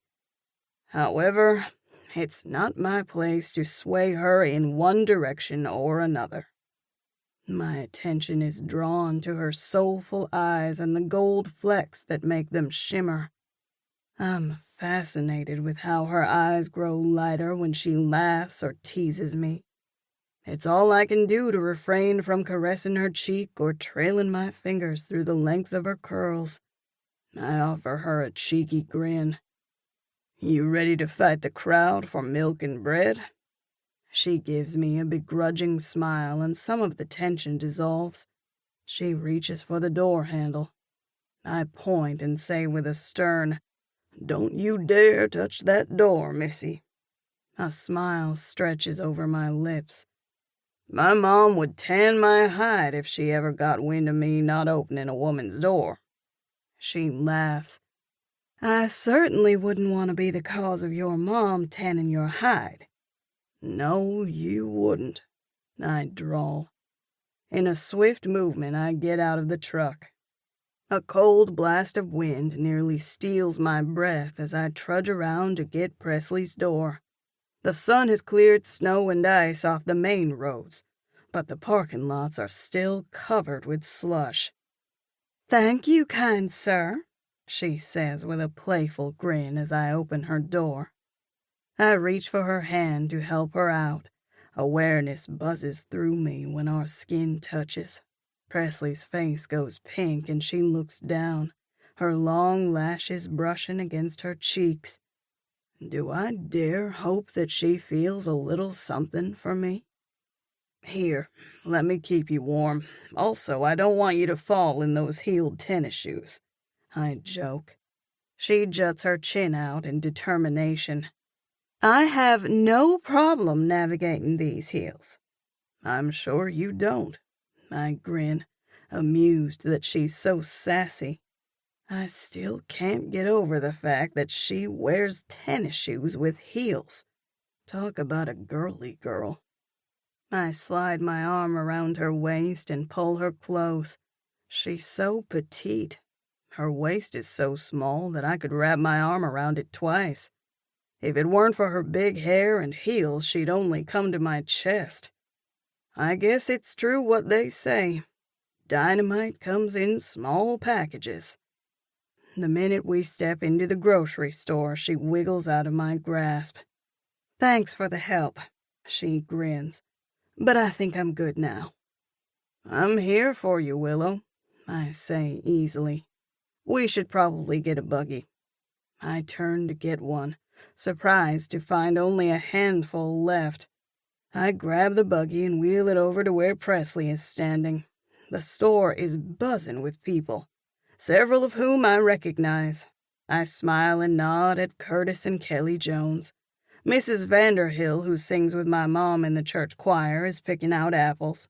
She peers over her glasses, eyeing Presley and me with interest. On instinct, I step closer to Presley. Maybe there's some tiny part of me that wants people to think the two of us are a couple.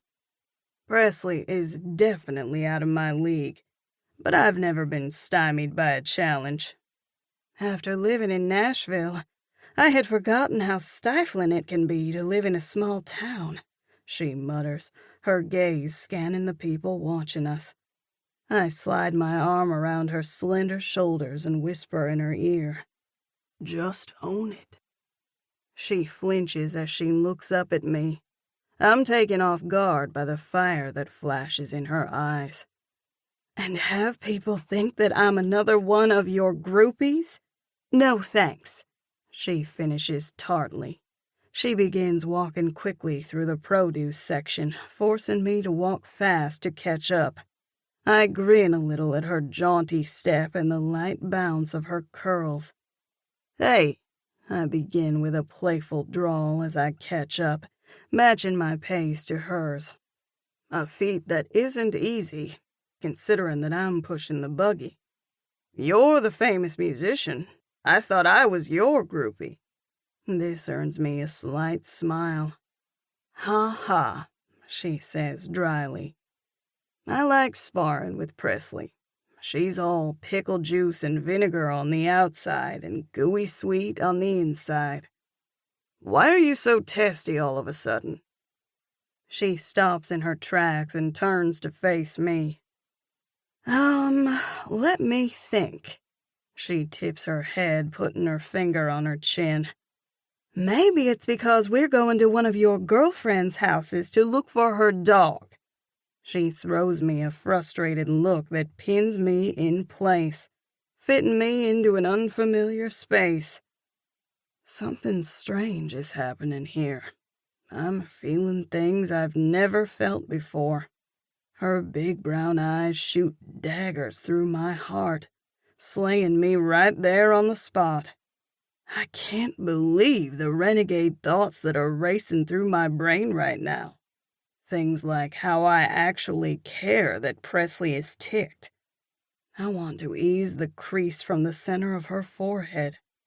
What the Frankenstein fest is happening here? Did little green microscopic aliens slip into my room last night and switch my brain with some other poor sap who lets a woman lead him around by the nose? Evidently, because right now, I would scale any wall or walk through fire for Presley Jean Madison. She could command me with the slightest flick of her finger.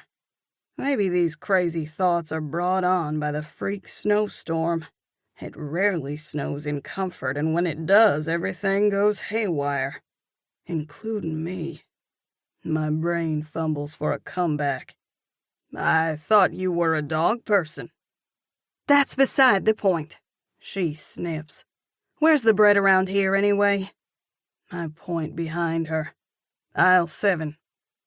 We move to go in that direction until a guy yells and stops us in our tracks. Hey, Primrose, who's your new lady friend? I recognize the deep bravado voice and know instantly that this isn't gonna end well. Presley's face turns blistering red, and she looks like she could claw someone's eyes out. What's prim as a rose with a hose as a nose? The guy continues with a hey laugh, like he's quite proud of his moronic riddle. I'll handle this, I say evenly as I turn toward the meat counter to face Mac Holder. How you doing, Mac? I begin in a conversational tone. Mac Holder ogles everything that wears a skirt. Literally. I once saw him checking out Mrs. Sneed, who's 60 years old and has a half-dozen grandkids.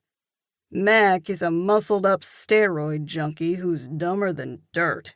It's kind of hard to take offense to someone who doesn't have enough sense to get out of the rain. Mac looks Presley up and down with bold admiration. Who's the fresh cut of meat? Presley's eyes nearly bug out of her head. Fresh meat? She seethes, throwing Mac a look that could kill. Ouch. What happened to your head? Presley touches her bandage. Nothing, Major. Just a little scratch. What's your name, darling? Mac asks. This is Presley Madison. A wicked thought circles through my brain. I've been handed the perfect opportunity here, and I can't help but take it. I slide my arm around Presley's waist and pull her close. She goes stiff as a board, but I pretend not to notice. This is my girlfriend. Presley coughs like she's trying to keep from choking. You okay, babe? I ask with tender concern. You're one lucky man, Mac hoots. I wish I had me a strawberry tart. Presley turns to me, the edges of her eyes going hard. Is he for real? He's a few French fries short of a Happy Meal, if you get my drift, I say quietly. What kind of a person wears a wife-beater shirt when it's 30-something degrees outside? Presley asks. When you get tired of old Beau and kick him to the curb, you should mosey on over my direction. Mac holds up his arms and flexes his biceps. These guns have been known to keep more than one lady warm on a cold winter's night. Presley sniggers. I'll be sure to keep that in mind. You do that, honey. He gives her a look coated with innuendo. You won't be disappointed. Mac looks longingly at Presley. You're one lucky guy, Primrose. I sure wish I had a fiancée like her. Fiancé? Presley sputters. Keep moving. I navigate her toward aisle 7 and away from Mac. See you, Primrose, Mac calls. Merry Christmas to you. Enjoy your beautiful fiancé.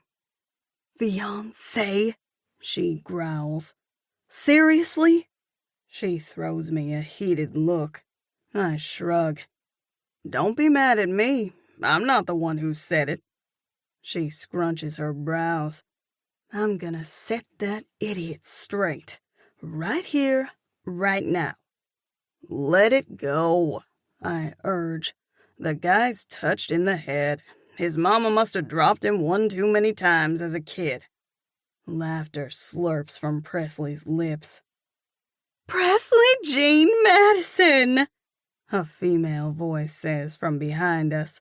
Presley and I both turn to face Dottie Claiborne. You look great, Dottie gushes as she steps forward and catches Presley in a tight hug.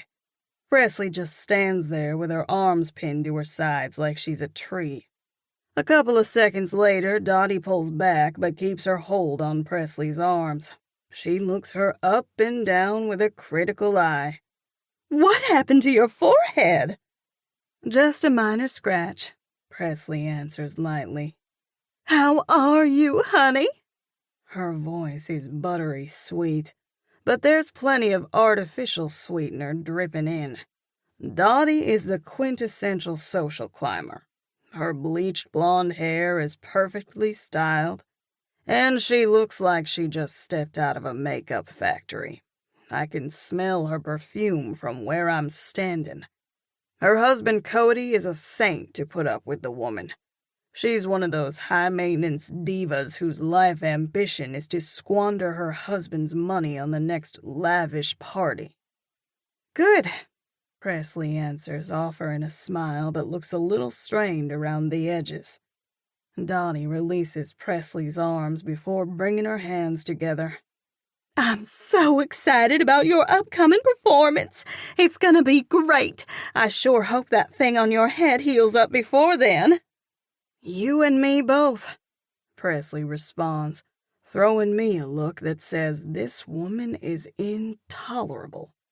I couldn't agree more. Is Aiden Holt coming?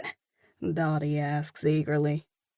Hearing the man's name knots my stomach. Dottie looks at me as if noticing for the first time that I'm standing here.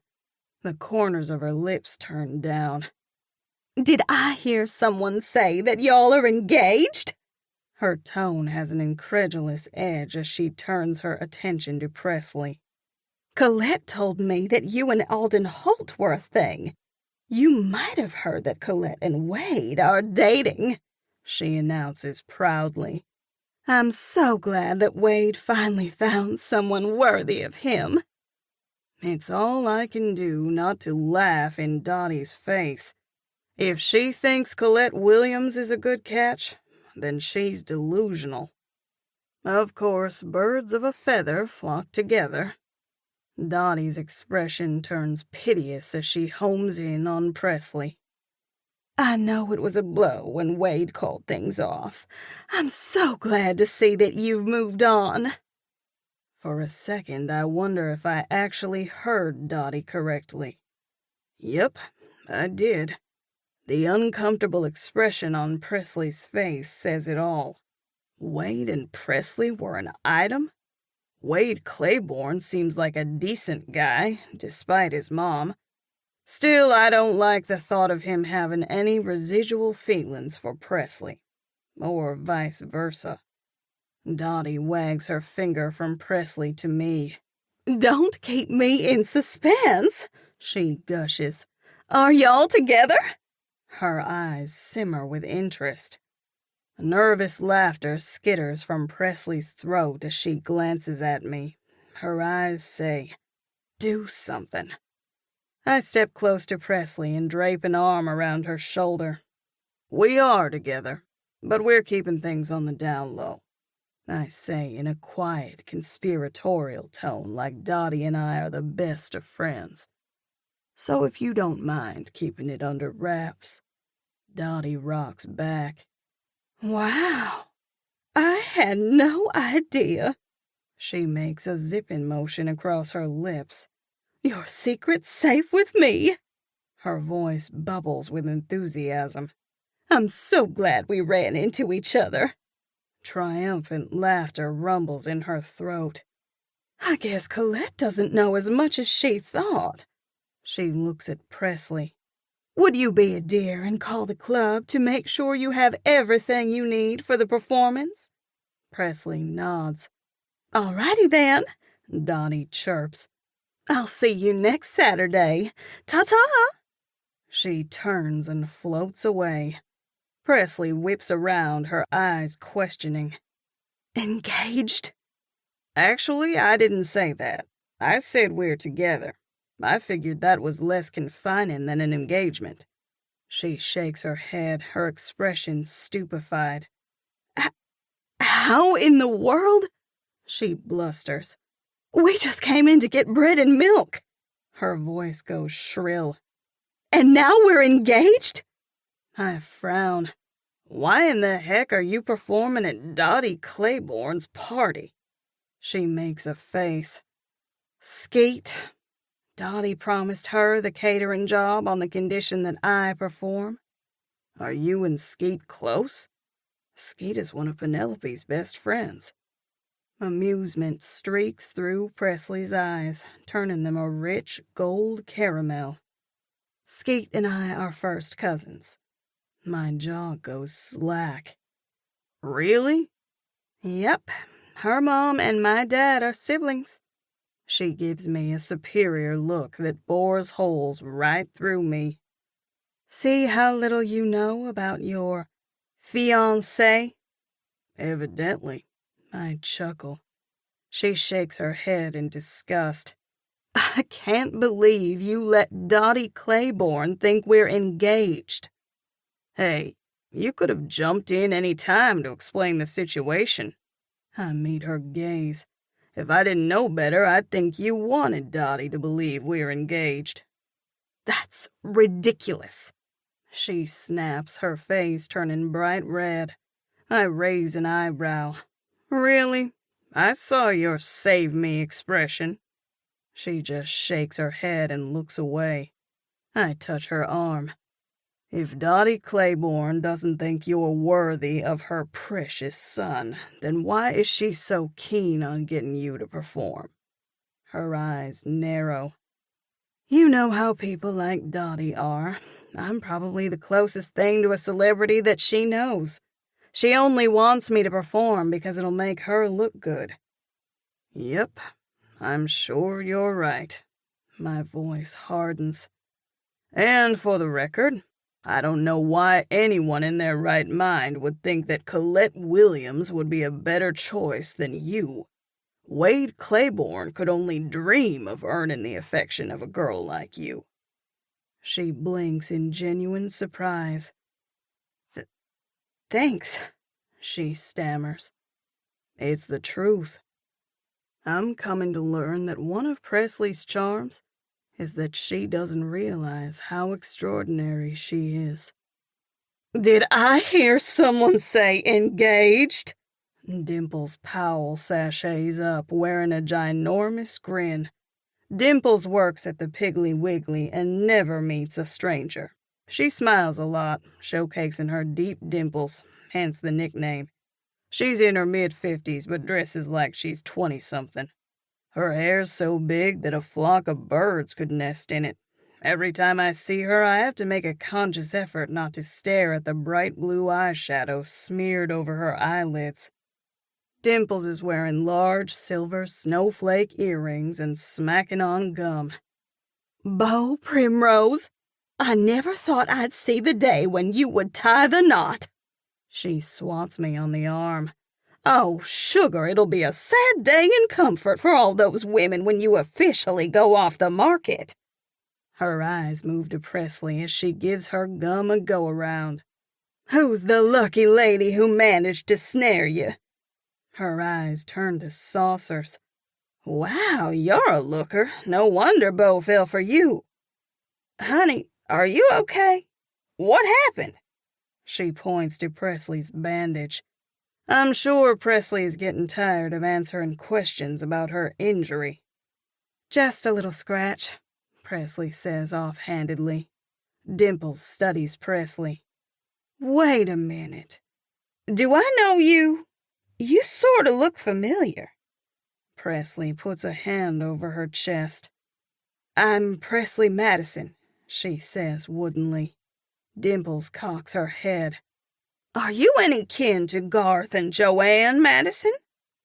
They're my parents. You're Jean! Dimples exclaims in recognition. I am, Presley admits. Oh, sugar! Dimples chuckles. You're all grown up. I didn't even recognize you. She throws her arms around Presley, giving her a tight hug. Look how pretty you are, Dimples says as she releases Presley. She shakes her head back and forth, a look of wonderment on her face. Wow, this is fantastic, she squeals. Her attention settles on me. I'll bet your mama is thrilled.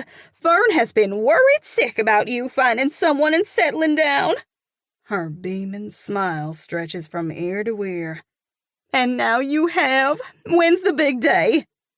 Presley moistens her lips as she clasps her hands together tightly. The thing is, we're not... I cut in. What she means to say is that we haven't set a date yet. I throw Presley an adoring smile. Everything's still up in the air right now. Look how good the two of you look together, Dimples coos. A match made in heaven. She looks at Presley. I heard you're performing at the Claiborne's Christmas party. That's the plan, Presley answers. I can feel the tension radiating off Presley. She's definitely not happy about the mistaken engagement thing. I probably shouldn't be either. After all, I'm the one whose mother will be devastated when she learns that it's all a ruse. I'm off the night of the party and plan to come. Her eyes light up with an idea. Hey, I should get a picture of y'all to send to Dixie. She directs her words to Presley. You remember my daughter? I think so, Presley says in a vague, diplomatic tone that lets me know that she doesn't remember Dixie. Dimples rushes on. Dixie and I were just talking about this guy the other day. She touches my arm. We were wondering if he was ever gonna settle down. Dixie won't believe it when I tell her Beau's engaged. I'll have to send her a picture to prove it. She retrieves her phone from the pocket of her work vest and motions. Y'all scoot together. I don't think this is a good idea, Presley counters. Go ahead, Dimples orders, shooing with her hand. I step close to Presley and slide my arm around her waist. Say cheese, Dimples prompts as she snaps the picture. Now kiss.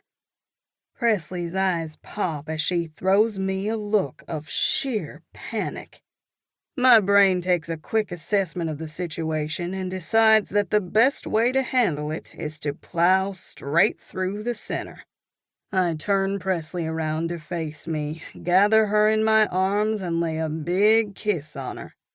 She's stiff with shock, her mouth unyielding as my lips move coaxingly against hers. Even with her being so obstinate, I can't deny the spark of attraction that flames between us.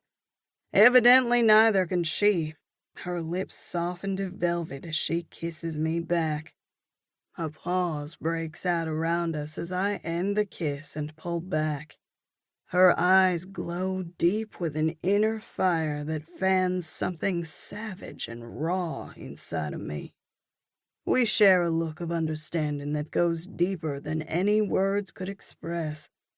In that moment, I know for sure that there's definitely something between us.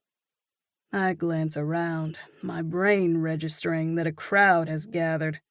People offer hearty congratulations. The men shake my hand with heavy pumps. The women hug Presley and me. More people snap pictures with their phones. Finally, when the onlookers disperse, Presley and I leave the buggy in the aisle and make our way over to the bread. No surprise, there aren't any loaves left, so I opt for a couple bags of hamburger buns.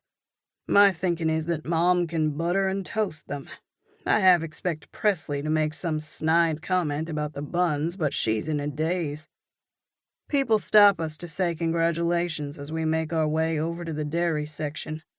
All the 2%, 1%, and skim milk are gone. There's 1 gallon of whole milk left, so I grab that. I turn to Presley. Do you think your folks need us to get anything? She shakes her head as if in a fog. I'm not sure. Okay, so it was a mistake to go along with the engagement misunderstanding. I could have sworn that Presley wanted me to when we were talking to Dottie Claiborne. Did I misread the situation, or is Presley sending me mixed signals? I tighten my jaw. Let's go check out. We pick our way through the tight clusters of people and get in line.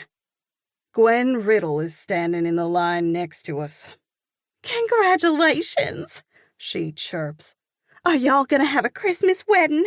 That would be so romantic, she gushes. You look so different, she says to Presley. I can hardly believe you're Joanne's little girl. She shakes her head, smiling in remembrance. It seems like yesterday when she would bring you in to see Dr. Bradley. I thought you were the cutest thing ever with that big head of frizzy red hair and glasses. Presley blinks. You're Dr. Bradley's nurse. I am, Gwen says proudly. I've been working with Dr. Bradley for going on 30 years. She zeroes in on me. I remember you too, Beau Primrose, and how it took Dr. Bradley, me, and 2 other nurses to give you a shot in your bum. A faint amusement twinkles in Presley's eyes. He always has been a menace. Yes, ma'am, he has. Gwen agrees. All he needs is a good woman to keep him straight. It looks like he finally got one. Presley's cheeks stain pink as she ducks her head slightly. I'm a lucky man, I say as I step close to Presley and drape my arm around her shoulders. Presley gives me a questioning look. I just smile and try to tell her with my eyes that it'll all be okay. It seems to take forever before we're finally through the checkout line and out the door. As we go outside, a blast of cold wind nearly knocks us over. Even though the sun is out, it's frigid. I help Presley into the truck and place the milk and buns behind her seat. The second I get into the truck, she whips around, her eyes raging. What in the devil was that all about? Chapter 10. Presley. The sheepish expression on Beau's handsome face sends my anger soaring to new heights. You enjoyed that. I hold up a finger. Don't try and deny it. I can see it in your eyes. Take it easy, Willow. He turns on the engine and blasts the heat. No, I won't take it easy, I roar. After that little charade, how long do you think it'll take before the entire town thinks we're engaged? The muscles in his jaw flick. I don't know why you're getting your drawers in such a wad. It was a silly misunderstanding. I was just having a little fun with it. I grit my teeth. At my expense? It's not my fault that Max shouted out that we were engaged. And then, when we were talking to Dottie, you gave me that look that said help. I could only assume that you wanted me to go along with the deception. A wall of tears presses against my eyes. It takes a superhuman effort to hold them back. Truth be known, I did want Beau to go along with the charade. I'm not so much mad at him as I'm mad at myself. For one tiny moment when he kissed me, I believed that it was real. I swallow, trying to keep the tremble out of my voice as I speak. One day, when I do get engaged, I want it to be special. I clamp my lips together, a tear trailing down my cheek. Concern touches Beau's features as he brushes the tear away from my cheek with his thumb. Hey, he begins softly. I'm sorry. I didn't mean to upset you. Look at me, he implores. I do as he requests. He has no idea how hard it is for me to keep everything straight in my head, especially when I'm staring into his electric blue eyes that are filled with such tenderness. I loved how it felt to have Beau's protective arm around me in the store. I loved how he claimed me as his with such an easy manner. I know this is insane, but when people offered their congratulations, I felt a burst of pride. Does that make me a pathetic wretch? The edges of his lips brush with a trace of humor. You have to admit, it did give you a dart of vindication to put Dottie Claiborne in her place. A partial smile tugs at my lips. I don't have to admit anything. His eyes widen. I see how you are. The block of tension in my stomach begins to dissolve. Okay, I admit. I might have felt a smidgen of satisfaction when Dottie learned that we're engaged. When I realize what I've just said, my cheeks torch with wretched heat. My words tumble out. I mean that we're fake engaged. Sheesh. It's suddenly so hot that I feel the need to take off my coat. Laughter zings in his eyes. I knew what you meant. He cups my jaw. For the record, I can't think of a better fake fiancé than you. I gurgle a giggle. Thanks, I think. Beau uses the term "for the record" a lot. It's encouraging to think that I'm starting to pick up on his manner of speech. He strokes my skin, rippling, maddening tingles through me. About that kiss. I tense. What about it? He wrinkles his nose. It was a little abrupt. His eyes move over my face, like he's soaking in every detail. An ache of longing stirs warm ribbons through my stomach. He leans closer, causing his leather jacket to rustle. Maybe we should try it again, with no spectators. Nah, I don't think so, I murmur, but I'm spellbound.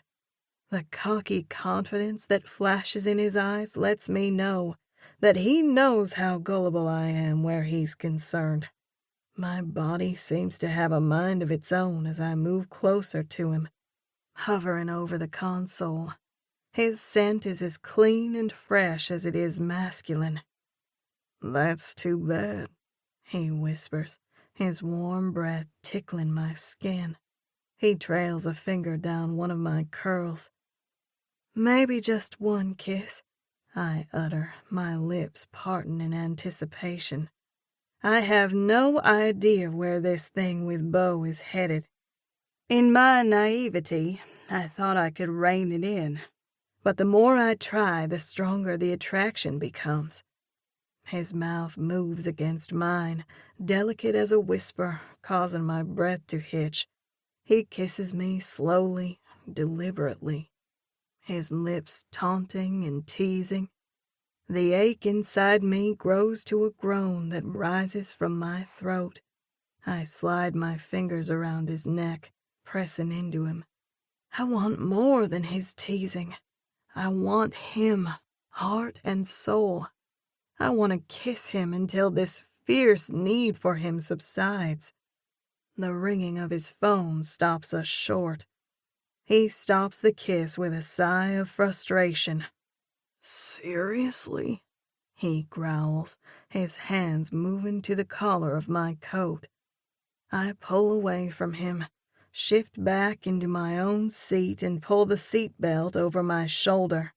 My cells are still revved up from the kiss as I replay the burn of how his lips felt against mine. Hello?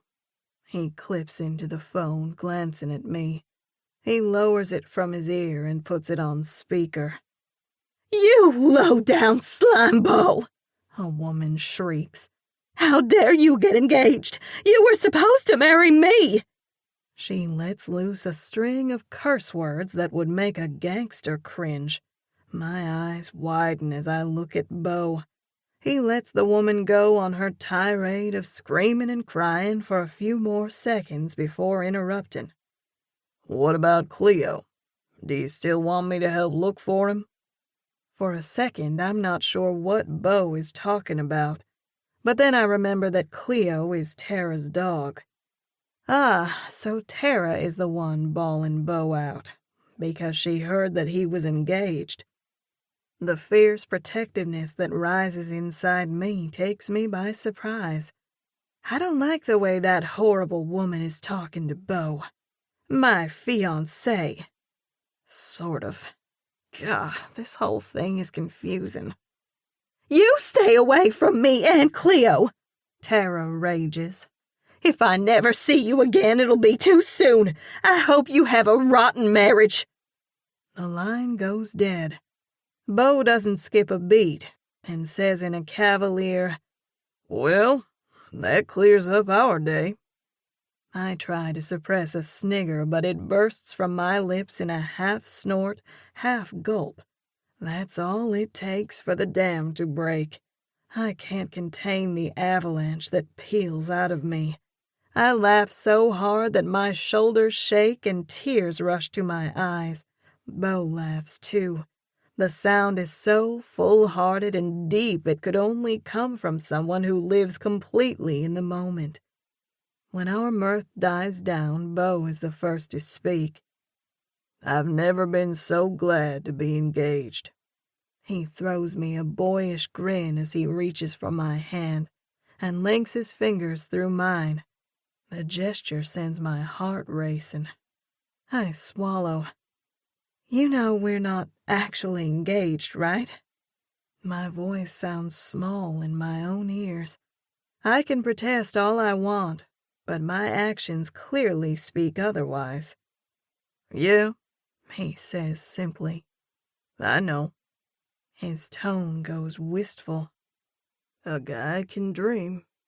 He utters so softly that I'm not sure if he actually spoke the words or if I imagined them. I replay Beau's words when he said that Wade Claiborne could only dream of earning the affection of a girl like me. Did he say that out of frustration to get back at Dottie?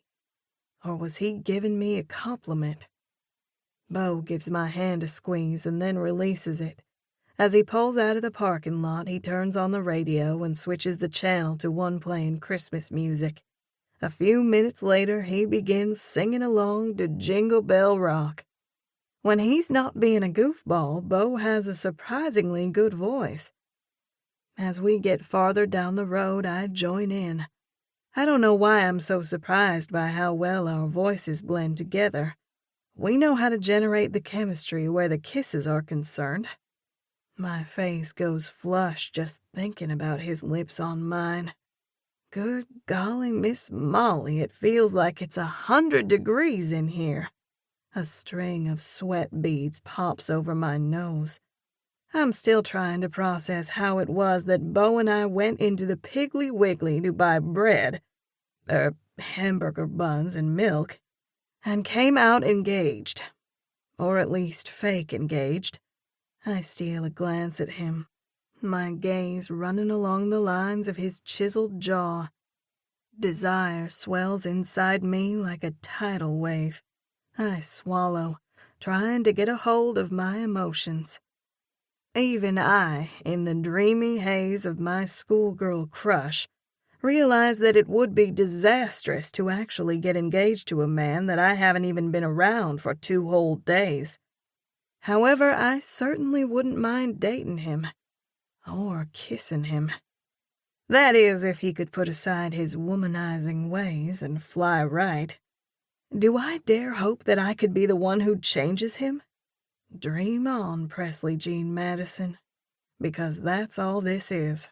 A beautiful dream or fantasy that will most likely end the minute Beau drops you off at your parents' house. My phone rings. My purse is resting at my feet. I reach down to retrieve it. Skatie is calling. "Hello," I answer as Beau turns down the music. Skatie squeals. "What the heck? You're engaged to Beau Primrose? How?" she sputters. "Did this happen?" Irritation broadcasts in her voice. And why did I have to hear about it through Pam Crandall, who read about it in Nellie Kinsey's blog? Pam said there's a picture on the blog of you and Beau in a lip lock in the Piggly Wiggly. A lip lock, not a lip log, I correct automatically. A wave of dizziness rolls over me as I look at Beau. "What's wrong?" he asks in concern. My throat constricts, and it's all I can do to force the words from my mouth. Nellie wrote about the engagement in her blog. She put up the picture of us kissing.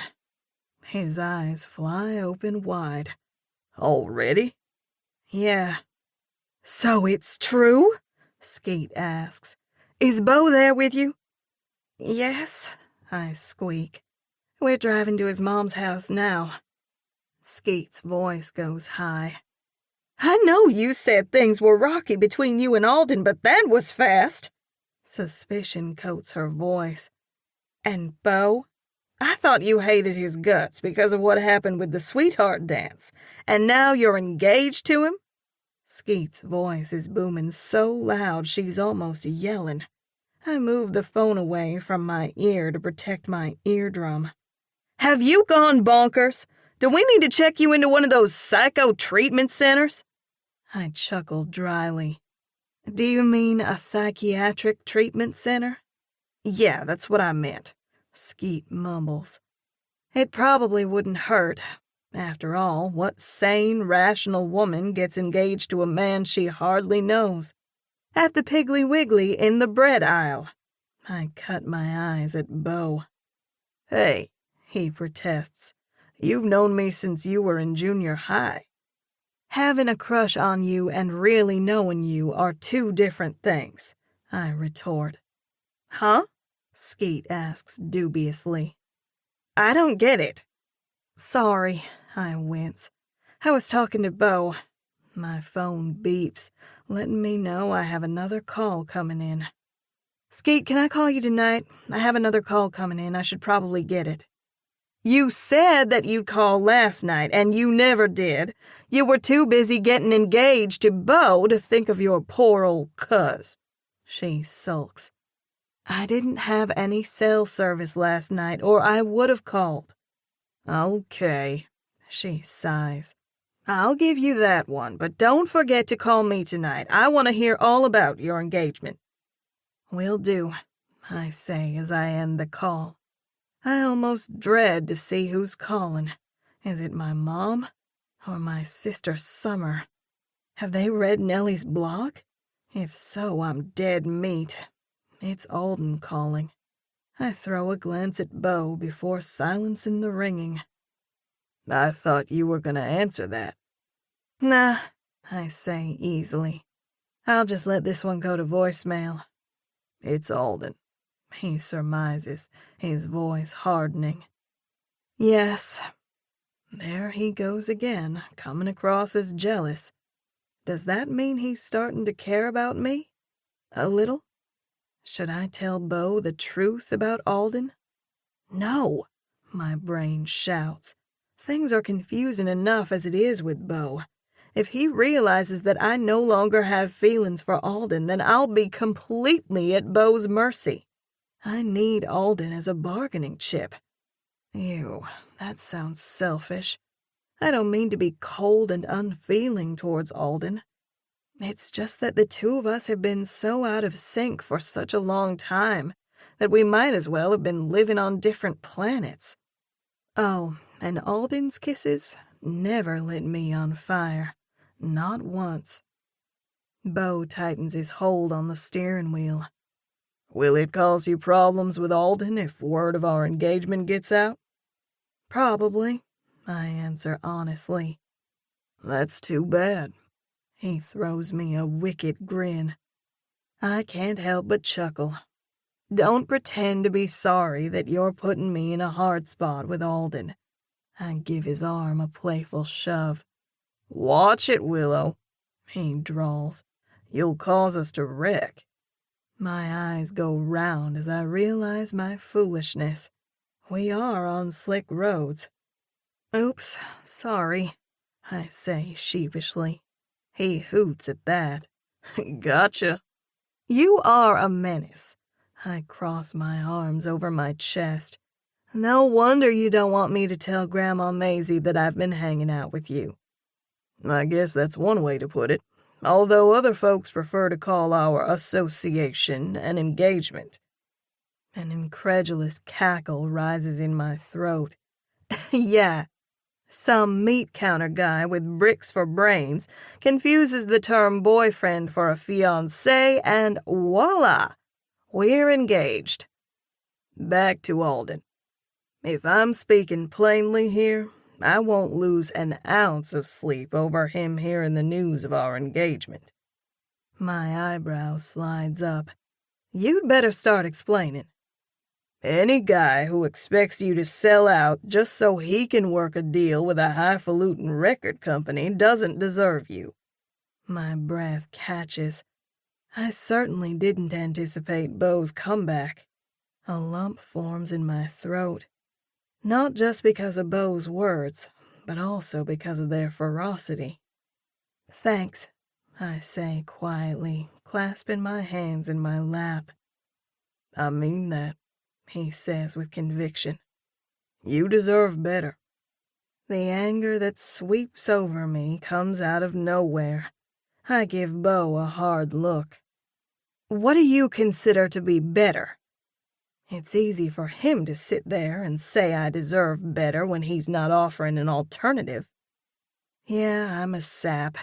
What I want is for him to offer himself as an option.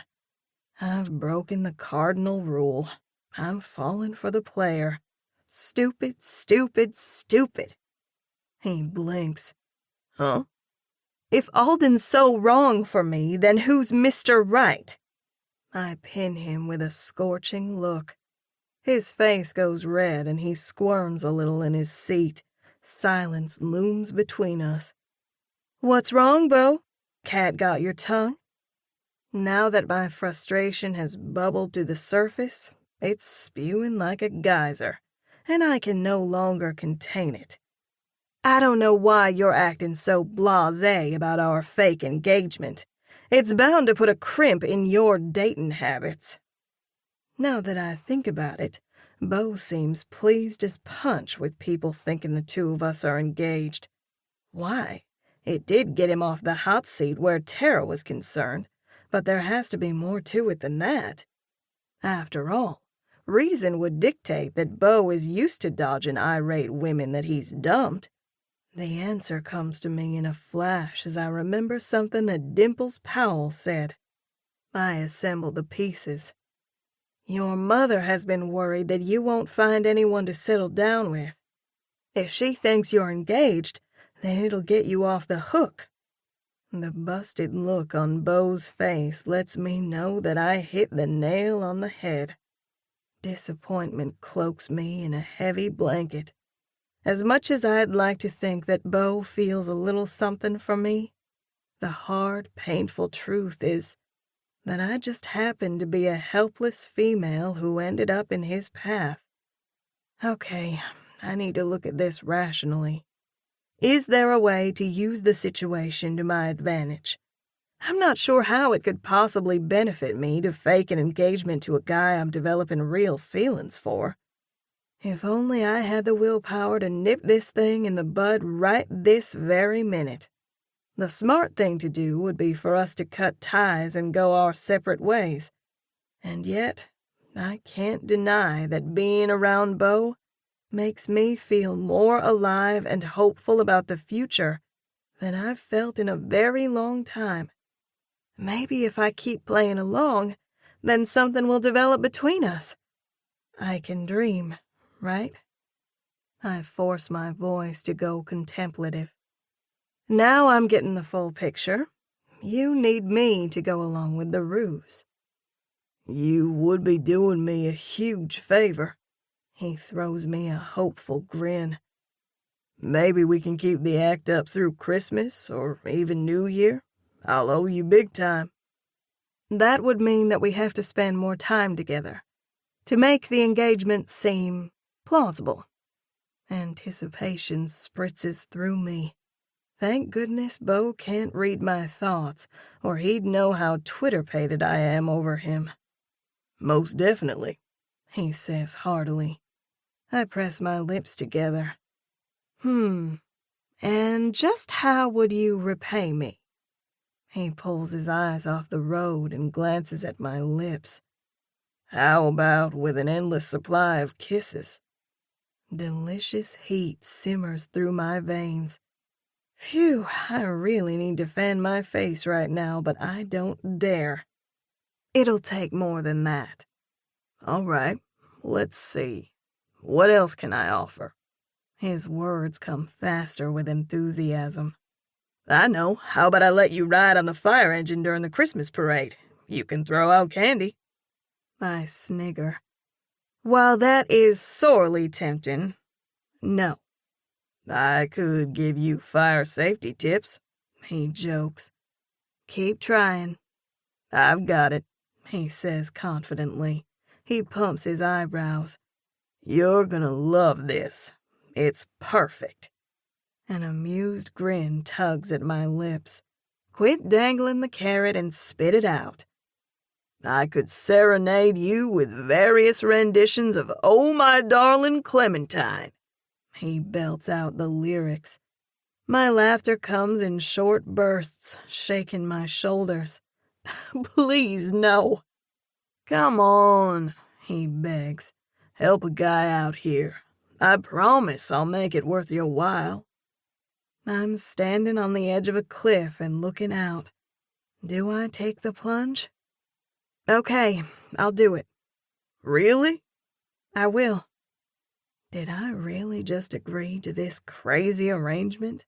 What have I gotten myself into? His blue eyes sparkle with the light of 1,000 stars as he throws me a resplendent smile. I don't care what those other people say. You're all right, Willow, he drawls. A few seconds later, he frowns. What are you gonna do about Alden? I'm not really sure, but I'll take care of it. My relationship with Alden is the least of my worries.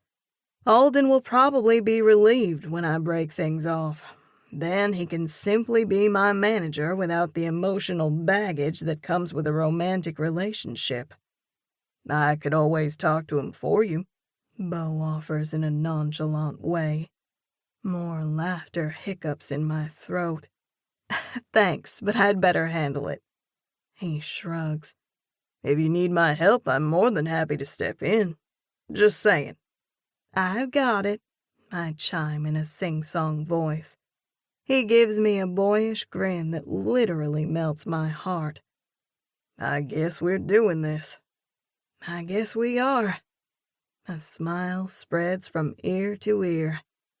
Presley Jean Madison, you've made me a happy man.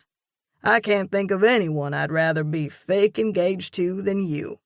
He throws me a tender look. Here's to us. Here's to us, I repeat, feeling both happy and sad. Happy that I now have an excuse to spend more time with Beau. Sad that the relationship is fake. Chapter 11. Beau. Here we are, I announce as we pull into Mom's driveway. I'm still reeling from how fast Nellie Kinsey got wind of the engagement and broadcasted it on her blog. Have Mom and Penelope heard about the engagement? If so, they're going to be ticked that they didn't hear it from me. I hope this whole thing doesn't blow up in my face. I don't fully understand what's happening to me. Being around Presley is different from being with other girls. While it scares the crud out of me to admit this, I could see myself with Presley for the long game. A fake engagement will allow me to test the waters to see if I'm relationship material. Can I commit myself to one woman? If ever there was a chance of me rising to the occasion, it's with Presley. Of course, it takes two to tango. It's not just about what I want, but what Presley wants. I still have the hurdle of Presley's pretty boy musician boyfriend to get over. However, her lips don't lie. She's attracted to me, but do her feelings run deeper? Could she come to care about me more than she cares about Alden Holt? Time will tell. If things don't work out with Presley, I don't even want to think about things not working out between us. However, I've got to be realistic here. If things do go south, then at the very least, Mom will hopefully be appeased in the knowledge that I tried to have a meaningful relationship. She'll have the satisfaction of knowing that her son was engaged at one point. You ready? I look at Presley, who looks as nervous as I feel. We can do this, I assure her, mostly trying to reassure myself. I'll get your door. I think of something else. Oh, Mom will want to know how we met. Presley's face pales. This is getting complicated. I don't like the idea of lying to your mom or my family. I take hold of her hand and cup my hands around it. It'll be okay. I hold her eyes. Promise. She gives me a weak smile. What's our cover story? I press my lips together, thinking. It comes to me in a flash. Do you remember Dwight Peterson? She shakes her head no. He and I graduated the same year. Dwight lives in Nashville. I went to visit him and ran into you at the Muscadine Cafe. You happened to be performing, and I was smitten. Her eyebrow arches. Won't your mom see right through that? You were just with Tara and all those other women. Mom will be so ecstatic that I'm finally settling down that she won't question the story. I pause. Pen, on the other hand, will be a harder sale. Presley's jaw drops. I don't know if we can pull this off. We can, I say smoothly. Just follow my lead. I'll be the most romantic, doting fiancé ever. She chuckles. This I have to see. My nerves are popping like firecrackers as I get out of the truck and go around to open Presley's door. I suck in a deep, calming breath. If there was ever a girl who could make me believe I could settle down, it's Presley. I don't have to feign affection for her. All I have to do is act naturally and let things take their course. After helping her out of the truck, I grab the gallon of milk and hamburger buns in one hand and take her arm with the other. Careful, I warn. The sidewalk will be slick. Dagnammit. I should have thought to pick up a bag of salt at the Piggly Wiggly to melt the ice. Going up the steps leading to the porch proves to be the trickiest of all. Presley slides, causing my heart to lurch. Easy. I steady her and nearly lose my balance in the process.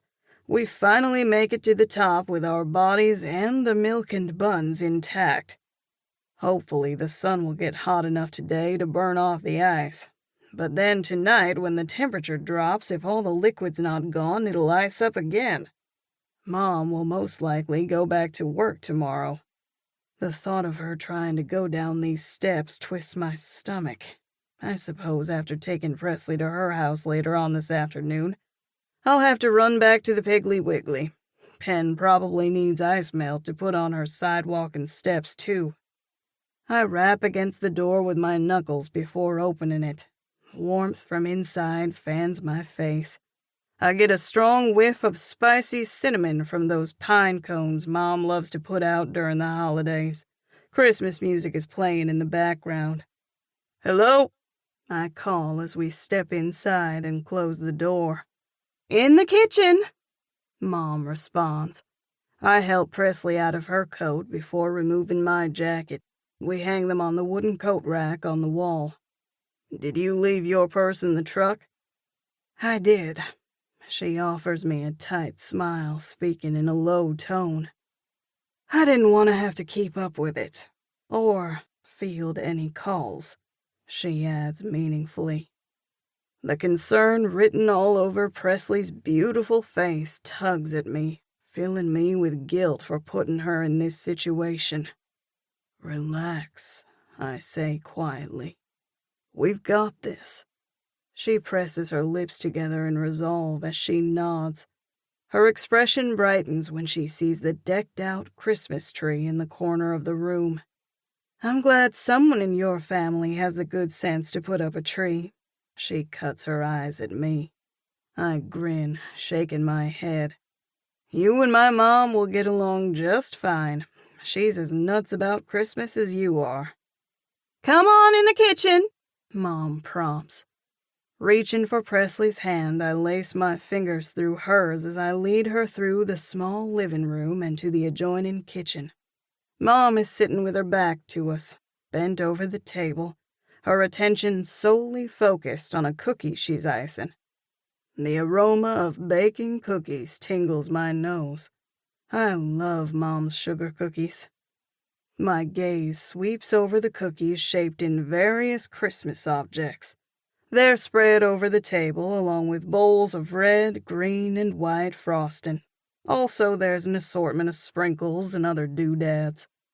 Releasing Presley's hand, I set the milk and bread on the counter before stepping up next to Mom. I lean in and give her a hug and kiss on the cheek. "Hey, hon," she says cheerfully. "I figured I might as well take advantage of the snow day." "The cookies look good. I'm sure they taste good, too." I reach for a decorated cookie, but she swats my hand. "The pretty ones are for the library." She points to a pile off to the side. "Those are for us." "I see how you are," I tease. "Saving the pretty ones for the library." "They all taste the same," Mom counters. "I picked up a gallon of milk." "Thanks for doing that, hon," she says appreciatively. "The bread was all gone, so I got hamburger buns." "I guess those will do in a pinch." Mom laughs. She motions to one of the chairs. "Pull up a seat." Mom doesn't even realize that Presley is here with me. Going off her calm demeanor, I'm guessing she hasn't heard anything about the engagement. That's good. Better to hear it from the horse's mouth. I throw a glance at Presley, who's wringing her hands and nibbling on her lower lip. "Mom," I begin grandly, "I'd like for you to meet someone." Mom's eyes go round as saucers as she turns around in her seat. "I'm sorry," she says to Presley. "I didn't realize we had company." She rubs a self-conscious hand over her faded blue sweatshirt as she throws me a look of reproof. "You should have told me." She scoots her chair back and stands, a cordial smile curving her lips. "Hello. I'm sorry the place is such a mess." "No worries." Presley motions to the cookies. "Those look fantastic." Mom lets out a self-deprecating chuckle. You're too kind. I'm not the greatest at decorating, but I suppose they'll do. I like having something to give to the kids who come in for the reading of the Christmas stories. I step next to Presley and slide my arm around her waist. Mom, this is Presley Madison. Nice to meet you. Mom holds out a hand to Presley as they shake. She studies Presley intently. You look so familiar. How do we know each other? I practically lived in the library when I was a kid, Presley answers. In fact, you recommended one of my favorite books, A Wrinkle in Time by Madeleine L'Engle. Mom's eyes pop with excitement as she points. You're Jean Madison! I am. A large smile fills Presley's face. It's good to see you, Mrs. Primrose. Mom touches her chest. Call me Fern. Good to see you, too, she says exuberantly as she pulls Presley out of my grasp and into a tight hug. You were always so smart and took such good care of your little sister when the two of you would come in. A second later, she releases Presley and looks her up and down. My, you've turned into a beautiful woman. Thanks, Presley murmurs, her cheeks growing pink. What happened? Mom points to Presley's bandage. I expect Presley to offer a vague explanation like she did at the grocery store, but she opens up to Mom, telling her about the accident.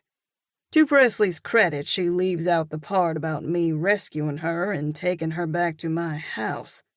Adding in those details would raise way too many questions. I'm so glad you are okay, Mom breathes, her hand going to her chest. Me too, Presley sighs. I heard you were in Nashville pursuing a career in music. Yes, ma'am, I am. What's your sister's name? Summer. That's right. Where is she now? She and her husband live in Willow, not far from my parents. Summer's a nurse at the hospital.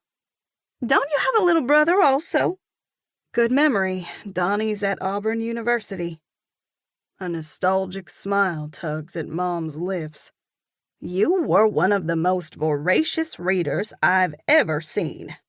You'd tote those huge stacks of books home, and a week later you'd bring them back, ready for more. Do you still read? I do, Presley smiles.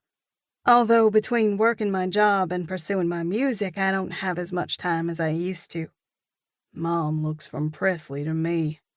So, are y'all dating? She asks, hope flickering in her eyes. You could say that. I toss Presley an adoring grin. The two of us are engaged. What? Mom's jaw hits the floor. When did this happen? Today, I answer, my chest swelling with pride. I'm so sorry to spring this on you, Presley begins, blinking fast. It all happened so fast. Mom's eyes shimmer with tears as her hands go over her mouth. This is fantastic, she breathes. A Christmas miracle. Congratulations!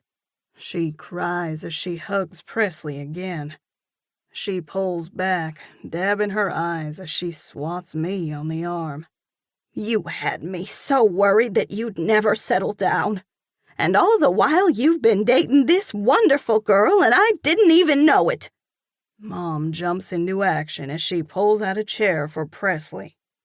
Here, sit down. Can I get you something to drink? We have sweet tea, Coke, milk, thanks to Beau, and water, of course. I'm good, thanks. Mom shakes her head. I still can't believe it, she says, her expression full of such wonderment that it spikes needles through me. Mom will be devastated when she learns that I'm not marrying Presley. Or maybe she won't. Maybe things will work out between Presley and me. I look at Presley and we share a smile. It sends a ray of sunshine through my heart. Why would I ever want to be with another woman when I can be with Presley? A prayer flits through my mind. Dear God, I know I haven't been the best person, but I can change.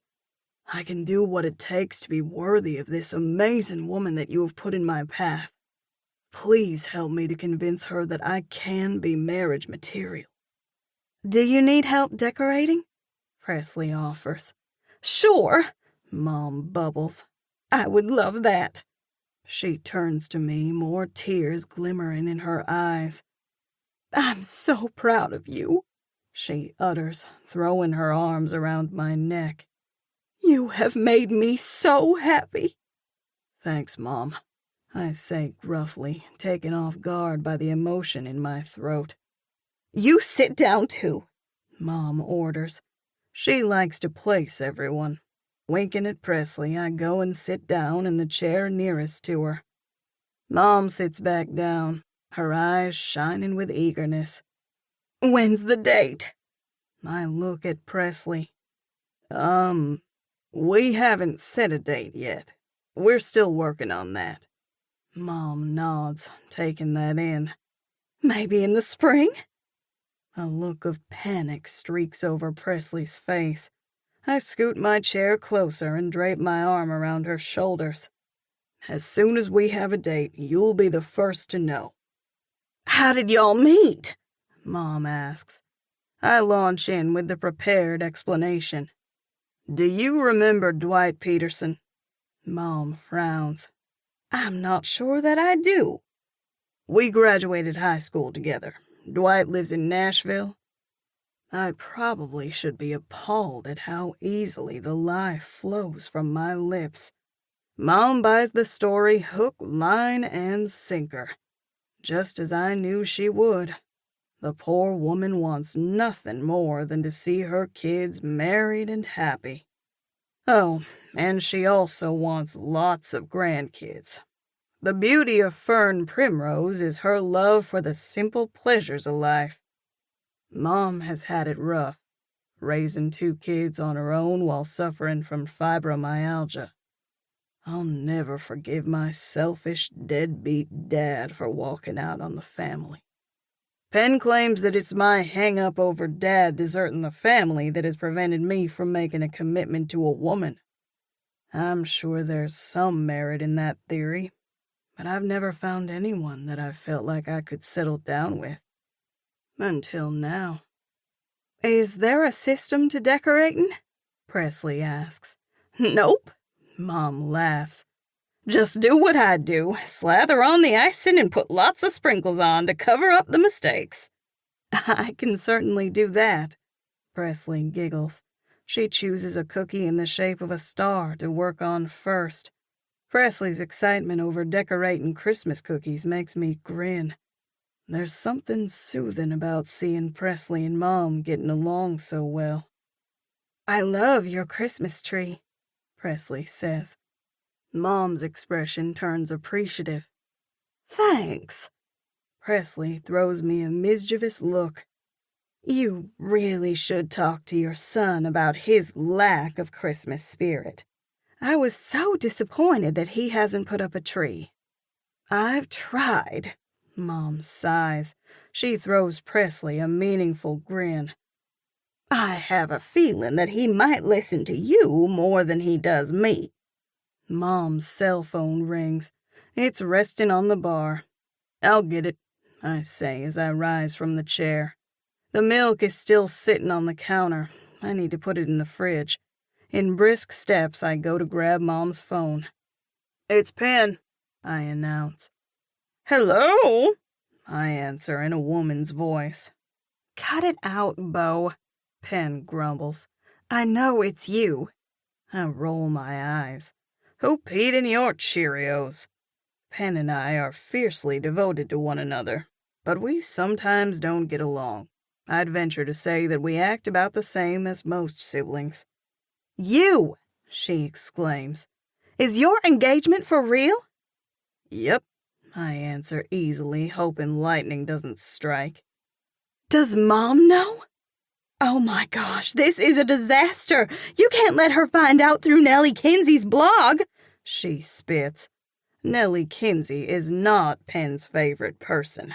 She raked Pen over the coals by writing all kinds of crap about her when she was going through her divorce.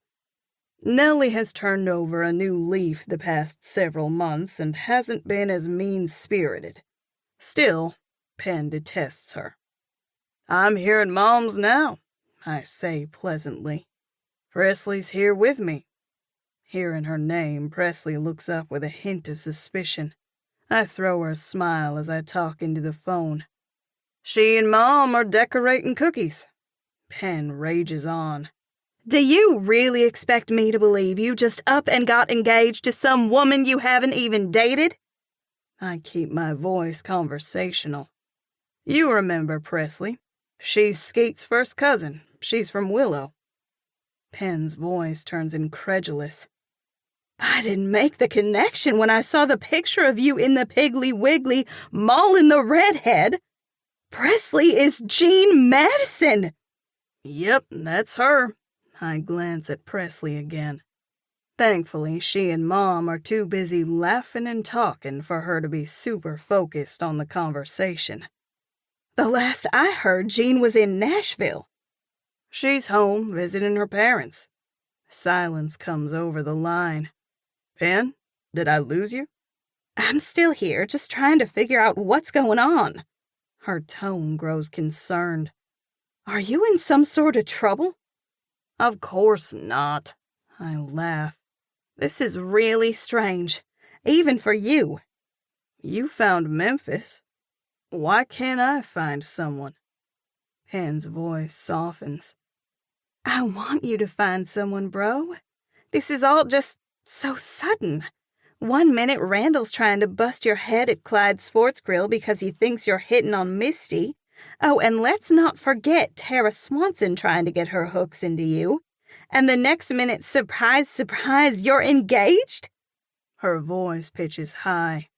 What about all your talk of enjoying all flavors of ice cream and not limiting yourself to just one? I look at Presley, who's laughing at something Mom is saying. She tucks a red curl behind her ear. Something inside me goes soft as I murmur, "Strawberry." What? Pen barks. From here on out, strawberry is the only flavor I need. The certainty of my words seeps deep into the marrow of my bones. It feels right to have Presley here in Mom's home. You really are smitten, Pen says, shocked. A smile tips my lips. Yeah, I suppose I am.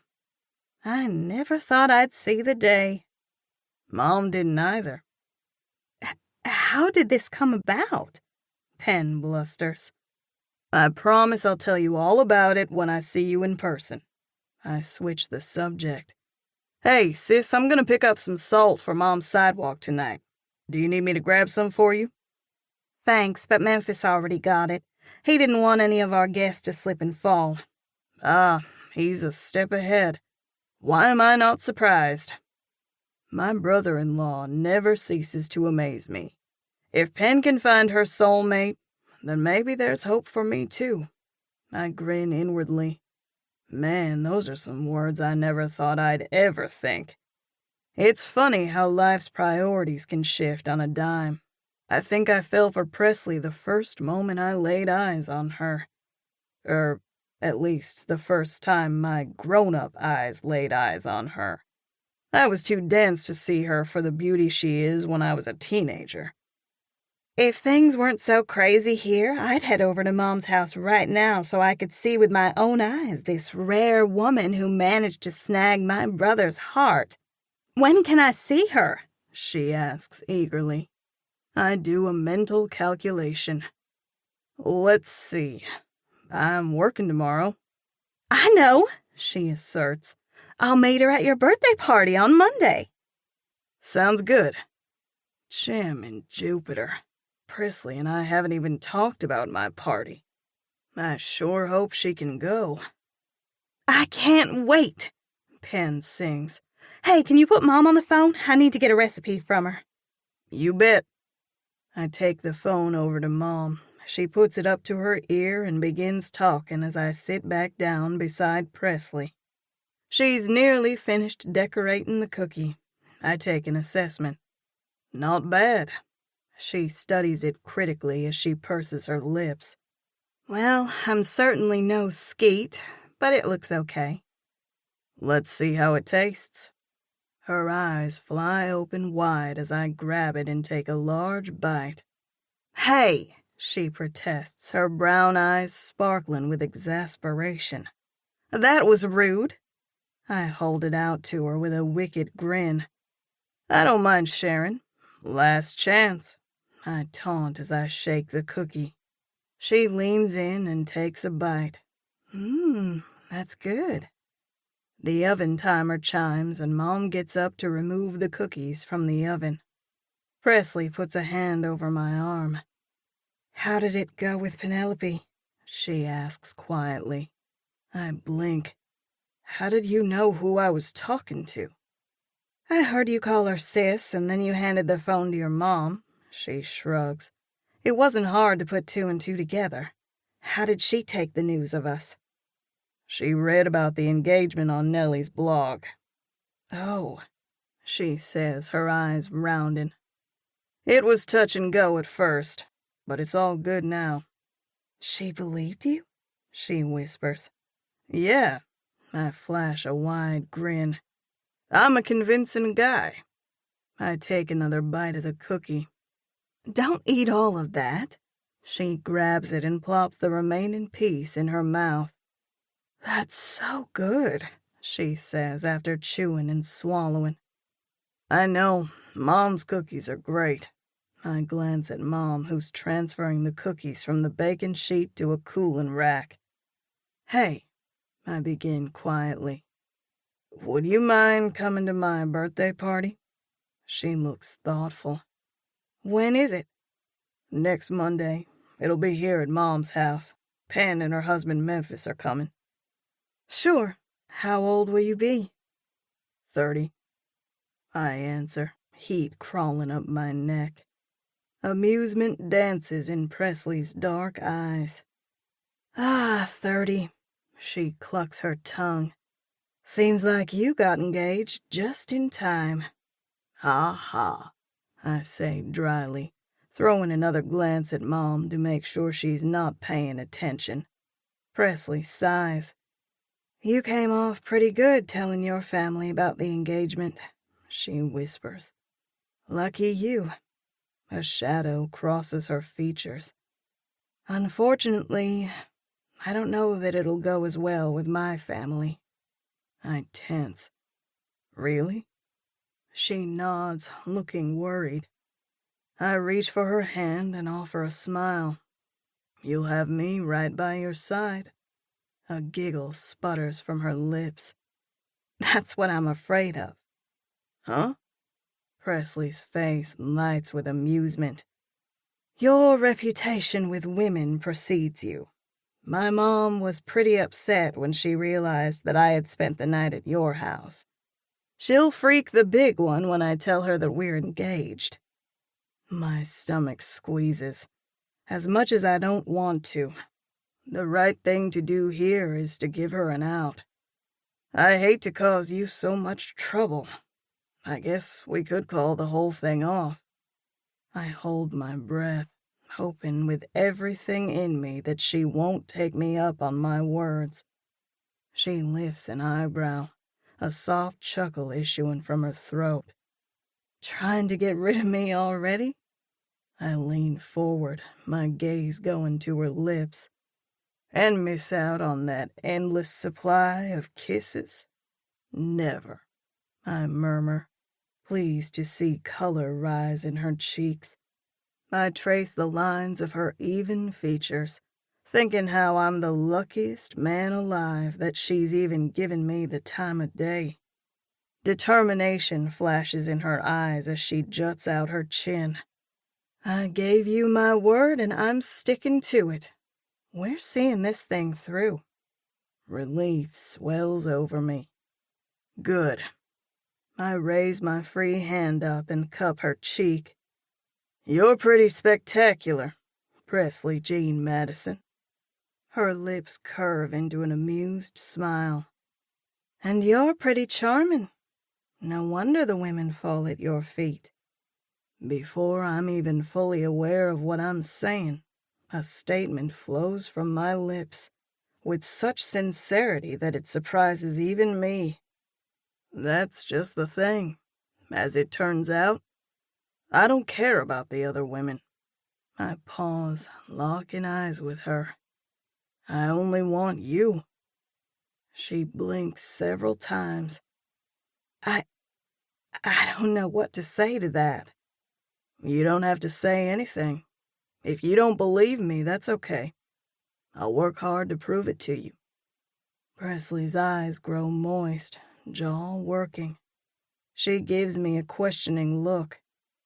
And you've come to this determination after 2 impossibly short days of being around me? Actually, it hasn't even been 2 full days. A grin lifts a corner of my mouth. See what a strong effect you have on me? You're good, she says appraisingly, but her eyes glow with a peculiar light that lets me know that she's pleased with my declaration. Look at the 2 of you, Mom says with a sniff as she wipes at her eyes. I never thought I'd see the day when my boy would fall in love. Pressing her palms together in prayer mode, she looks at the ceiling and utters a heartfelt, "Thank you. It truly is a Christmas miracle." Yes, I utter, looking at Presley. It is. Chapter 12. Presley. I knew it would be tough to tell my mom about the engagement, but I didn't expect her face to turn redder than an overripe tomato. That's about 2 seconds away from bursting wide open. Mom puts a hand on her forehead. This is ludicrous. She looks to my dad for help. Tell her, Garth. Tears of frustration rush to her eyes.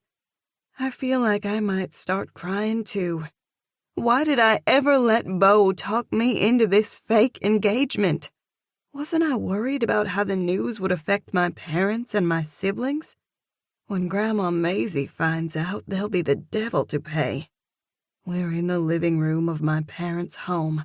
Beau and I are sitting on the sofa with Mom and Dad in the overstuffed chairs directly across from us.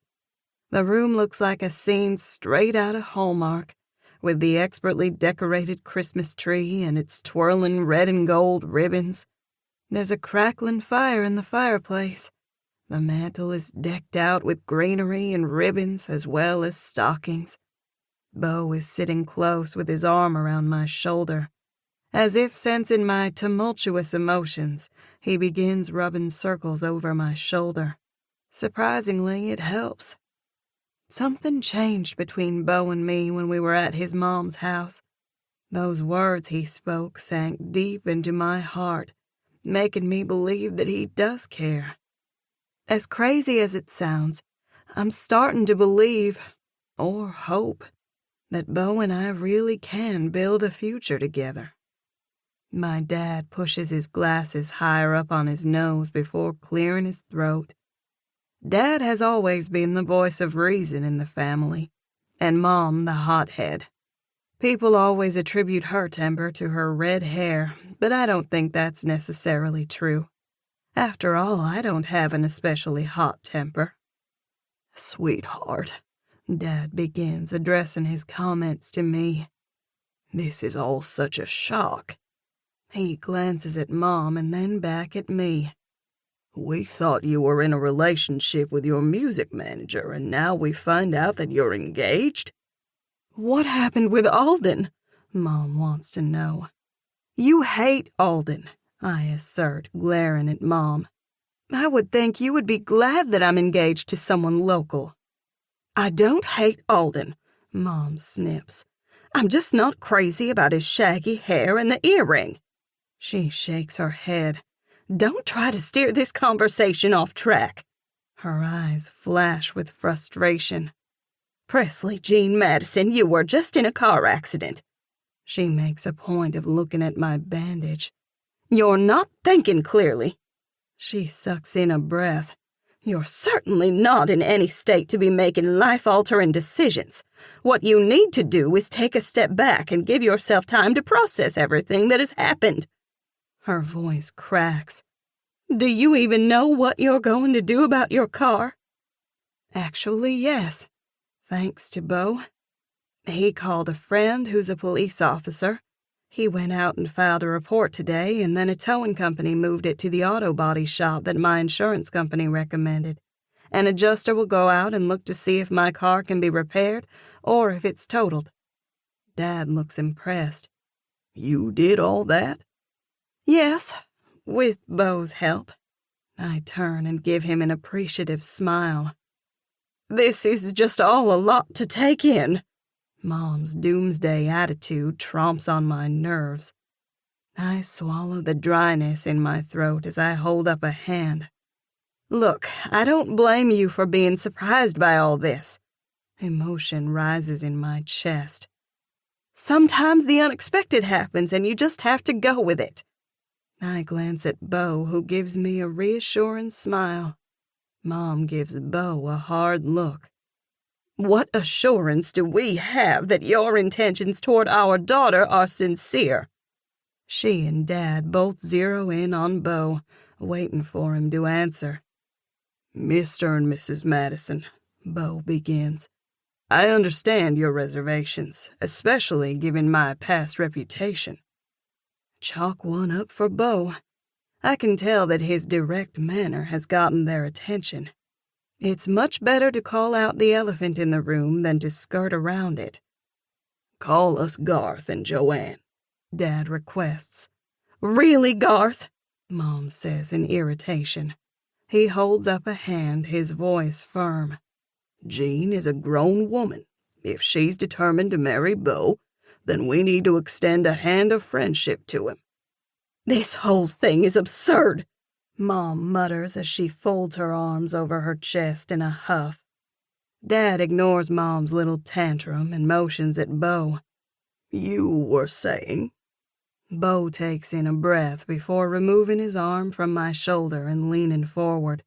He rests his elbows on his thighs, steepling his hands. I realize this is sudden.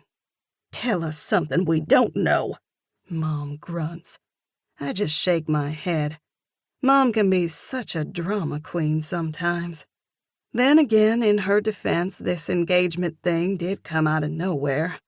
All my parents have to go off of is Beau's reputation. I can understand why they're concerned, but if they would take the time to get to know him, they would discover that underneath the cavalier player persona, Beau is a really good guy. I'm so impressed with how Beau has looked after me since the accident, how he takes care of his mom. The more I'm around him, the more I feel certain that he's the genuine article. He's a breath of fresh air compared to Alden. If my parents only knew how much of a step up Beau was from Alden, they'd be singing his praises right now. Of course, they don't know about the offer from Goldfield Records, or that Alden wants me to compromise my values and my music to sign a big deal. No sense in bringing that up right now and adding more angst to the situation. I need to make my own decision about my career, without Mom and Dad breathing down my neck. Like Presley said, this thing between us took us both by surprise. Beau pauses as if gathering his thoughts. Have you ever been around someone whose very presence makes you want to be a better person? Well, that's how I feel when I'm with Presley. No matter how much time I spend with her, it's never enough. I want more. He throws me a glance, offering a slight smile. Tears press against my eyes. Wow, that was beautiful. I make him want to be a better person? That has to be one of the nicest things anyone has ever said about me. Presley and I haven't made any definite plans yet," Beau continues. "We're more than willing to take things slow and enjoy the journey." His voice quivers with intensity. "All I know at this moment is that I've never felt for anyone what I feel for Presley.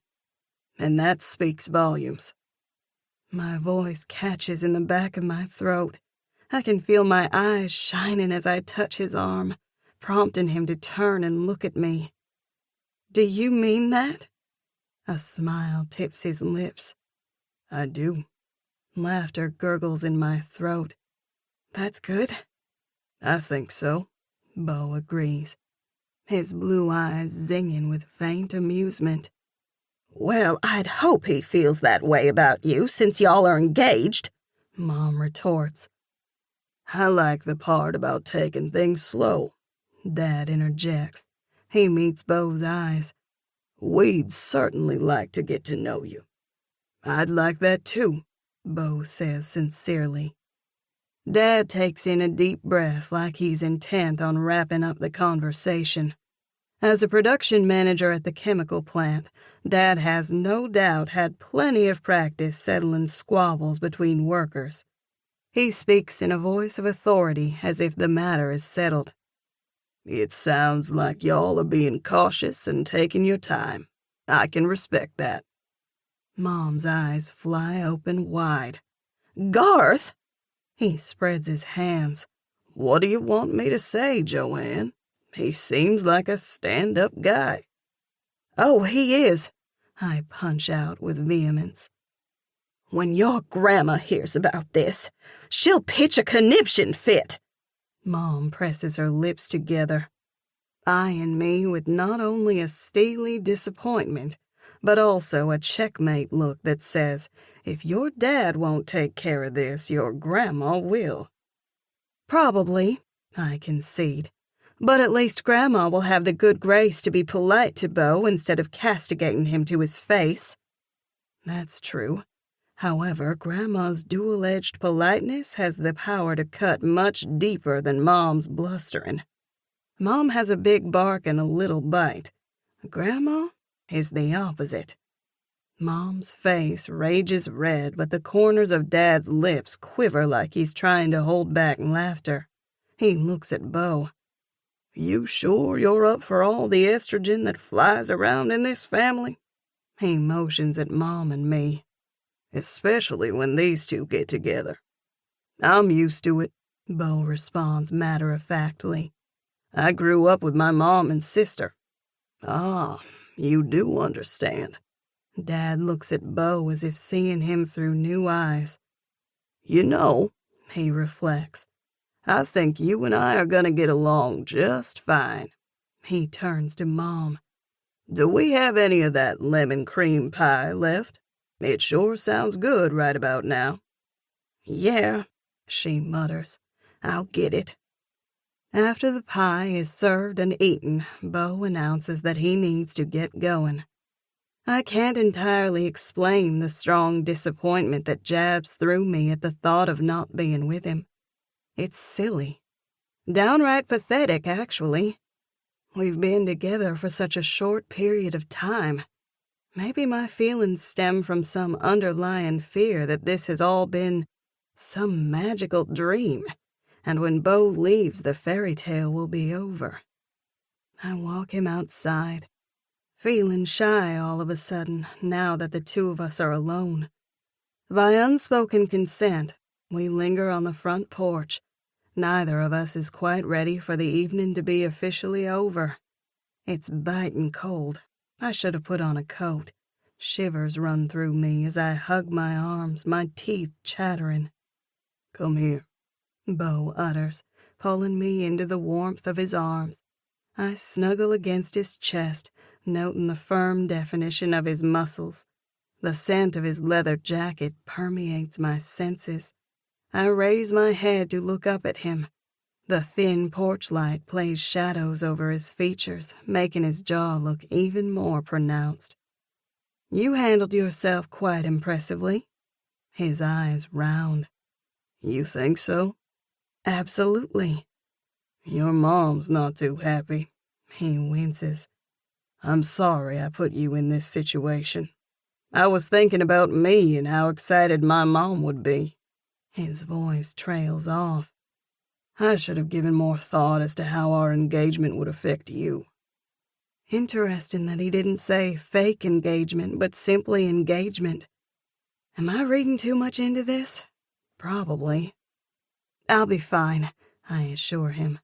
Mom will come around. She and I are always going back and forth about something. He chuckles dryly. Sounds like Pen and me. Questions tumble and roll inside me as I search his face. About what you said to my parents, did you really mean those things?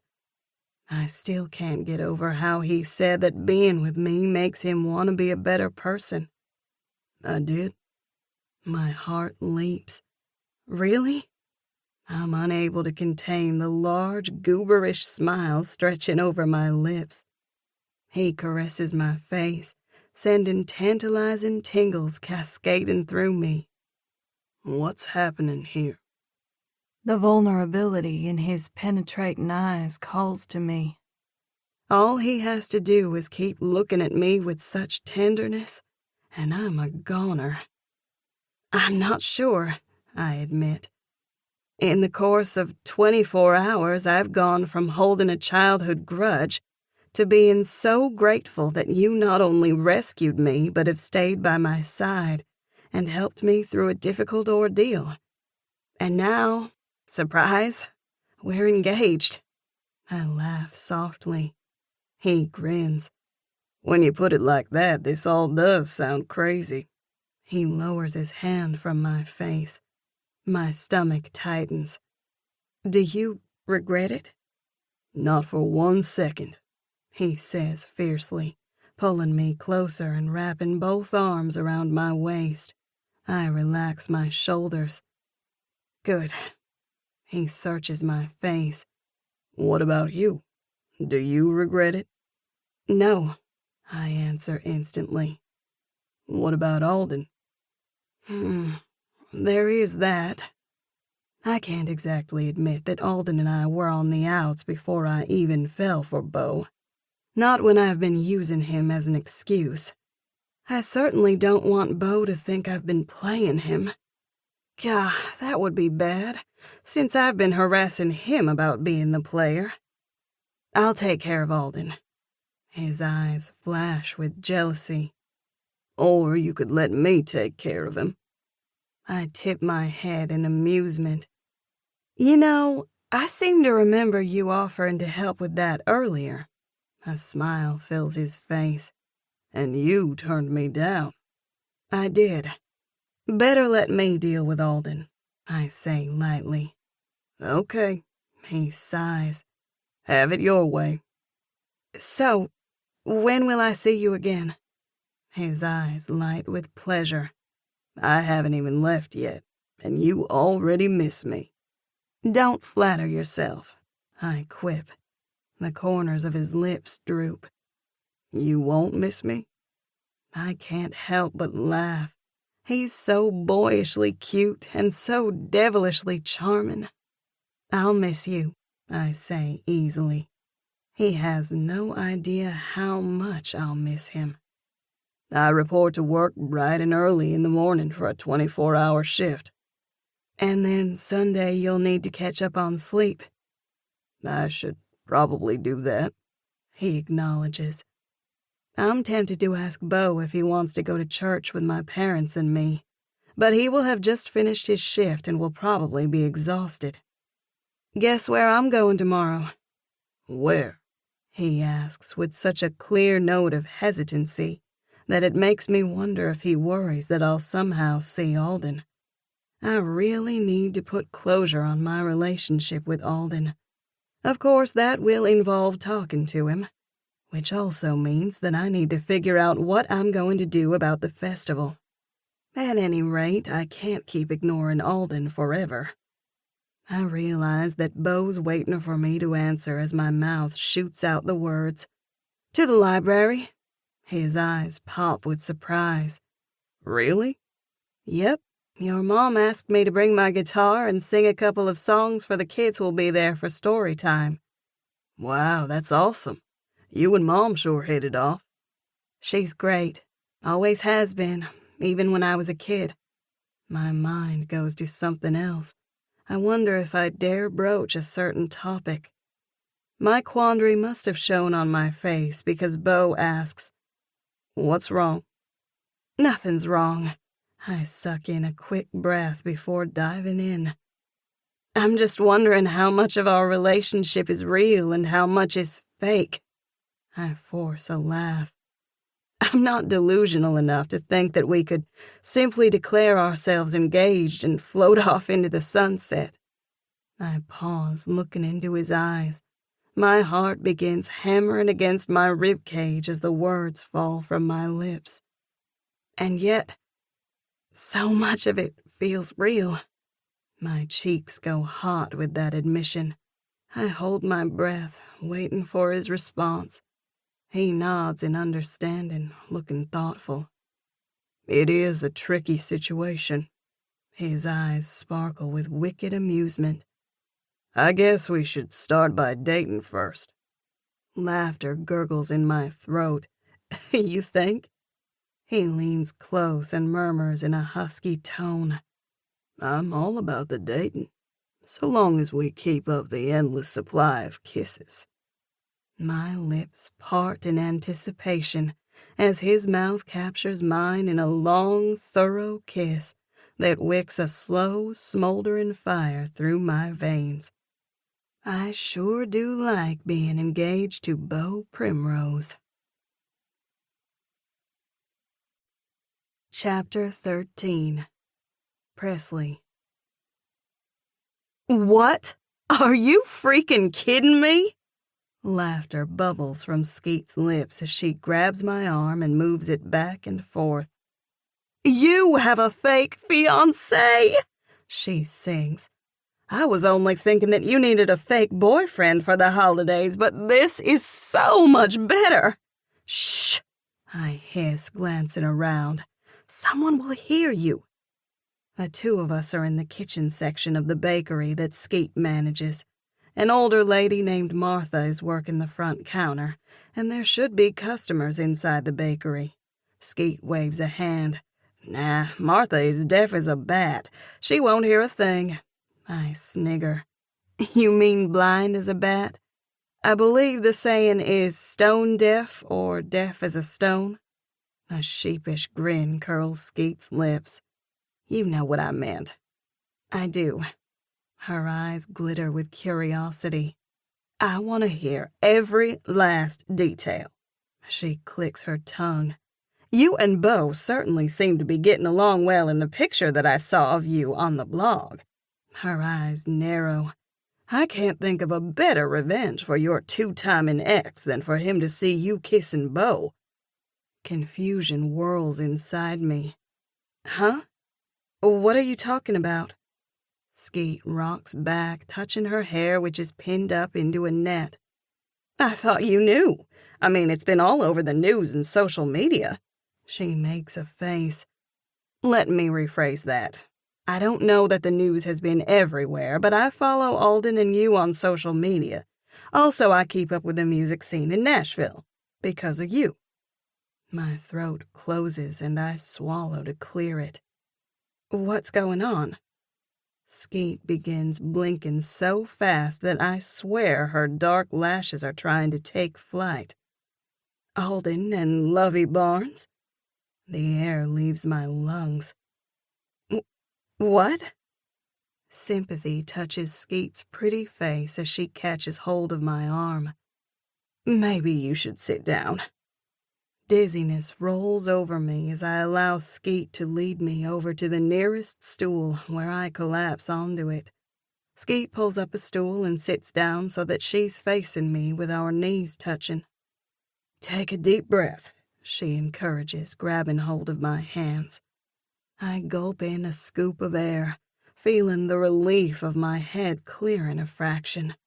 My brain tries to grapple with what's happening. My hair is also up in a net. It makes me feel constricted, trapped. Removing my hands from Skeet's, I reach up and rip the net from my head, allowing my hair to fall freely over my shoulders. There, that's better. I can think now. Are Alden and Lovey together? I squeak, squeezing the hairnet in my hands. The notion seems so absurd, so utterly ridiculous. Lovey has to be at least a decade older than Alden. And yet there did seem to be some sort of silent communication passing between them at our meeting. Maybe Lovey's involvement with Alden was what prompted her to give me an extra week to make up my mind. Skeet, I bark. are they together? She gives me a hesitant look that suggests that she hates to tell it to me straight, probably for fear that I'll either go berserk or pass out cold. That's the rumor. They were seen together having drinks at a bar last night. They left arm in arm. Fury blazes a hot trail through my veins. How could he? I seethe, forgetting for an instant that I've been trading plenty of steamy kisses with Beau. And as far as the world is concerned, I'm now engaged. I'm really in no position to cast judgment on Alden, but still, the fury is there. I shake my head, my pulse thrashing up a storm against my temples. I never could figure out how Alden was able to score the opportunity with Goldfield Records. I hiss, talking aloud to myself. Now I know. Skeet's eyes nearly bug out of her head. You have a record deal? Yeah, I harumph. On the condition that I sell my soul to the devil, a.k.a. Lovey Barnes. Her mouth forms an O. I see. Wow, you've got a lot going on. Yep, I say hotly. my life has been one big party. Skeet shakes her head. I'm sorry. I know how much you cared about Alden. Her words have the magical effect of setting everything straight in my head. I make a face. Actually, I don't care about him. Not like that. I'm confused. If you don't care, then why are you so upset about Alden and Lovey Barnes? I ball the hairnet in my fist and rub a hand over my forehead with the other. I accidentally touch my cut and wince slightly. It's healing up well, and now that I put a clear bandage on and pull my bangs over it, people hardly notice. Mainly, I'm upset that Alden went behind my back. I take in a breath. Also, it muddies up the record deal. What sort of deal is it? I tell Skeet about the festival and Lovey's demands. Skeet's eyes turn to tennis balls. Are you actually considering performing some trashy song in a hooker outfit? It's not a hooker outfit, I counter testily. She gives me a doubtful look. It is pretty dang skimpy, I admit. A few beats of silence pass. My heart is thudding dully in my chest. I don't know what to do, I groan, tears burning my eyes. Do I have it in me to just walk away from the deal of a lifetime? Can you trust that Alden has your best interest at heart? I don't know, I huff. I just don't know, I repeat. You've built your entire proposal on encouraging women to be their best selves, to focus on what's inside. A slight grin tugs at my lips. Platform. Huh? It's platform, not proposal. I wave a hand. Never mind. I'm sure Skeet gets tired of me riding her case about her mixing up words. Truthfully, it's endearing. Skeet lifts her chin. I'm not trying to judge here, but I don't see how you can just throw away all that you've built. Girls and women look up to you. What kind of message will it send if you perform that song? I push out a heavy breath. You're right, I say dully. A headache pulses against the bridge of my nose. I'd been so excited about going to the library this afternoon. In fact, one of the reasons why I stopped by the bakery was so that Skeet could help me bake some cookies to bring. Now I wish I was going straight home so I could climb into bed and bury my head under the pillow. No, I don't want to go home. My heart pulls me elsewhere. I'm taken off guard by the fierce longing that swells inside me. If only I could talk to Beau right now, so I could get his take on what I should do. More than anything, I want to feel his strong arms around me. I want to get lost in the depths of his pristine blue eyes. I want to kiss him until I can't breathe. I want him to tease and razz me like he does. I want to crush over his boyish grin. Simply being with Beau gives me hope for the future. No, I can't go see Beau. I don't want to make him feel awkward by having his fiancée visit him at work. I'll have to wait and see him tomorrow evening after he gets caught up on his sleep. Fern is counting on me going to the library. I have to stay the course. Maybe my time spent with the kids will give me a much-needed diversion. Skeet searches my face. Are you okay? I offer a tight smile. I'll survive. This thing with Alden and Lovey puts a whole different spin on the situation. I'm not sure what to think about it. I'm here for you if you need to talk. Thanks, I say quietly. The oven dings. Skeet rises from her stool to go and remove the chocolate chip cookies. Skeet's cookies are legendary. It's probably good that I'm taking cookies to the library. Otherwise, I'd be tempted to eat my problems away by gorging myself on cookies. The more I think about Alden and Lovey, the madder I get. My back goes ramrod straight. Time to have a long talk with Alden Holt, I mutter as I rise to my feet. I march over and toss my hairnet into the garbage can. Then I make a beeline across the room and get my phone out of my purse. I turn to find Skeet watching me with apprehensive eyes. I'm about to get to the bottom of this, right now. I seethe as I dial Alden's number. He answers on the first ring. Finally, I thought you dropped off the face of the earth. My voice cuts like a knife. Is it true about you and Lovey? Alden riddles out a high-pitched cackle. Have you lost your mind? Don't try to deny it, I roar. You were with Lovey Barnes last night at a bar. The two of you left together. He sputters in disbelief. Lovey is tired of waiting for you to give your answer. She was threatening to replace you. I met with her to buy us more time. My brain races, trying to decide if I should believe him. You were seen leaving the bar with her. We shared a cab. Presley, what's this about? You know how I feel about you. My insides seize with cold, hard guilt as an image of Beau flashes through my mind. I fumble for something to say. Why is it all over the news and social media that you and Lovey are together? I grit my teeth.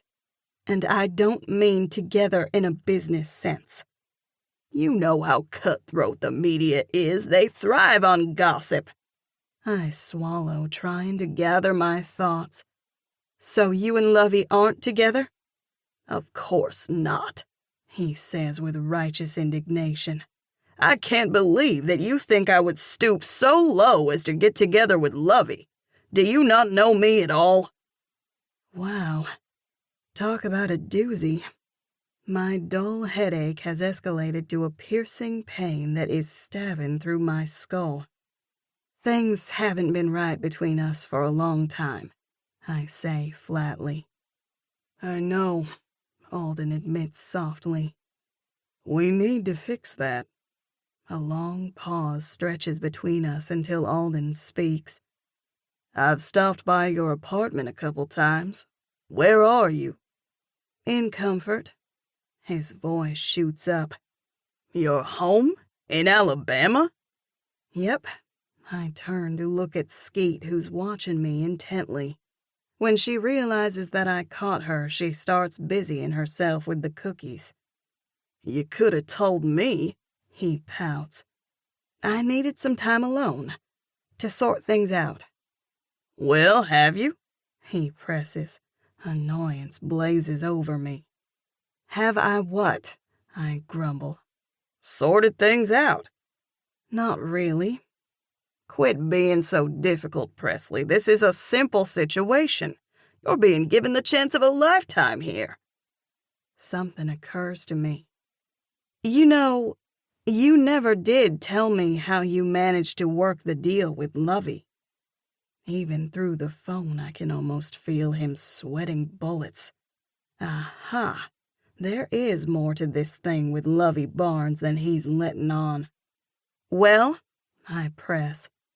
Lovey and I have a good working relationship. That's all you need to know. What's it gonna be, Presley? Are you doing the performance? Panic flutters in my stomach, making me feel hot and cold at the same time. I'm sorry, I have another call coming in. I need to let you go. We'll have to catch up later. I can hear him swearing as I end the call. A second later, he calls back, but I silence the ringing. Well, Skatie prompts, her hand going to her hip.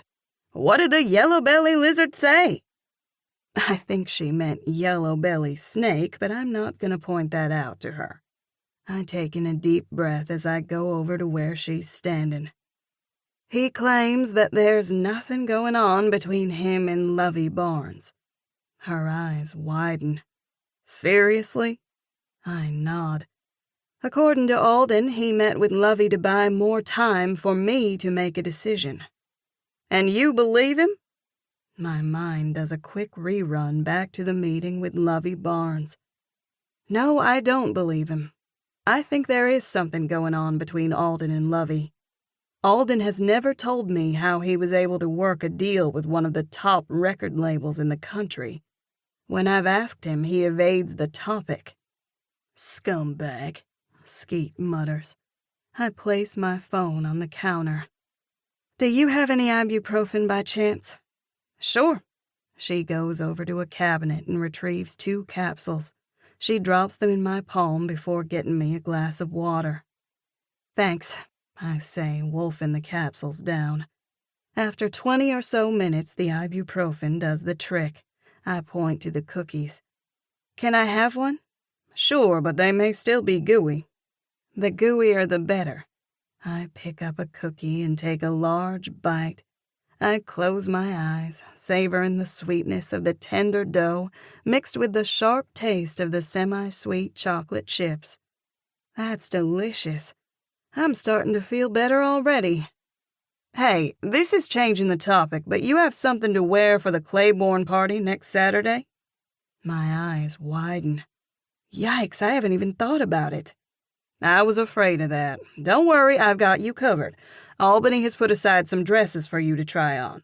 Skatie grins. Pick out what you want. It's on me. I'm touched by Skate's generosity.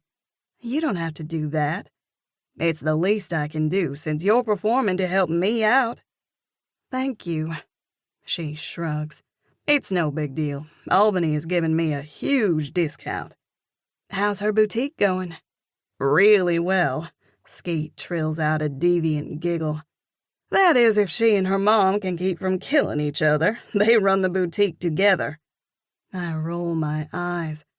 I feel for poor Albany. There's no way that my mom and I could run anything together. Skatie looks thoughtful. I could work with my mom. That's because your mom is a sweetheart. She is, Skatie agrees, her expression going soft. She holds up a finger. It's my dad who would give me grief. She chuckles. He's always wanting to know why we don't serve churros at the bakery. That's a fair question, I tease. Don't tell Dad that. If you give that man a mile, he takes an inch. I giggle. You reversed it. She furrows her brows. Huh? If you give him an inch, he takes a mile, I correct. An impish grin overtakes her lips. Yeah, that's what I said. Skate's dad, Raul, is from Mexico. Her mom, my aunt and my dad's sister, is from Comfort and is about as southern as a person can get. Skeet has beautiful olive skin and dark eyes, but she doesn't have even the slightest trace of a Spanish accent. She's also southern to the core. Anyway, Skeet says as she reaches for a cookie, you should stop by the boutique and pick out something to wear. Okay, I'll do that sometime next week. Skeet takes a bite of her cookie. You know, she muses, I make all the fancy, complicated stuff, but nothing hits the spot like a plain chocolate chip cookie. She places the cookie on the counter. Not all chocolate chip cookies are created equally, I point out. Yours is the stuff angels sing about. Why, thank you, kind cuz, she says with a magnanimous nod. Her dark eyes sparkle with mischief. Hey, what song are you singing for the party? Grandma got run over by a reindeer? She starts clogging as she sings the lyrics. That's pretty good. As far as the dancing goes, I make a face.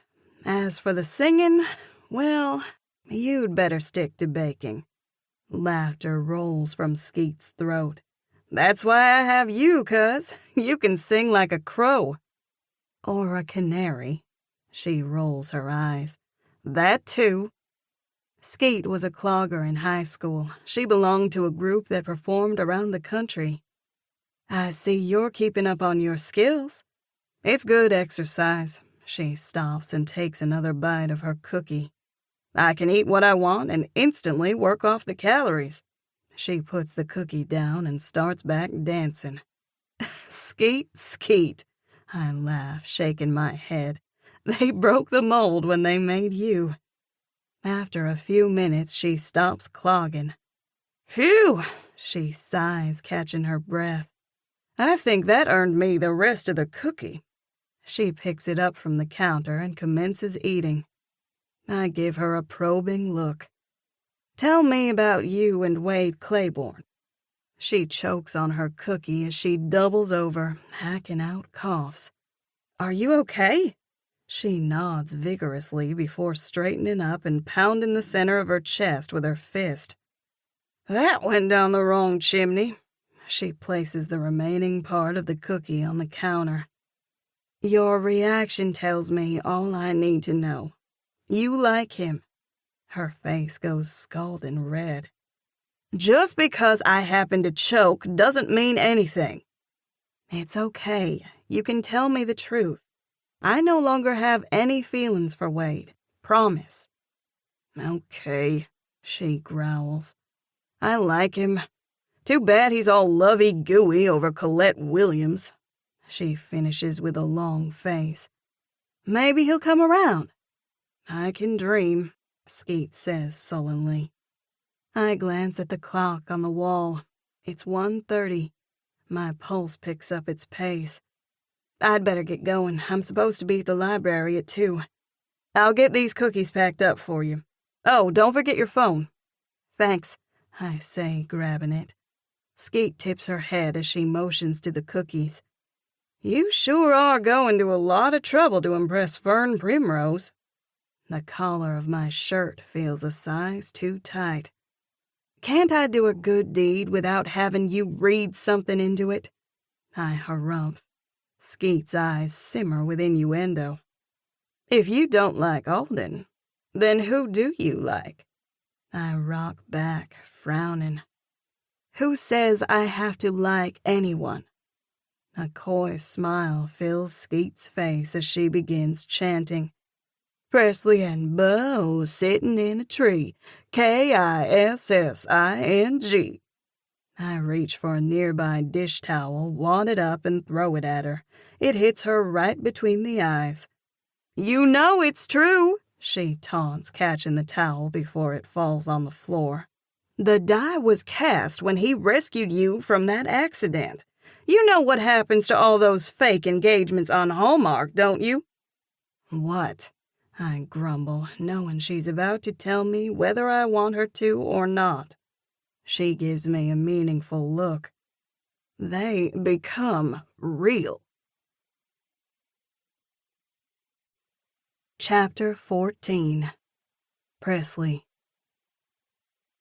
I swear Dad's old Ford pickup truck is on its last leg, or wheel. It sputters and jerks as I shift into second gear to turn into the parking lot of the library. No wonder the thing is having problems. It's older than me, and there's no telling how long it has been since it was last driven. I guess I should just be grateful that I have some form of transportation. I'm not supposed to hear anything from the insurance adjuster until the end of the week. Beau thinks they'll declare my car totaled. He says that's a good thing, because wrecked cars often have problems, even after being repaired. I turn off the engine and open the door. It groans loudly, announcing my arrival. I slide my purse strap over my arm and reach for my guitar when my phone dings, signaling that I have a text. I grimace, hoping it's not Alden. I dig my phone out of my purse and look at the screen. My heart does a little dance that even Skeet would be proud of. It's from Beau. Hey, beautiful. How's your day going? I hope it goes well at the library. If you run out of songs, you could always do Oh My Darling Clementine. Break a leg. B. Grinning from ear to ear, I respond back. I'm heading into the library now. While your song selection is tempting, I think I'll stick with Rudolph the Red-Nosed Reindeer. My fingers pause over the screen, wondering if I dare write the next message. What the heck? I miss you. P. He responds right back. Miss you too, Willow. I stare at the screen, my heart soaring. Is it too soon to declare this love? Probably.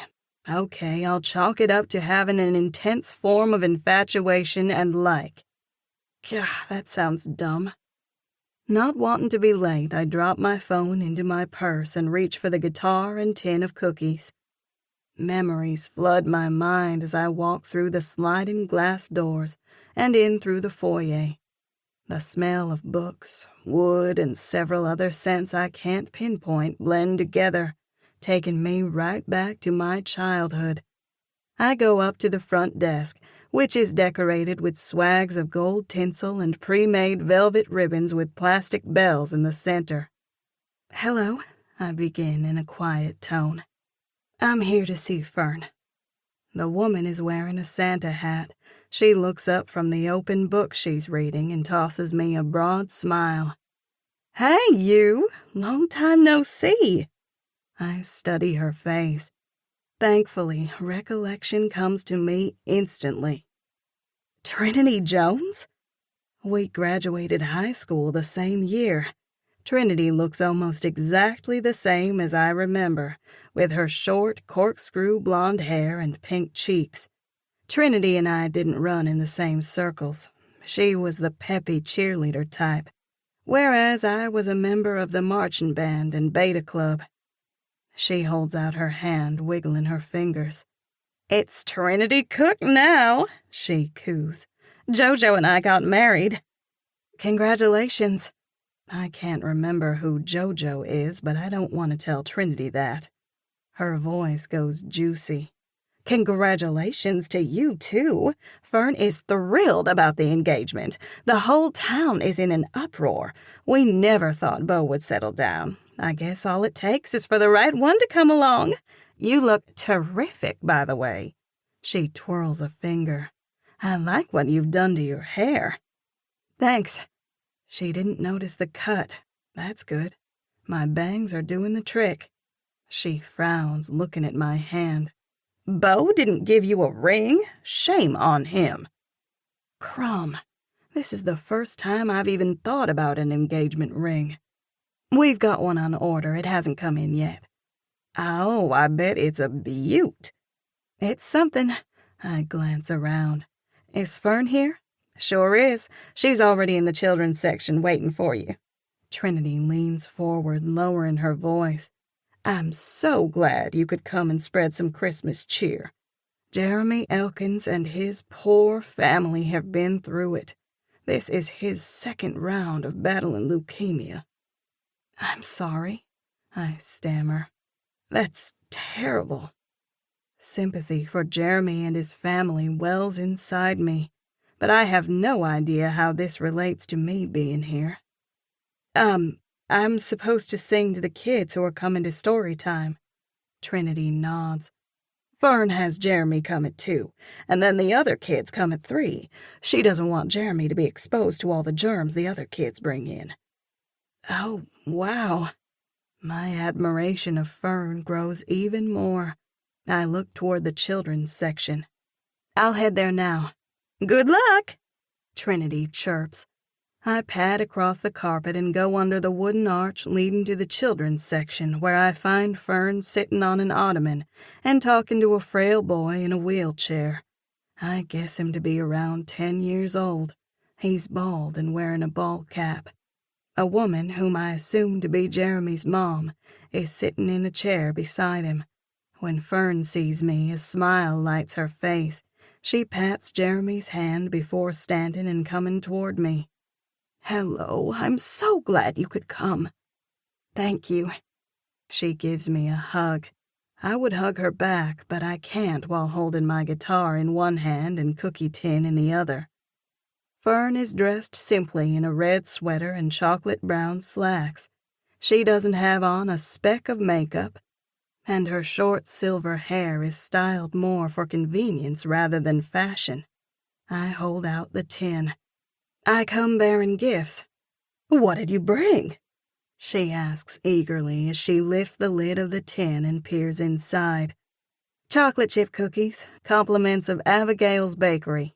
I grin. My cousin Skatie made them. Oh, wow, you brought the good stuff. I need to keep some of these for myself. Come over here and let me introduce you to Jeremy and Sarah. Fern leads me over to them. A smile wraps my lips. Hello, I say, wondering if I'm coming across as too cheerful. I haven't spent much time around people who have serious illnesses. Seeing a child in such a state makes me uncomfortable. Sarah stands. Hello. She's an attractive woman with glossy chestnut hair. Her smile is warm and friendly, but she has an overall sense of sadness about her. No wonder. It would be brutal to watch your child suffer. Thanks for coming. Jeremy and I are so excited to hear you sing. I turn my attention to Jeremy, who flashes me a ginormous grin. Hey, he says in an offhand way that only a kid can perfect. I'm Jeremy. I'm Presley. A lump forms in my throat. I swallow, determined to keep my emotions at bay. Jeremy needs joy and cheer, not some woman breaking down and bawling because she feels sorry for him. Fern pulls a chair over for me. Thanks, I say with an appreciative smile as I sit down and place my case at my feet. I remove my guitar and position it in my lap. Fern and Sarah also sit down. Are you excited about Christmas? I ask Jeremy. His light eyes sparkle as he nods. What is Santa bringing you for Christmas? A Nintendo Switch, Legos, a magnetic dartboard, and a puppy. He looks to his mom to get approval.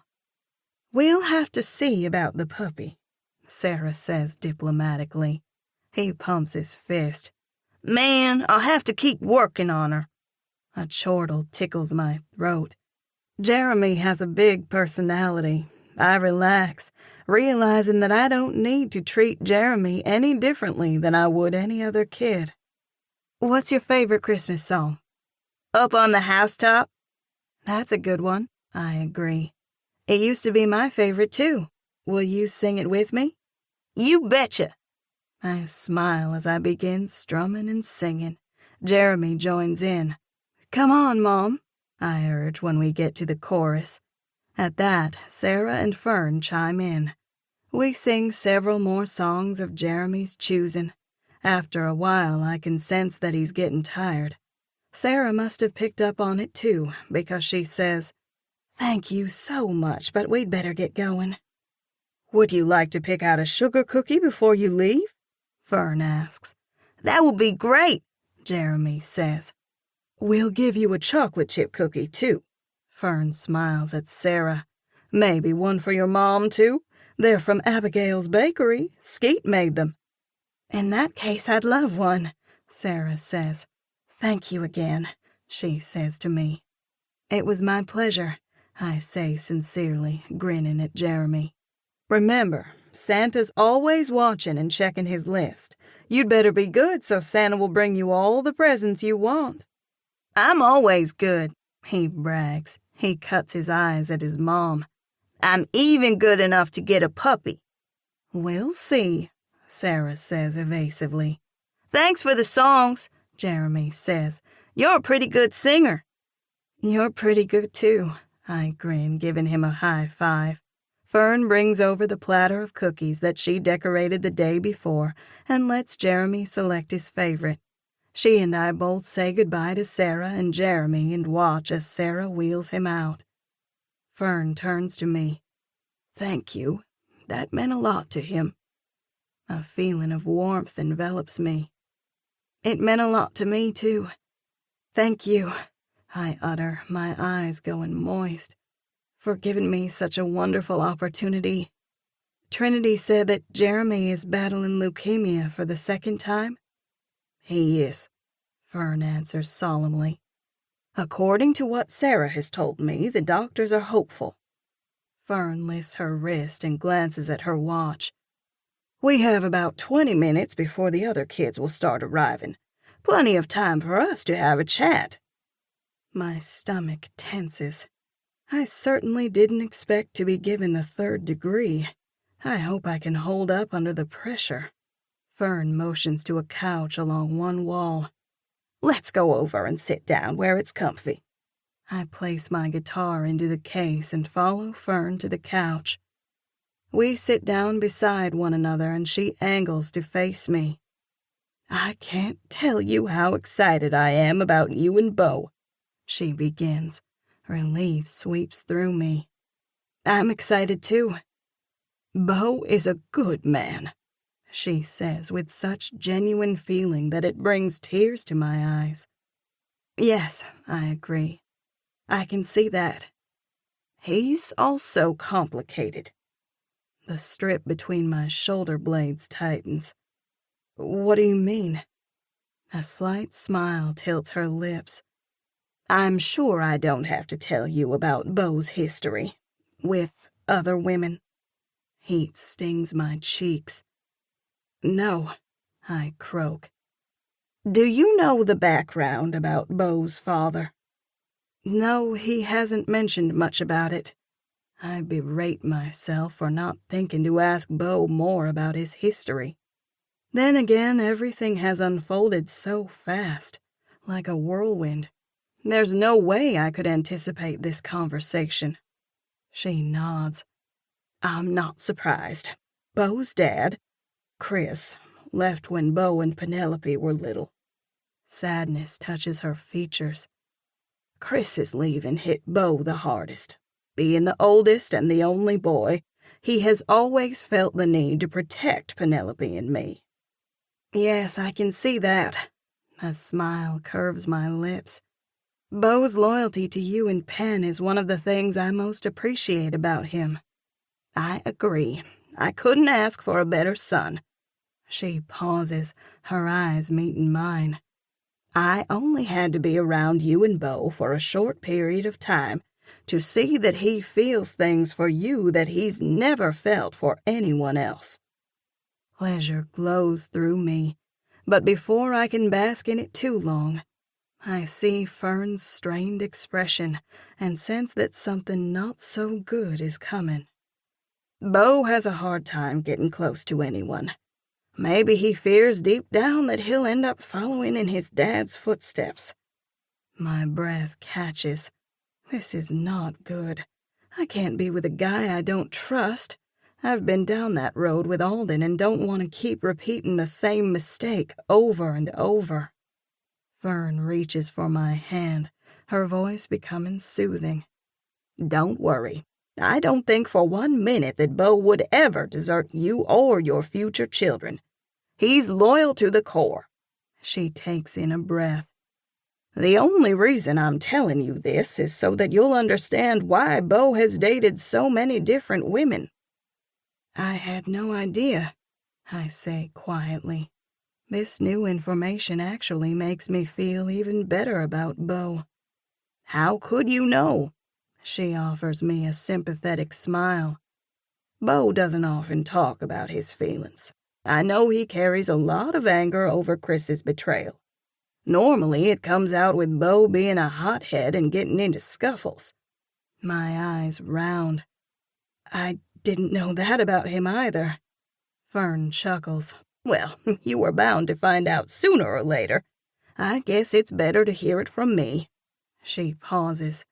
Here's the thing. I don't know that this will happen, but if it does, I want you to be prepared. My stomach knots with apprehension. There's a chance that Beau might try to put up walls to keep you from getting close to him. Okay, that's not a deal killer. I can deal with a few walls. When he gets scared, he covers it up with indifference. If this happens, be patient with him. She searches my face. Can you do that for me? Of course. Good. She sighs. I'm glad we got that pesky conversation over with. She squeezes my hand before releasing it. Fern has a quiet strength about her that's very impressive, especially considering all that she's been through. Briefly, I wonder if I'm overstepping my bounds by saying my next comment. However, I feel the need to develop a close relationship with Fern. It couldn't have been easy on you to raise your children on your own. No, she admits. It wasn't.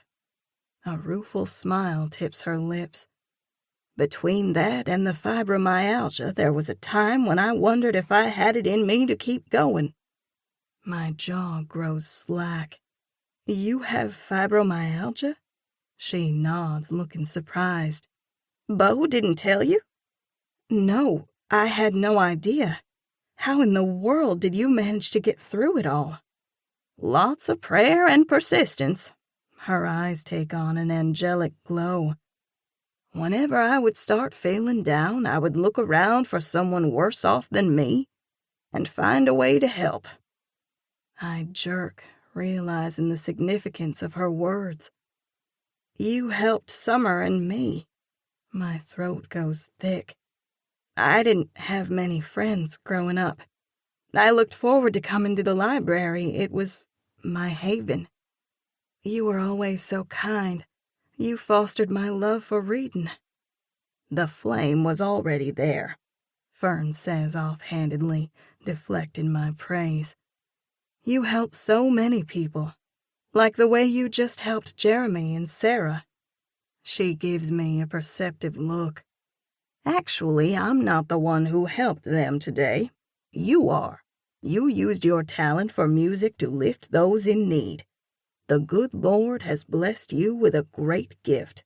He expects you to use that gift to help others.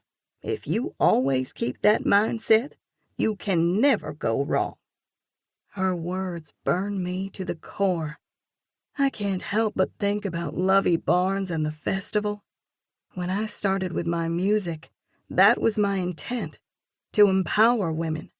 I put my heart and soul into my music. Every lyric meant something. It seemed so simple back then, before money and ambition got in the way. Did Beau tell his mom about my dilemma? It's on the tip of my tongue to ask her when a young girl with pigtails skips in. Hi, Fern, the girl says in a sing-song voice as she does a stomach dive for one of the ottomans. Hi, Mollie. Are you ready to sing some Christmas songs? Yes, she answers gleefully. And then we'll read a Christmas story? We will. Yippee! She exclaims. Fern turns to me and smiles. I have the greatest job in the world. Yes, you do. And so do I, my mind shouts. At least, I did. I guess I need to do some deep introspection. Figure out what I want out of my music and my life. No, that's not it. I've spent way too much time thinking about myself as it is. I need to be more like Fern and turn outward. Maybe I should start asking what I can give.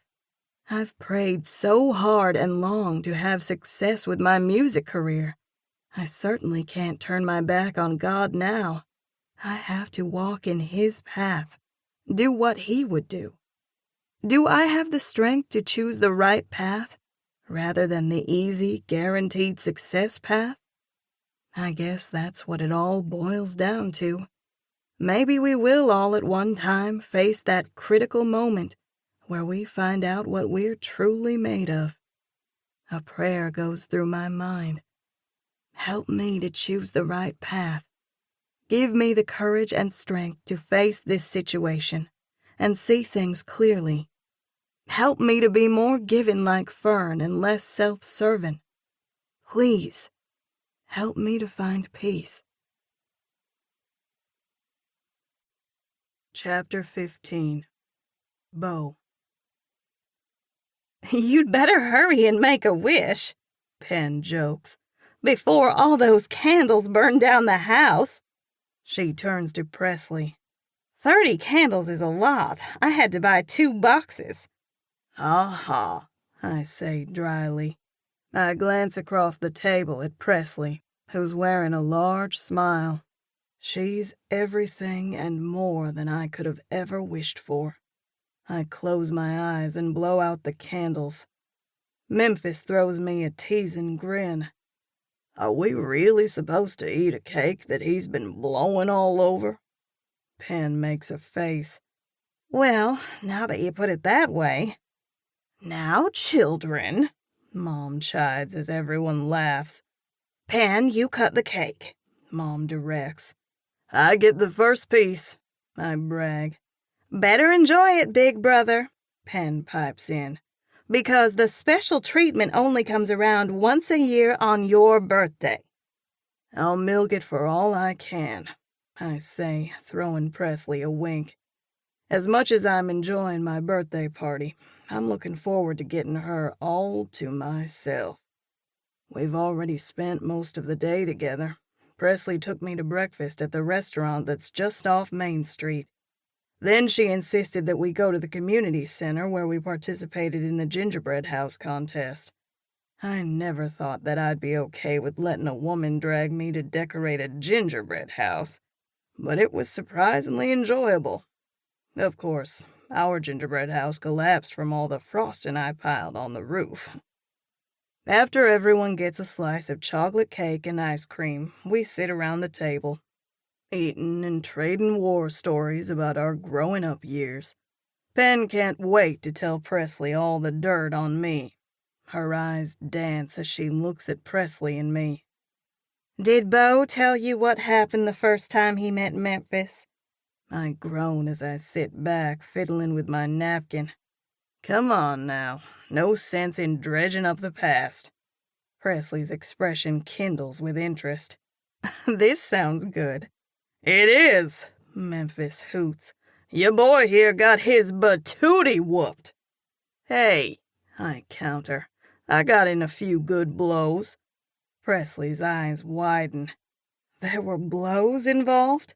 She gives me a questioning look. Oh, yes, Mom laughs. It got gnarly. The cops were called. I slide my arm around the back of Presley's chair. They make it sound so much worse than it was, I say casually. I'm impressed with how comfortable Presley is with the family. She and Pen are getting along great. I didn't realize how well Presley and Pen knew one another. Presley was a grade under Pen and really looked up to her, Skeetin' Blakely. Uh-huh, Pen drawls. You keep telling yourself that. She looks at Memphis and smiles before launching into her story. Memphis moved next door. In an Airstream trailer, I interject. Pen, being the snob she is, wasn't happy about having a trailer and plastic kiddie pool right next to her highfalutin bed and breakfast. I touch my nose as I throw Pen a taunting smirk, taking great pleasure in the color that brushes her cheeks. "You had a kiddie pool?" Presley asks Memphis, her voice wrapped in confusion. "For my niece and nephew," Memphis explains. "That's his story and he's sticking to it," I pipe in. Memphis just shakes his head, an amused grin sliding over his lips. "Anyway," Pen continues, "I heard this awful music blaring, so I went over to talk to Memphis." "Awful music?" Memphis guffaws. "Who doesn't like Eye of the Tiger? It's a classic." "Maybe, but it shouldn't be blasted all over the neighborhood," Pen snips. Memphis looks at Pen in amusement as a sly grin tugs at his lips. "You said you wanted to talk?" "Yeah, talk." "You came over to give me a tongue lashing." Memphis looks at Presley.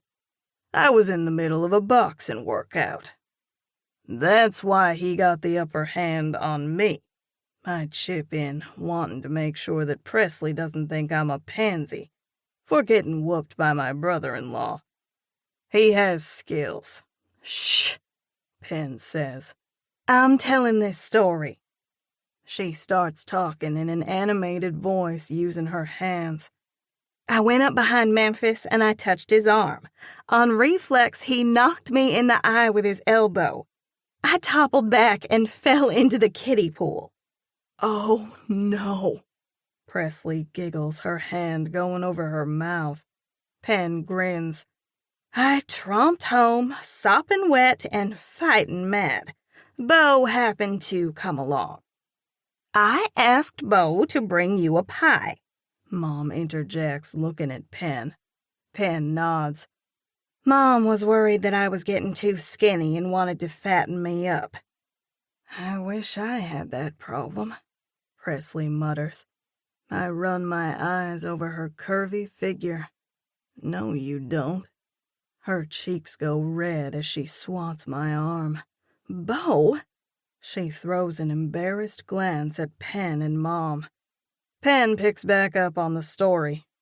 "Beau took one look at my black eye and asked what happened. I told him that Memphis did it, and before I could explain, he charged over and socked Memphis. I went running over, and the two were rolling on the ground trading blows." Hearing this probably makes Presley think I'm a crazy person. I look to get her reaction. To my relief, she doesn't seem fazed in the slightest. Laughter swirls in her eyes as she clucks her tongue. "You're such a menace," she drawls with a hint of adoration. "I thought I was defending my little sister," I chuckle. "I've got a story for you," Presley says, throwing me a wicked look. Pen leans forward. "This I gotta hear." My Grandma Maisie was Beau's 4th grade teacher. Mom's eyes widen. "Are you talking about Maisie Gardner?" Presley nods. Laughter gurgles in Mom's throat. "I'm sure your grandma remembers Beau. I lost count of the number of notes she sent home. I was running to the school on a weekly basis for a parent-teacher conference." Mom dips her head. "Didn't she break her paddle on you?" "Sure did," I answer. "You're one brave woman to get tangled up with that one," Mom jokes. Presley's gaze meets mine, and for a second we're the only two in the room. "He has his redeeming qualities," she says softly. "Beau's in love," Pen taunts. Yeah, I say gruffly, hoping no one will be able to tell that my face is red. A few more family stories go around about Pen and me before Memphis changes the subject. "Tell me about your music." "Memphis has a background in music, too," Pen says proudly. Presley looks at me. "Beau mentioned something about that." She and Memphis talk music for the next little while. "Skate tells me that you're singing at the Claiborne's party on Saturday," Pen says. Memphis and I are going. His eyes go round. We are? Yep, we are. Pen answers decisively. An easy grin moves over Memphis's lips. I guess we are. You're so whooped, I razz. Pen makes a point of looking at Presley. He's not the only one. We talk for a few more minutes until I feel like I can casually say to Presley, I'd better get you home. I'm tired of sharing her with the family and want her all to myself.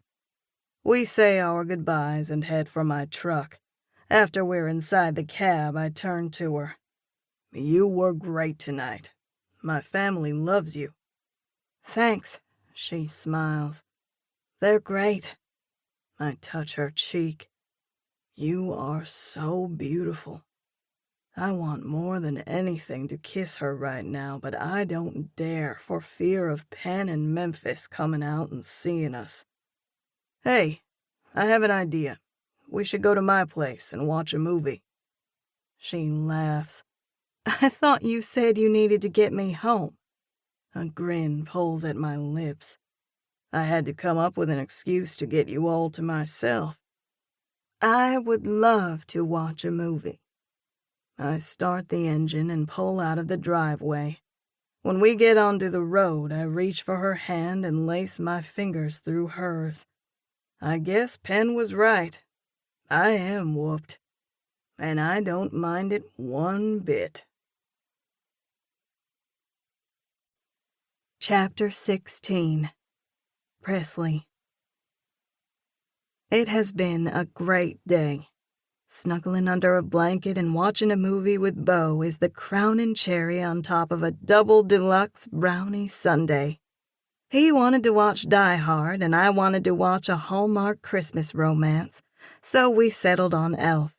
Beau has his arm draped around my shoulders. Admittedly, it's a little hard to concentrate on the movie with him trailing his fingers over my arm. My skin tingles beneath the thin fabric of my sweater. I feel such an intense physical awareness towards him that it's nearly palpable. As if sensing my yearning, his hand goes to my face, and he traces the outline of my jaw. His fingers move down, searing a path along my neck and collarbone. Unable to contain my need for him any longer, I slide my arms around his neck and pull his face to mine. A pleased smile moves over his lips. I've been thinking about this all day, he murmurs. Anticipation quivers through my veins. Me too. His lips crush mine, skyrocketing my pulse. I breathe in his clean, masculine scent, appreciating how tough he is on the outside, and yet tender and compassionate on the inside. Tonight, watching him interact with his family made me love him even more. Did I just think the word love? Yikes, I'm a goner here. When the kiss is over, he pulls back, a smile touching his lips. Now that's a good birthday present, he murmurs. What, you didn't like the ugly Christmas sweater I got you? I got a kick out of how Beau's eyes bugged when he opened his gift from me. Pen hooted, thinking it was hysterical. I like the sense of camaraderie I feel with her. He reaches for the TV remote and turns down the volume of the movie before sitting back and shifting to face me. My mom thinks you're the bomb. Really? Yep. She was super impressed with how you interacted with the kids at the library. Your mom is a good woman. I've been thinking a lot about the things she told me. The deadline is coming up in 2 days. I know I can't go out on the stage and perform some trashy song. And yet it still eats me up inside to know that I'm throwing away the opportunity of a lifetime. Alden has been calling and texting relentlessly. Yesterday I got so frustrated that I texted and told him that I would talk to him an hour before the deadline to give him my final decision. I asked that he stop calling and texting me until then. I haven't heard from him since. Speaking of the library, there's something I want to ask you. I forgot about it until now. Curiosity simmers in his eyes. Shoot. Did you tell your mom about my music dilemma? His eyes pop in surprise. No. Why? She said some things to me that day at the library about helping other people and being true to myself. It hit so close to home that I wondered if you'd told her. A smile tugs at his lips. Mom has a sixth sense about people's struggles. I believe it. She's a woman of great faith. Yes, she is, Beau agrees. I want to be just like her when I grow up. Me too, I laugh. His expression turns serious. I'm glad you brought up the music, because that's what I want to talk to you about. He searches my face. Have you reached a decision? Agony churns in my stomach. I don't think I could live with myself if I lower my standards to suit the whims of Lovey Barnes. I pause, trying to fight back tears. And yet it'll tear me apart to turn down the opportunity. I force a smile before sucking in a ragged breath. Sorry, I don't mean to get emotional on your birthday. He chuckles, his eyes taking on a playful light. Yeah, no crying allowed tonight. You should have waited until tomorrow. A chortle bubbles in my throat. You're terrible, I say affectionately. You mentioned either going along with Lovey Barnes's demands or turning down the deal. He pauses, his eyes lasering into mine. What if there's another option? Hope kindles in my breast. I'm all ears. What if you go on stage and perform your way? A sharp disappointment stabs through me. If only. This time I can't hold back the tears. They dribble down my cheeks. I swipe them away with my palms. I had hoped that Beau might have a viable solution. I know he's trying to help, but he's only filling me with false hope, which is making the situation worse. Hear me out. You tell Lovey Barnes that you'll agree to perform her way. She thinks all is well and good. You work with her people, practice the song, do whatever you need to do in order to convince her. Then, the night of the performance, you pull a switch. You wear what you want and sing one of your songs. A disbelieving laugh scratches through my throat. Are you serious? If I make an enemy out of Lovey Barnes, it's the equivalent of committing career suicide. Is it? Yes, I say emphatically. How much do you believe in your songs and your brand? I give him a hard look. Is this a trick question? A lopsided grin washes over his lips. No trick. Just answer the question. I believe it with all my heart, I say, my voice trembling with conviction. Didn't you say that the best of the best will be at the festival? Yes, I answer hesitantly, wondering where this is going. If you perform, they'll all be there to watch you, along with the rest of the world. Determination flicks in his eyes. You'll get discovered. I guarantee you that. You're too good not to. My mind spins. Could it work? I scrunch my nose.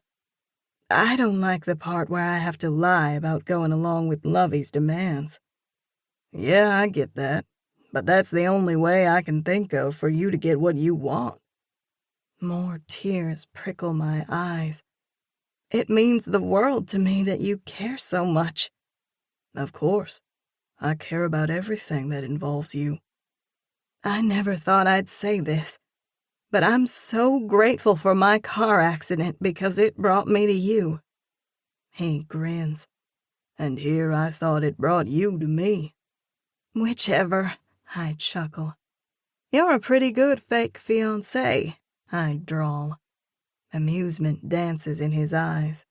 You're not so bad yourself, little chickadee. One of these days we'll have to make it official. Oh, how I love the sound of that. One of these days, I say softly. He gives me an expectant look. So, what's the good word? Do you have the guts to go along with my brilliant plan? Excitement brims inside me as I think of the possibilities. Under one condition. No, scratch that. I have 2 conditions. I hold up my hand. Wait, make that 3 conditions. Melodic laughter rolls from his throat. You're a demanding little thing. I have to be in order to hold my own with you, slugger. I pat his jaw. Let's hear the conditions. I moisten my lips.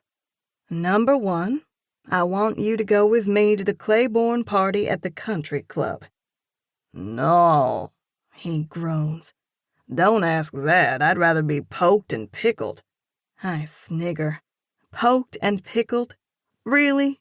Look at the bright side. Memphis will be there. Come on, I urge. Do this one teensy little thing for me. Okay, He pouts. I'll go. And you have to play the part of the doting fiancé. His eyes simmer with amusement. You mean paw all over you and smother you with sloppy kisses? Done. He pushes me back against the couch and begins tickling my ribs and kissing all over my neck. Stop! I giggle as I push him away. Beau is so much fun. I love the scuffling and bantering. There's never a dull moment with him. He sits back up as I do the same, smoothing a hand over my hair. You are a menace. I feign a glower and then break into more laughter. Okay, we got one condition out of the way. What's number 2? You have to go with me to the festival. What day is it again? The 23rd. He frowns. Sorry, no can do. I have to work that day. My heart drops. Really? He nods. Really? A second later, he breaks into a smile. But I can work out a shift change. A heady relief spills over me. Thank heavens, I sigh. If I'm going to do something so reckless and bold, I'll need you there by my side. Done. His eyes caress mine. And for the record, I wouldn't miss it for the world. Don't make me cry again. I blink to hold back the tears.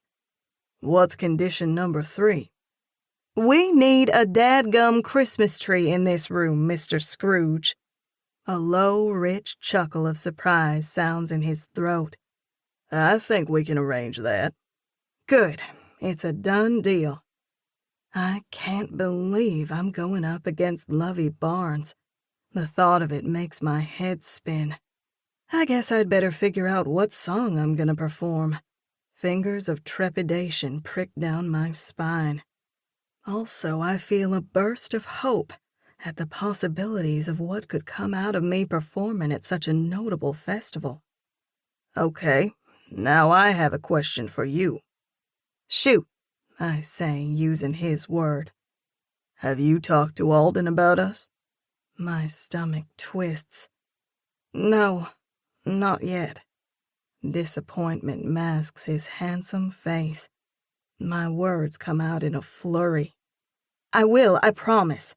My plan was to wait until after I get through this festival ordeal.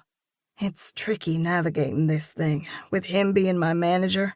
If I do something to tick him off, then I'll ruin any chance I have of performing at the festival. He frowns.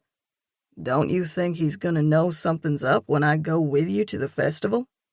Yeah, I'm sure he will. I'll tell him then, after my performance. He gives me a challenging look. What if he gets wind of our engagement before the festival? If he does, then so be it. I look Beau in the eye. You know how you told my parents that you've never felt for anyone what you feel for me? Yeah, he answers warily. Well, right back at you, Beau Primrose. Don't let this freak you out, but I'm falling for you, hard and fast. He cocks a grin. Really? Really, I chuckle. But don't let it go to your head. A devilish light flicks in his eyes. Oh, don't you worry, I won't. Much, he murmurs, pulling me in for another kiss. Chapter 17. Presley. The cavernous ballroom of the country club is decked out with Christmas decorations galore. Both female and male waiters in white button-down shirts and black slacks are meandering through the maze of guests, carrying trays loaded with delicious-looking appetizers and glasses of white and red wine. Way to go, Skeet. You're nailing this. An orchestra is positioned at the foot of the stage, playing festive Christmas music. I keep looking for Skeet, but haven't seen her yet. She must be in the kitchen. I had to get here early to make sure that everything was set for my performance. Why did I let Albany talk me into getting a dress so tight? It's pressing my lungs flatter than a sheet of aluminum. Sweat beads bubble over my nose, and I feel like my insides are baking. I can't remember the last time I was this nervous. It's just a silly party. Maybe I'm freaking out because this is the first time I've ever performed in front of people that I grew up with. Yes, that has to be it. Otherwise, how do I explain the feeling of impending doom that has been clinging to me like the smell of burnt toast all day long? I keep telling myself that everything will be fine, but so far the positive affirmations haven't worked. Don't you look like $1,000,000? I turned to see Albany sauntering towards me, her dark hair flowing like water over her shoulders. She looks terrific in a deep blue dress that shows off her adorable baby bump. I can't breathe in this thing, I mutter, feeling like a stuffed sausage. With a breezy laugh, she hugs me, air-kissing me on both cheeks. You're just nervous. If it's any consolation, you really do look terrific. I'm so glad we went with the white. It shows off your red hair. Thanks, I mumble as I look down at the dress molten to me like plastic wrap. The neckline is lined with fluffy white feathers, which tickle my skin and adds to my discomfort. I want to scratch my skin off just to stop the itching. Albany touches my arm. You'll knock it out of the park. I can only hope she's right. Gavin, Albany's husband, steps up beside her and slides an arm around her waist. He's as good-looking as he ever was. He and Albany are one of those high-fashion, magazine-worthy couples that everyone envies.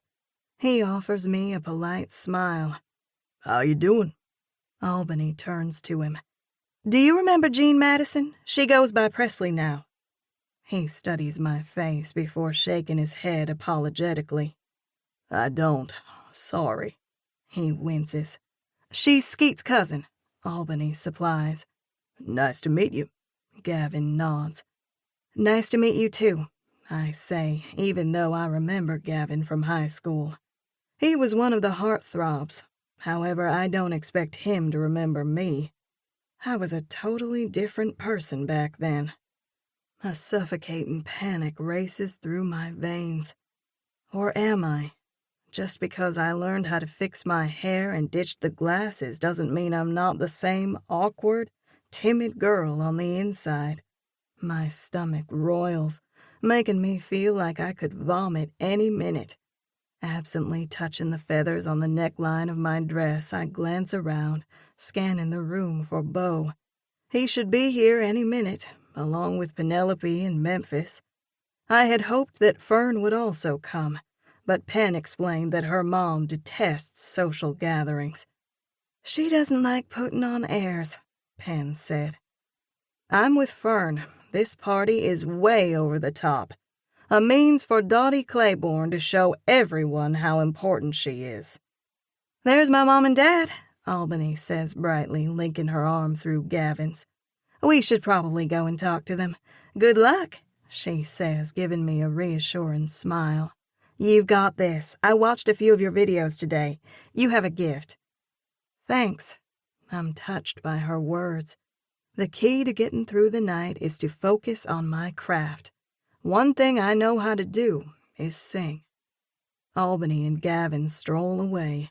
There's nothing worse than feeling alone in a crowded room. I'm sure I know many of the people here, but it seems like it was a lifetime ago since my high school days. And I wasn't exactly Miss Social back then. "There's the woman of the hour!"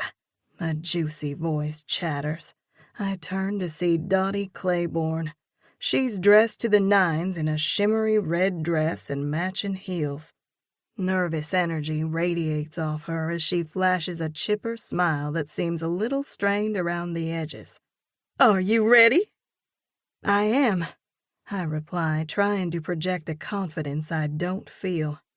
I need to keep reminding myself that I'm doing this to help Skeet. Also, it's good practice for the festival. I'm on the hook now. Just as I promised, I called Alden and told him that I would perform. He hooped and hollered, gushing all over himself as he kept repeating how much he loves me. His proclamation left me with a curious numbness. I certainly don't feel good about deceiving him or even Lovey Barnes. However, my gut says that the two are in league, conspiring against me.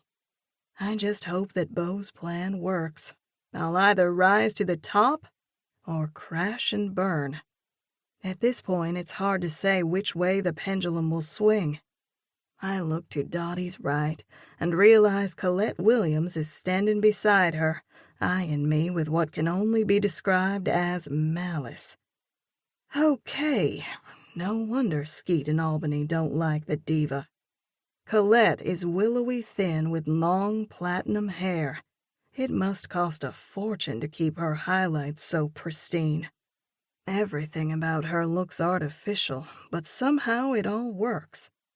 The corners of her lips turn down in a petulant frown.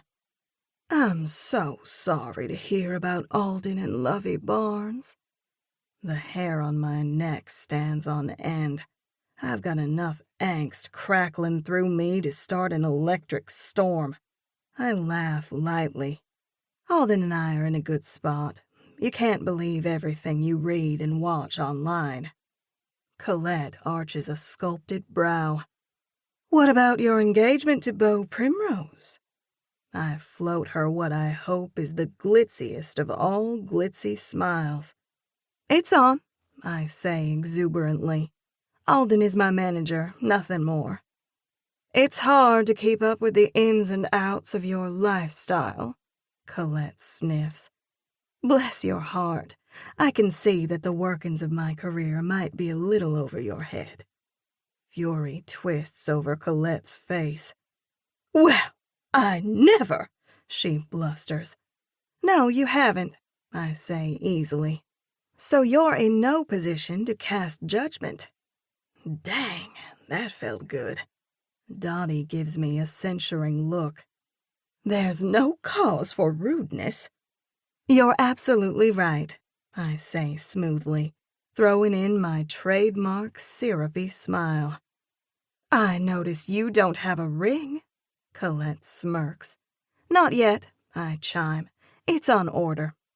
Wade steps beside Colette. He does a double take when he sees me. Hey, Jean, you look fantastic.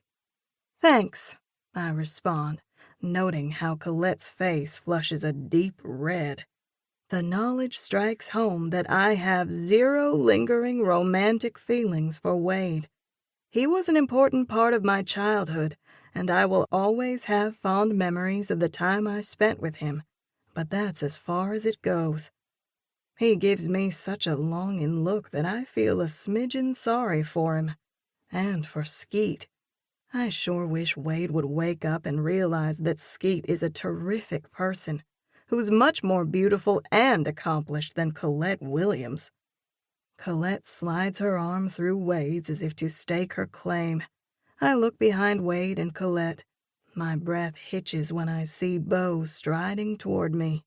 He's wearing a navy sports coat, a crisp white collared shirt with no tie, and gray slacks. All the energy in the room seems to be gathered around him. His hair is wonderfully messy, and his arresting blue eyes have the power to penetrate my soul. He steps up and kisses me on the lips, sending a zing of electricity through me. "Hey," he begins as he drapes his arm around my shoulders. My cells ignite with pleasure at being near him. His gaze flickers over me with a subtle appreciation that transports me high above this stressful, stuffy place to a soft, wispy cloud. "Nice dress." "Thanks." Dottie clears her throat to get our attention. "Is there anything you need for the performance?" She gives me a superior look like I'm one of the hired help. "I think I've got it," I say lightly. Wade's eyes are glued on me to the point where he should feel embarrassed. Beau throws Wade a warning glare that causes Wade to quickly look away. I bite back a smile, liking that Beau's so protective, and a little jealous. It means he cares. "If you'll excuse us," he says with a nod as he maneuvers me away. "Thank you," I breathe, "for saving me from that terrible duo." Amusement crosses his features. "You mean terrible trio?" "Wade's not a bad guy. I mean duo. Colette and Dottie." I grimace. "Those two deserve each other." Worry creases the edges of Beau's eyes. "You don't still have feelings for Wade?" "Not in the slightest," I laugh. To be so cocky and confident in so many ways, Beau is insecure in others. Vern's words come rushing back. No wonder Beau battles demons. It would be brutal to have your dad walk out on the family. Maybe Beau has a hard time trusting people. I hope with time he'll come to trust me implicitly. I catch sight of Penelope and Memphis. They look great together. Another power couple, like Albany and Gavin. Pen frowns, her body tensing. I follow her trail of vision to Tim Norwood and Strawberry Lingerfelt. Well, I guess she's Strawberry Norwood now. They are standing beside Tim's parents, Viola and Bart. Distaste sours my throat. Skeet told me all about how terrible Viola was to Pen. Also, I have zero respect for a man who runs around on his wife. I'm glad that Pen has Memphis. Not only is he much more masculine and better looking than pretty boy Tim Norwood, but he's also a much better person. It occurs to me now that Tim has an aura of entitlement about him that reminds me of Alden.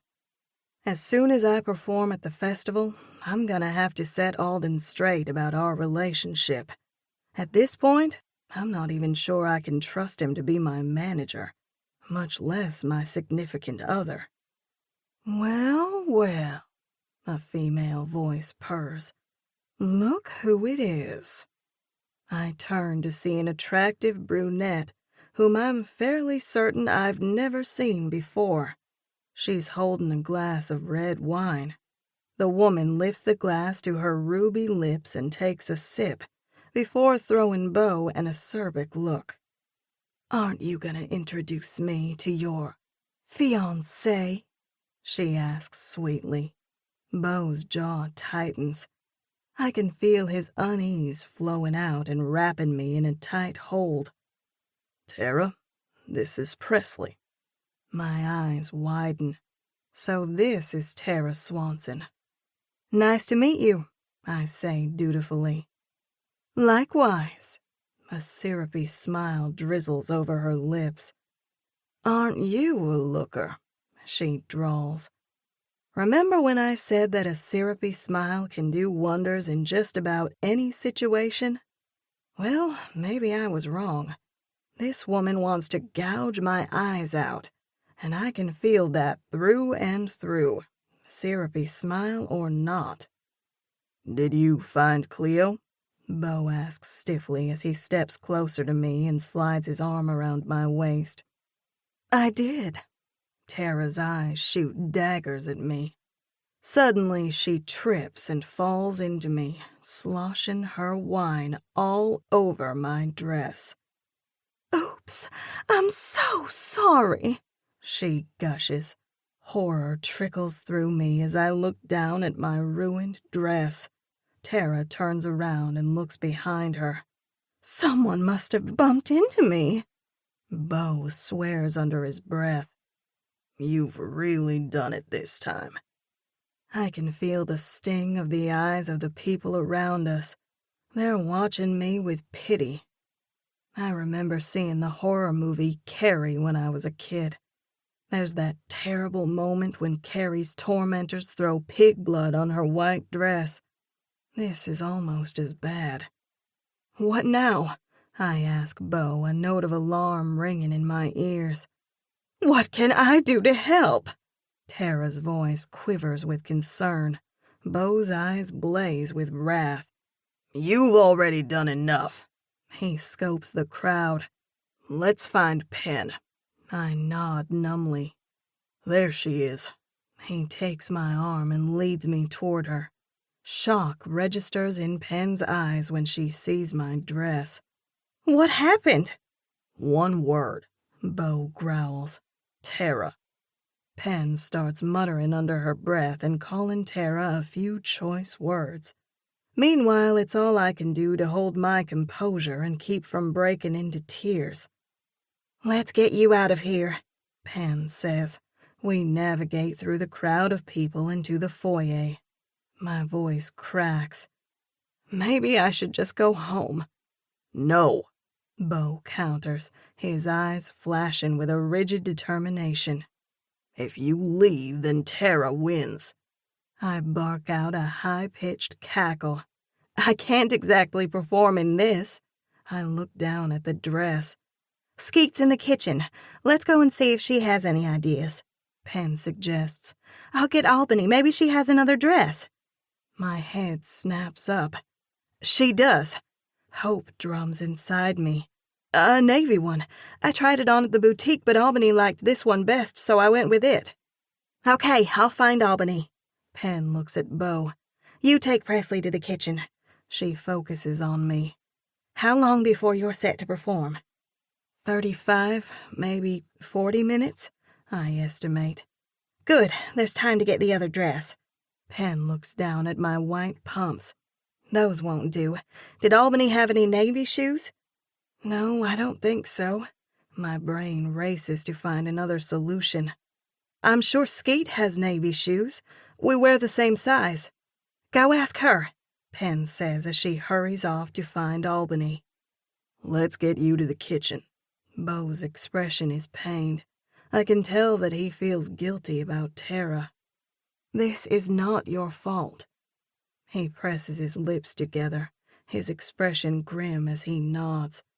Let's go, he clips in the fierce tone of a warrior on the rampage. When we barge into the kitchen, Skeet sees my dress and freaks out. I have to calm her down enough to ask for the shoes. I can't leave in the middle of this job, she says wide-eyed. Wait, I know. I can get my mom or dad to bring the shoes. She retrieves her cell phone from her back pocket. I'll call Mom now and have her get the shoes out of my closet. I pace the floor, waiting for what seems like an eternity before Albany arrives with the dress. A couple of seconds later, Skeet's dad, Raoul, comes in holding a plastic bag containing the shoes. Thank you, I breathe as I rush off to the restroom to change. I'm feeling much better about the situation when I emerge. The navy dress is looser than the white atrocity and doesn't have those pesky feathers. Pen and Beau are waiting for me. I smooth a hand down my dress and offer them an ironic smile. All's well that ends well, right? Right, Beau agrees, looking relieved. We share a smile. Pen's eyes bulge as she looks at my shoes. What? I look down. To my horror, I realize that I have on one navy shoe and one black. The pumps are the exact same style, so I didn't notice when I put them on. This is just great, I cry. My Aunt Barbara can't see worth a flip. I'm sure she didn't realize that she grabbed 2 different colors. Maybe we can get Raoul to run back home and get the other navy shoe." Dottie rushes up all red-faced. "Where have you been?" she demands. "I've been looking all over. It's time for you to go on stage." Her brow creases. "Why did you change your dress?" "The prerogative of a musician." I chuckle as I make a flourish with my hand. Dottie grunts. A second later, her eyes fly open wide. "Are you wearing 2 different colored shoes? This is outrageous!" Enough is enough. I fold my arms over my chest and look her in the eye. "This is as good as it gets," I snap. "Take it or leave it." Hesitation fills Dottie's eyes. "Fine," she concedes. "Let's go." "You've got this," Beau winks. "I'll be waiting for you on the other side." "I'm counting on it," I say with hearty gusto, trying to rouse myself up for the performance. "Don't think about the shoes," I command myself as I glide out onto the stage, waving and smiling at the crowd. My guitar is strapped over my shoulder. I step up to the microphone and slide my hands into position. "It's a pleasure to be with you tonight," I begin, grateful that my voice is steady and strong. "It's not often that I get the opportunity to perform in my hometown." This brings a round of applause. I acknowledge it by nodding before strumming on the guitar. I'm starting with one of my favorites, Silver Bells. I can't exactly describe what happens to me when I perform, but it's like I become this better enhanced version of myself. I feed off the energy of the crowd and actually start enjoying myself. By the time I get to the last song, I'm flying high. This is a good sign. If I can do this well tonight, then hopefully I'll be able to kill it at the festival. Thunderous applause breaks out the second I end on the final note. "Thank you very much." I bow to the crowd and wave. I turn to exit the stage, but stop when I see a man jogging towards me. For a split second, the glare of the stage lights prevents me from seeing the person's face. When he comes closer, my blood runs cold. "Alden?" I sputter. "What are you doing here?" "That was an incredible performance," he says admiringly before turning to the microphone. All I can think is, what is he up to? That persistent feeling of doom I've had all day? I can sum it up in 2 words. Alden Holt. "Good evening, folks," he booms with a grand smile. "Wasn't she fabulous?" He motions to me as more applause breaks out. A few seconds later, he holds up a hand to quiet the audience. Alden is a master at playing to the crowd. He's wearing a navy blue shirt and black slacks. His black dress shoes are so polished that I'm sure I could see my reflection in them. Ew, it looks like the 2 of us coordinated outfits. Just my rotten luck. "As many of you know," Alden continues, "I have the distinct honor of being Presley's manager." He throws me a smile that's as doting as it is dazzling. "I'm also her boyfriend." My breath freezes. All I can think is that Beau and Pen are watching. Why is Alden here? Did he hear about my engagement to Beau? Probably. I'm sure he read all about it in Nellie Kinsey's blog. In fact, Alden could have also read that I was performing at the party tonight. Alden turns to me and takes hold of my hands. All the while, I'm trying to figure out what to do. Should I snatch my hands away and run off the stage? Is my gut instinct about Alden correct? Is he having a fling with Lovey Barnes? Is he trying to sell me up the river? Or maybe I've been painting him as the villain to ease my guilt over falling in love with Beau. My heart twists when Alden gets down on one knee, whips a whopper of a diamond ring from his pocket, and peers up at me with adoring eyes. "What are you doing?" I hiss. Something I should have done a long time ago. Will you marry me? He asks in a voice so loud that he's obviously talking more to the crowd than me. My knees go weak, and not in a good way. Let's go talk about this off stage, I urge. What a disaster. I can only imagine what Beau must be thinking. Alden gives me a pleading look. I love you. He shoves the ring over my finger, leaving a burn over my skin. The ring is so tight it feels like it's cutting the circulation off my finger. I swallow hard, my entire career flashing before my eyes. As much as I want to be successful, there's something else I want even more. Beau. Alden glances down at my feet. Why are you wearing 2 different shoes? I have another pair exactly like them at home, I snap. Now get up and stop making a fool out of both of us. When he rises to his feet, I assume the worst is over. But then Alden turns to the audience, lifts up his arms, and exclaims with a jubilant, "She said yes!"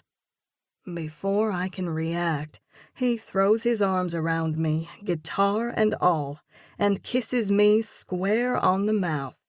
I'm vaguely aware of more clapping as I pull my lips from his and extricate myself from his arms.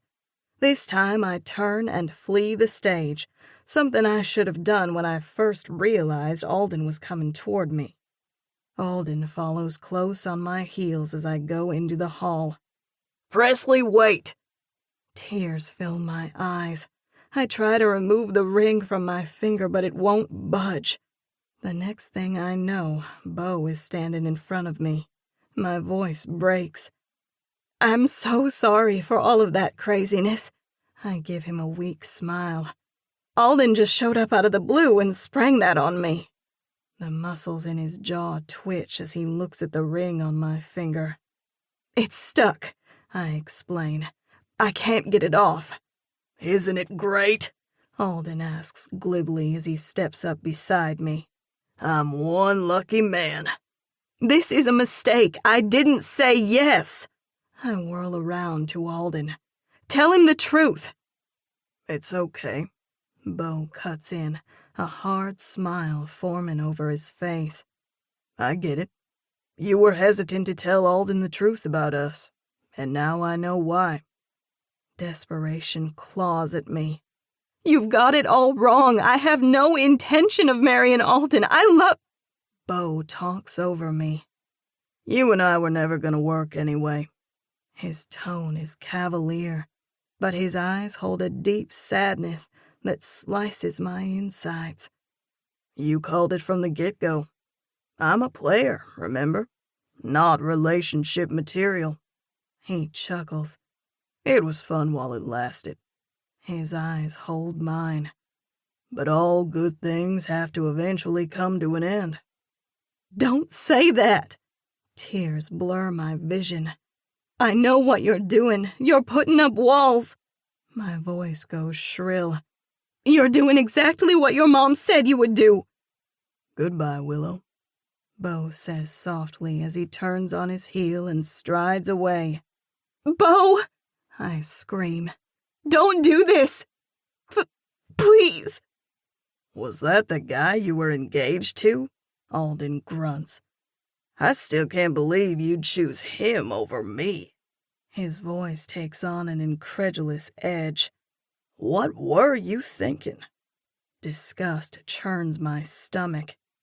You read about the engagement, which is why you came here and put on that public show. Despite what you think, I do love you and will never stop fighting for us. His voice cracks. You have no idea the lengths I've gone to for us. I get up in his face, hurling out the accusation. I know you've been fooling around with Lovey Barnes. Is that how my opportunity with Goldfield Records came about? He blinks. You're way off base. When you step away from your anger and look at this rationally, you'll see that I'm right. You'll eventually come around. Don't hold your breath, I seethe, stomping off. "I'll call you tomorrow," Alden yells. "We've got to prep for the festival. You may be ticked at me right now, but we've got too much on the line to dink around with petty grievances. We're in this together, for better or worse." "There has certainly been a lot more worse than better where you're concerned," I hurl out as I continue walking. Chapter 18. Beau. It has been 5 days since I've seen Presley. I never knew time could pass so painfully slow. She's called me several times but hasn't left a message. Tonight is the music festival. I can't help but wonder if she'll go along with my plan. Oh, who am I kidding? Alden Holt has her wrapped around his little finger. She's probably practicing the trashy song right now. The image of Alden on his knee and proposing to Presley is seared into my brain. The scald of the humiliation is still with me. I keep seeing the rock on Presley's hand and the smug look on Alden's face. And then Presley accused me of putting up walls and had the gall to say that Mom told her that's what I would do. Is it any wonder that I put up walls? Presley's actions have proven to me that I never should have opened my heart. I was a fool. Yeah, she might have put up a feeble protest about not caring about Alden, but the simple truth is that if her intentions toward me were genuine, then she wouldn't have put off telling Alden that the two of us were an item. I'm a simple man. My house isn't fancy. I like living in a small town where I'm surrounded by my family and friends. Presley is destined for stardom. I was telling her the truth when I said that I knew how a relationship between the two of us would end. She would have eventually left me the same as Dad left Mom. It was better to rip the Band-Aid off and move on with life. I grip the metal bar and strain to lift the weights. I'm bench pressing more than my usual, and my muscles feel it. I should probably have a spotter, but my need to be alone outweighed my desire for safety. I've already run 7 miles on the treadmill, going full force. The only thing that quiets the raging in my head is a good, hard workout. Jasper strolls into the gym and announces, "Short fuse, you have a visitor." My heart lurches with the unreasonable hope that Presley might be here to see me. As soon as the thought percolates in my mind, I squash it flat. I place the weights back into the metal prongs and scoot out from under the bar. Sweat drips from my forehead in buckets, stinging my eyes. I reach for my towel and dab my eyes before looking to see who's here. "It's you," I mumble to Pen. Good to see you too, big brother. Her hand goes to her hip as she tosses me a taunting smile. Were you expecting someone else? I'm not in the mood. I scowl. I go over to the wall and retrieve a jump rope.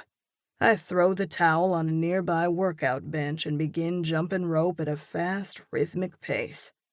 Jasper's eyes round as he looks from Pen to me. "I'll just leave you two alone," he says as he makes a quick exit. Jasper knows I've been in a foul mood, so he's made a point of staying out of my way. I wish I could say the same for my sister. Would you please stop? Pen asks in exasperation. We need to talk. Now. Fine, I grumble. I stop turning the rope and nearly trip over it. What do you want? I demand. Her eyes narrow. I always knew you were a block-headed, stubborn mule, but this takes the cake. Tell me how you really feel. I grunt, reaching for my towel. I rub it across my forehead. Are you really gonna hole up in this sweat box and let the best thing that has ever happened to you slip through your fingers? Presley made her choice. I growl. Has she? She's engaged to her pretty boyfriend. You saw the whole thing. I go over to the wall and hang up the jump rope. Pen picks her way over the rubber mats to where I'm standing. I talked to several people who were close to the stage. Presley never said she'd marry Alden. In fact, according to Heidi Bennett, Presley looked downright distraught. Alden shoved the ring on her finger and then jumped up and announced that she said yes. Let it go, Pen, I warn. Her eyes spark. No, I won't let it go. She lifts her chin. I talked to Presley. My pulse ratchets up. When? A few days ago. I called her and we had a nice little chat. You need to mind your own business. You are my business, bro.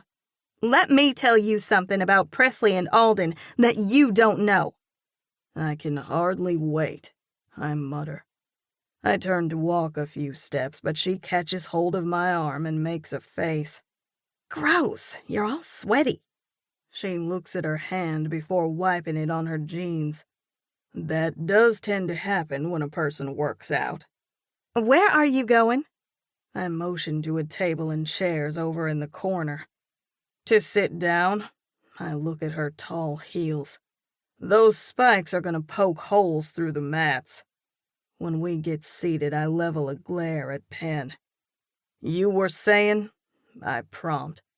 A very small, pathetic part of me is interested in hearing what it is that I don't know about Presley and Alden.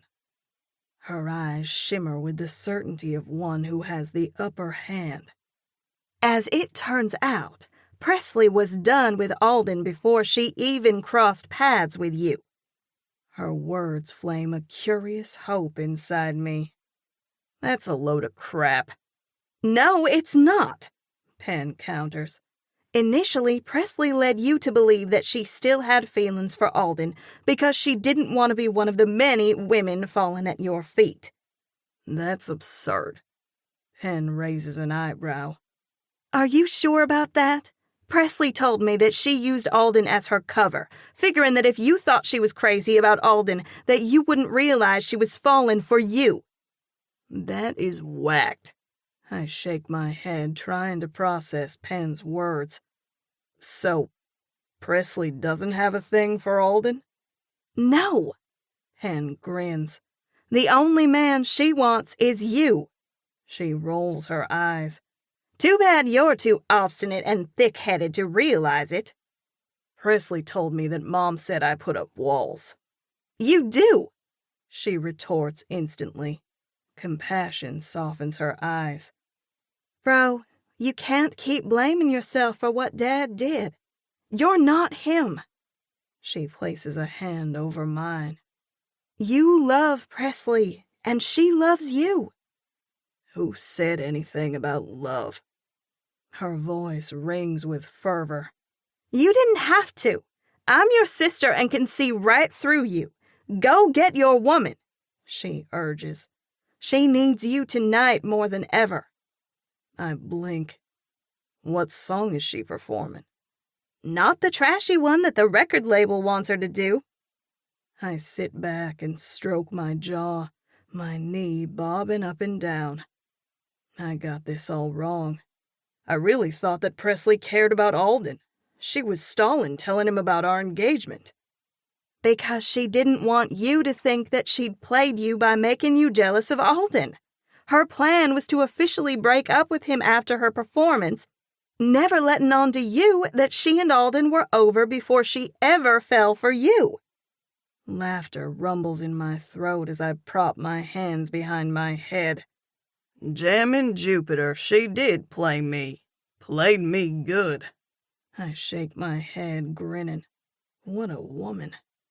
Pen holds up a finger. Presley also told me about her car accident and that your engagement was fake. She giggles. Wait until I tell Albany that Mac Holder is the one who started the whole thing. I frown. What does Albany have to do with Mac? She went out with him once. It was a train wreck. I can imagine. Pen eyes me with reproof.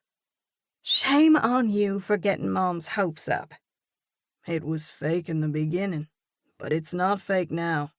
I'd marry Presley today if I could. No truer words have ever been spoken from my lips.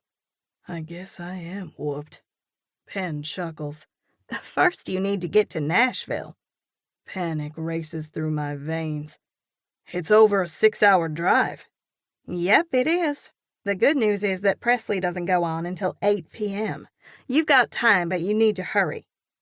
I glance at the clock on the wall. It's a little after 8 a.m. now. Pen's right. I've got time, but I need to bust a move. Wait a minute, I can't just up and leave. I don't have anyone to cover my shift. Pen grins. You do. I already talked to Dave Anders. He'll swap with you. Normally, I'm not an emotional guy, but a lump forms in my throat as I go teary-eyed. My sister is a rock star. How did you work that out? Dave doesn't like to swap. A smug smile tips her lips. I had a nice conversation with Dave's wife, Clara Beth, who was all too happy to have Dave fill in for you today, especially since she and Dave are getting a complimentary stay in one of the suites at the B&B on Valentine's Day. Thank you. I cough to hide my emotion. You're welcome. We share a tender look, which is rare for us. Pen claps her hands. Chop chop, you need a shower before we get on the road. You stink. I pick up on something she said. We? She nods, excitement swirling in her eyes. Yep, Memphis and I are going, along with Albany, Gavin, and Skatie. My eyes widen. Wow, that's a busload. Did y'all get tickets? Sure did. Compliments of Presley. Wait a minute. Does she know I'm coming? I told her I'd work on you, but that there were no guarantees. Joyous laughter gurgles in my throat. I jump up and pound the table with the flat of my hand. By golly, what are we waiting for? Let's get this show on the road. Chapter 19. Presley. You can do this, I repeat for the umpteenth time as I look at my reflection in the mirror, cringing at the gosh-awful pink and silver costume that leaves very little to the imagination. I'm not sure if Frederick Fran Fickerstein, the off-his-rocker stylist, intended for me to be a modern version of a Playboy bunny or a warped space cadet. I about busted a gut when he brought in a box of aluminum foil and started wrapping the ends of my hair in strips of it, claiming that it would pick up the stage lights and give me an out-of-this-world psychedelic appeal. I look like a freak. Country music is supposed to be classic, timeless. What in the heck is Lovey Barnes thinking? Is she intentionally trying to ruin my career before I even get it fully off the ground? Wringing my hands, I pace back and forth in my dressing room, sick with apprehension. Between the long, demanding practices with the choreographer and then my own sessions where I've been working on the actual song that I'm going to sing, my nerves are completely shot.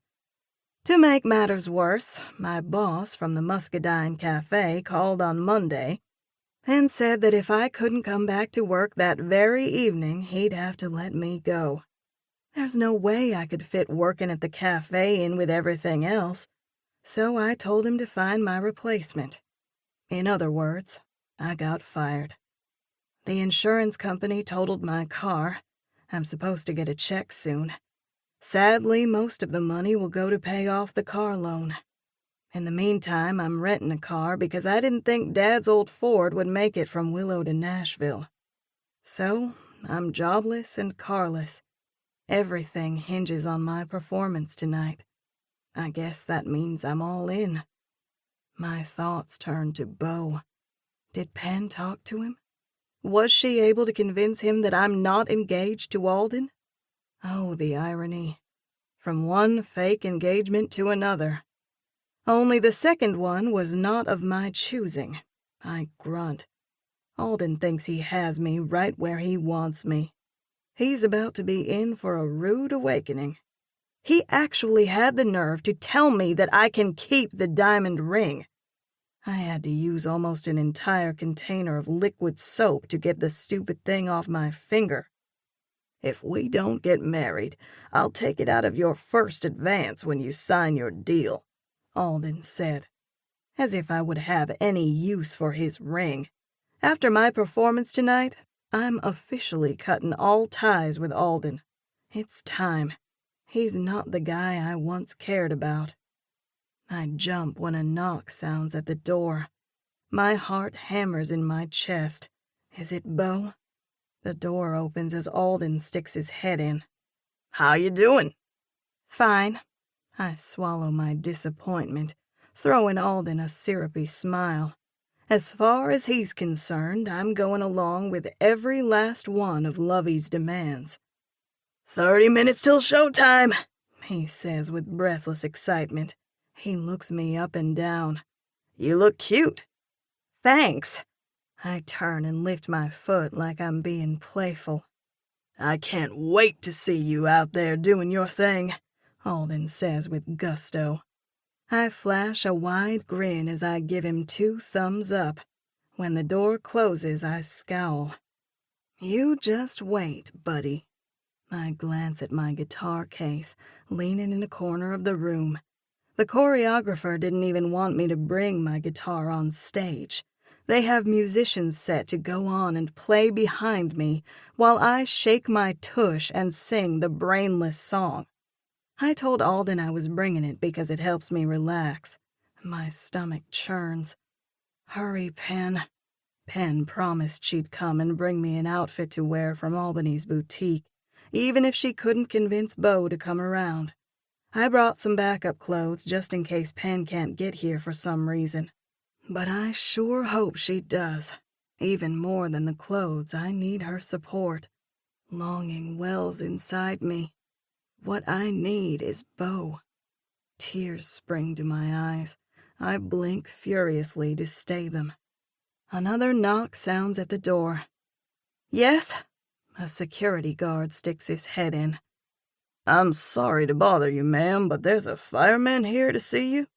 He speaks the phrase as if it's a question. I gasp, my heart racing to a sprint. I'm not sure what he needs, but he says it's urgent. Send him in, I say as casually as I can. Beau steps into the room and closes the door behind him. I have to fight to keep from running to him and falling into his arms. His eyes widen as he lets out a low whistle. Wow, that's some outfit, Willow. A sardonic smile tugs at my lips as I flip the ends of my hair with my fingertips. Isn't it great? I can't believe he's here. My heart is pounding so furiously that I can hardly breathe. Now that Beau is here, I'm no longer worried about the performance or Lovey Barnes or Alden, or even my finances. All that matters is that Beau came for me.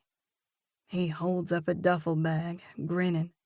I brought the goods, compliments of Albany and Skatie. Skatie? She brought you her red boots. Supposedly they'll bring you luck. Ah, I laugh. Thanks, I'll need all the luck I can get. With all that's between us, I hardly know where to start. I give him a tentative look. How've you been? He bunches his brows, a wry grin touching his lips. Absolutely miserable. I've missed you. I can no longer hold back my tears. They escape the corners of my eyes and dribble down my cheeks.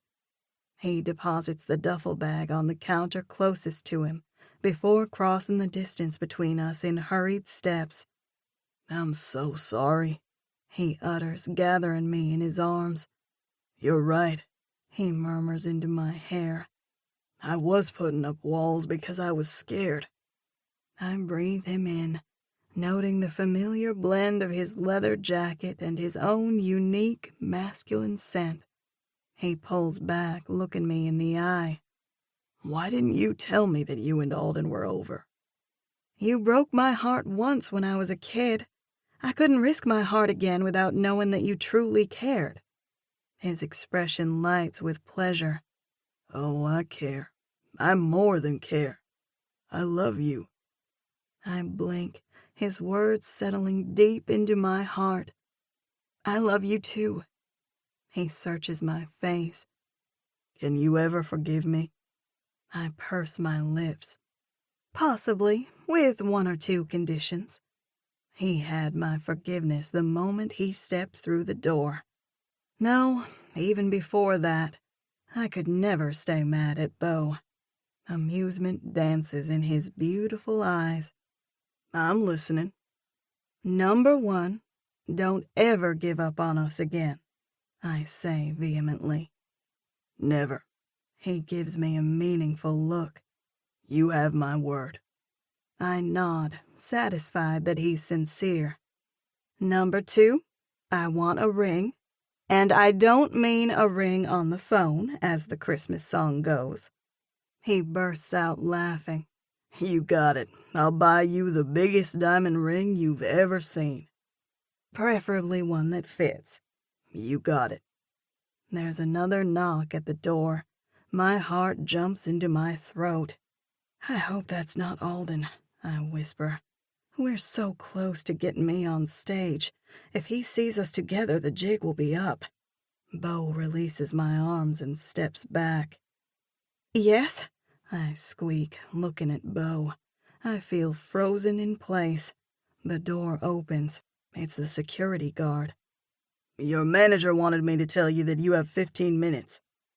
Thank you. I nod. The second the guy closes the door, Beau steps up to me again and cradles my face in his hands. Good luck, he murmurs, his eyes deepen into a smolder. His lips brush against mine, rippling tingles through me. I'll be waiting for you on the other side. I love you. I love you back. He lowers his hands and steps back, giving me a boyish grin and jaunty wave as he opens the door and goes out. I fly into action, tearing off the aluminum foil and peeling off the skin-tight outfit. I'm pulling on Skeet's boots when the door opens. Alden's eyes nearly bug out of his head. What are you doing? Performing my way. I go over to grab my guitar. You can't do this, he protests. Watch me, I say with a vengeance. As I move to pass by him, he catches my arm in an iron grip. A ruthless rage simmers in his eyes, sending a shiver of fear down my spine. I won't let you wreck everything that I've worked so hard to build. Let go of me, I seethe. Is everything okay in here? The security guard asks. I jerk my arm out of Alden's grasp. It is now. I tromp to the door. When I reach it, I whirl back around to face Alden. In case you were wondering, the two of us are through, both personally and professionally. Oh, and your diamond ring is in the front pocket of your computer bag. I don't want it any more than I want you. The guard escorts me down the hall into the back entrance of the stage. A buzz of adrenaline runs through me. I'm really doing this. It's the culmination of all my hard work and dreams. And the best part, at the end of the performance, no matter what happens, I get Beau. When I step onto the wing of the stage, I'm met by Paisley, the choreographer. She takes one look at me and her face turns the color of chalk. What are you wearing? And why are you carrying a guitar? There's been a change of plans. Oh, no. Her hands start to shake. This isn't good. Her voice trembles. Lovey will be fit to be tied. I place a hand on Paisley's arm. This is all on me, I say firmly. You don't understand. Lovey doesn't like having her orders disobeyed. Like I said, this is on me. Shaking her head, Paisley scuttles away. Across the stage, waiting on the other side, I spot Hartley Raines. She's set to go on right after me, followed by Cash Romeo. I glance out at the endless sea of people in the large arena. I offer up a prayer, asking for help. This is the big leagues. In what seems like a blink of an eye, the band on stage finishes, and then it's my turn. In all the commotion, I nearly forgot about the musicians who are set to go on with me, until one of them touches my arm. "What's going on?" the drummer asks. I flash a bright smile. Change of plans, fellas. I'll be playing a different song than what we practiced. It's in the key of A. Feel free to join me if you'd like. I shrug. Or not. The stage director, a 20-something-year-old guy wearing an earpiece and holding a clipboard, rushes over. "What's going on here?" "Beats me," the lead guitarist grumbles, throwing up a hand. "She's doing her own song." The shock on the director's face is nearly comical. "What?" He explodes. The MCs are out on stage announcing me. I've got this, I assure the director with a smile. When he eyes me with doubt, I add, you can either let me go out on stage and perform, or you can explain to the thousands of people in the audience why you have a hole in your program. "They don't pay me enough to deal with this junk," he mutters. "Fine, do what you want, but it's your funeral." The MCs leave the stage and it's my turn. Steeling my shoulders, I stroll out, pretending that I own the world. It's great to be here, Nashville, I say loudly into the microphone. I pause, my voice going ponderous. We often talk about earthly angels who cross our paths. I didn't realize until recently that being an angel to someone requires effort and sacrifice. Some very special people reminded me that helping others is a choice that must be made on a daily basis. In that spirit, I'd like to sing a song for you that I wrote for this festival. It's called The Choice of Angels. I strum the introduction and begin singing. My voice rings smooth and pure. I grin a little to myself when the backup musicians kick in. They're professionals, so it doesn't take much for them to keep up. A heavenly warmth flows into me as I sing, letting me know that I made the right choice to uphold my values. As the last strains of my voice die away, a hush settles over the audience. Then something magical happens. Thunderous applause fills the arena as people get to their feet. A feeling of awe overtakes me. Never did I imagine in my wildest dreams that I'd get a standing ovation. I smile and wave, unable to contain my tears of gratitude. Gratitude for a loving Father in heaven who gave me this unprecedented opportunity to use my talents to lift and inspire. Gratitude for Fern, who reminded me that service doesn't have to be grand. We often serve best through simple gestures offered in the course of our daily lives. I'm grateful for the renewal of friendships with Penn and Albany, and for the gift of family and lifelong friends like Skeet. Mostly I'm grateful to have found my soulmate in the most unlikely of ways. How could I have known that a rough-and-tumble firefighter could hold the key to my heart? As I leave the stage, I'm practically floating. The lead guitarist flags me as I pass. "Hey, that was some performance." He locks eyes with me. "I get it. You were right to do it your way." Thanks, I smile. Great job of following my lead. I'm almost back to my dressing room when Lovey Barnes charges up. "You are finished," she says nastily. I nod, walking past her. She grabs my arm, digging her fingernails into my flesh. "Don't you dare walk away from me! I'm not done talking to you!" I shake my head in weary disgust. Have you become so hardened and blinded that you no longer have the ability to recognize the merit of a good song? My voice goes hoarse. Did you not see what happened out there? I got a standing ovation. Little old me from Willow, Alabama. I jut out my chin. Nothing you could ever do or say will change that. I jerk my arm out of her grasp and continue walking. You're nothing, she rants.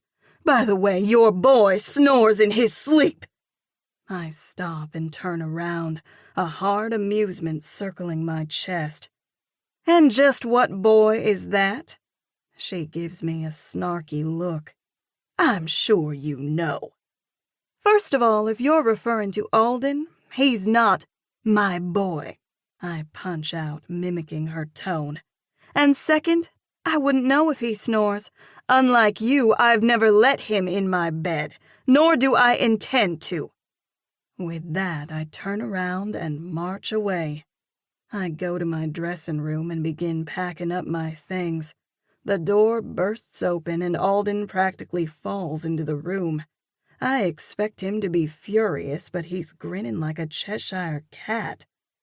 You are something, he laughs, placing his hands on both sides of his nose.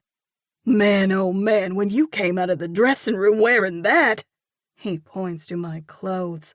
I thought we were sunk, and then you went out and nailed it. A standing ovation. That was incredible. You'll have people coming out of the woodwork wanting to sign you. We can name our price. Beau steps into the room. When he sees Alden, his jaw goes stone hard. Alden jerks around and looks at Beau before turning back to me. What's he doing here? He's my fiancé, I say with a clear note of pride. What? Alden stutters. No, that's not right. I've nearly got everything packed, I say to Beau. He steps around Alden and comes to my side. Do you need any help? You bet, I grin. You are a marvel, Beau says softly. That song? Thank you. Tears well in my eyes. I'm the one who should be thanking you. We did it, I exult. You can't be serious, Alden sneers. You're choosing him over me? Yep, I snip. I most certainly am. I wrinkle my nose. Although it was really never a contest. Beau had me from the word go. I savor the look of understanding that passes between Beau and me. No! Alden shakes his head. No! He says obstinately, stepping up to Beau and me as if he intends to physically split us apart, which certainly won't end well. Beau could wipe the floor with Alden and not even break a sweat. You're nothing without me, Alden seethes. I made you and can break you just as easily. He grabs my arm. I've had enough of this. We need to go someplace where we can talk. Let her go, Beau orders, a dangerous edge slipping into his tone. Or what? Alden smirks. You'll drag me back to your little podunk town and douse me with your fire hose? He looks at me. I won't let you throw your future away on some pathetic loser who's not worthy to lick the dust off your boots. Fury flashes in Beau's eyes. He balls his hands and I can tell he's preparing to act. I beat him to it as I draw back my fist and pop Alden in the jaw. He staggers back and trips over the metal frame of the dressing stool, landing square on his hind end.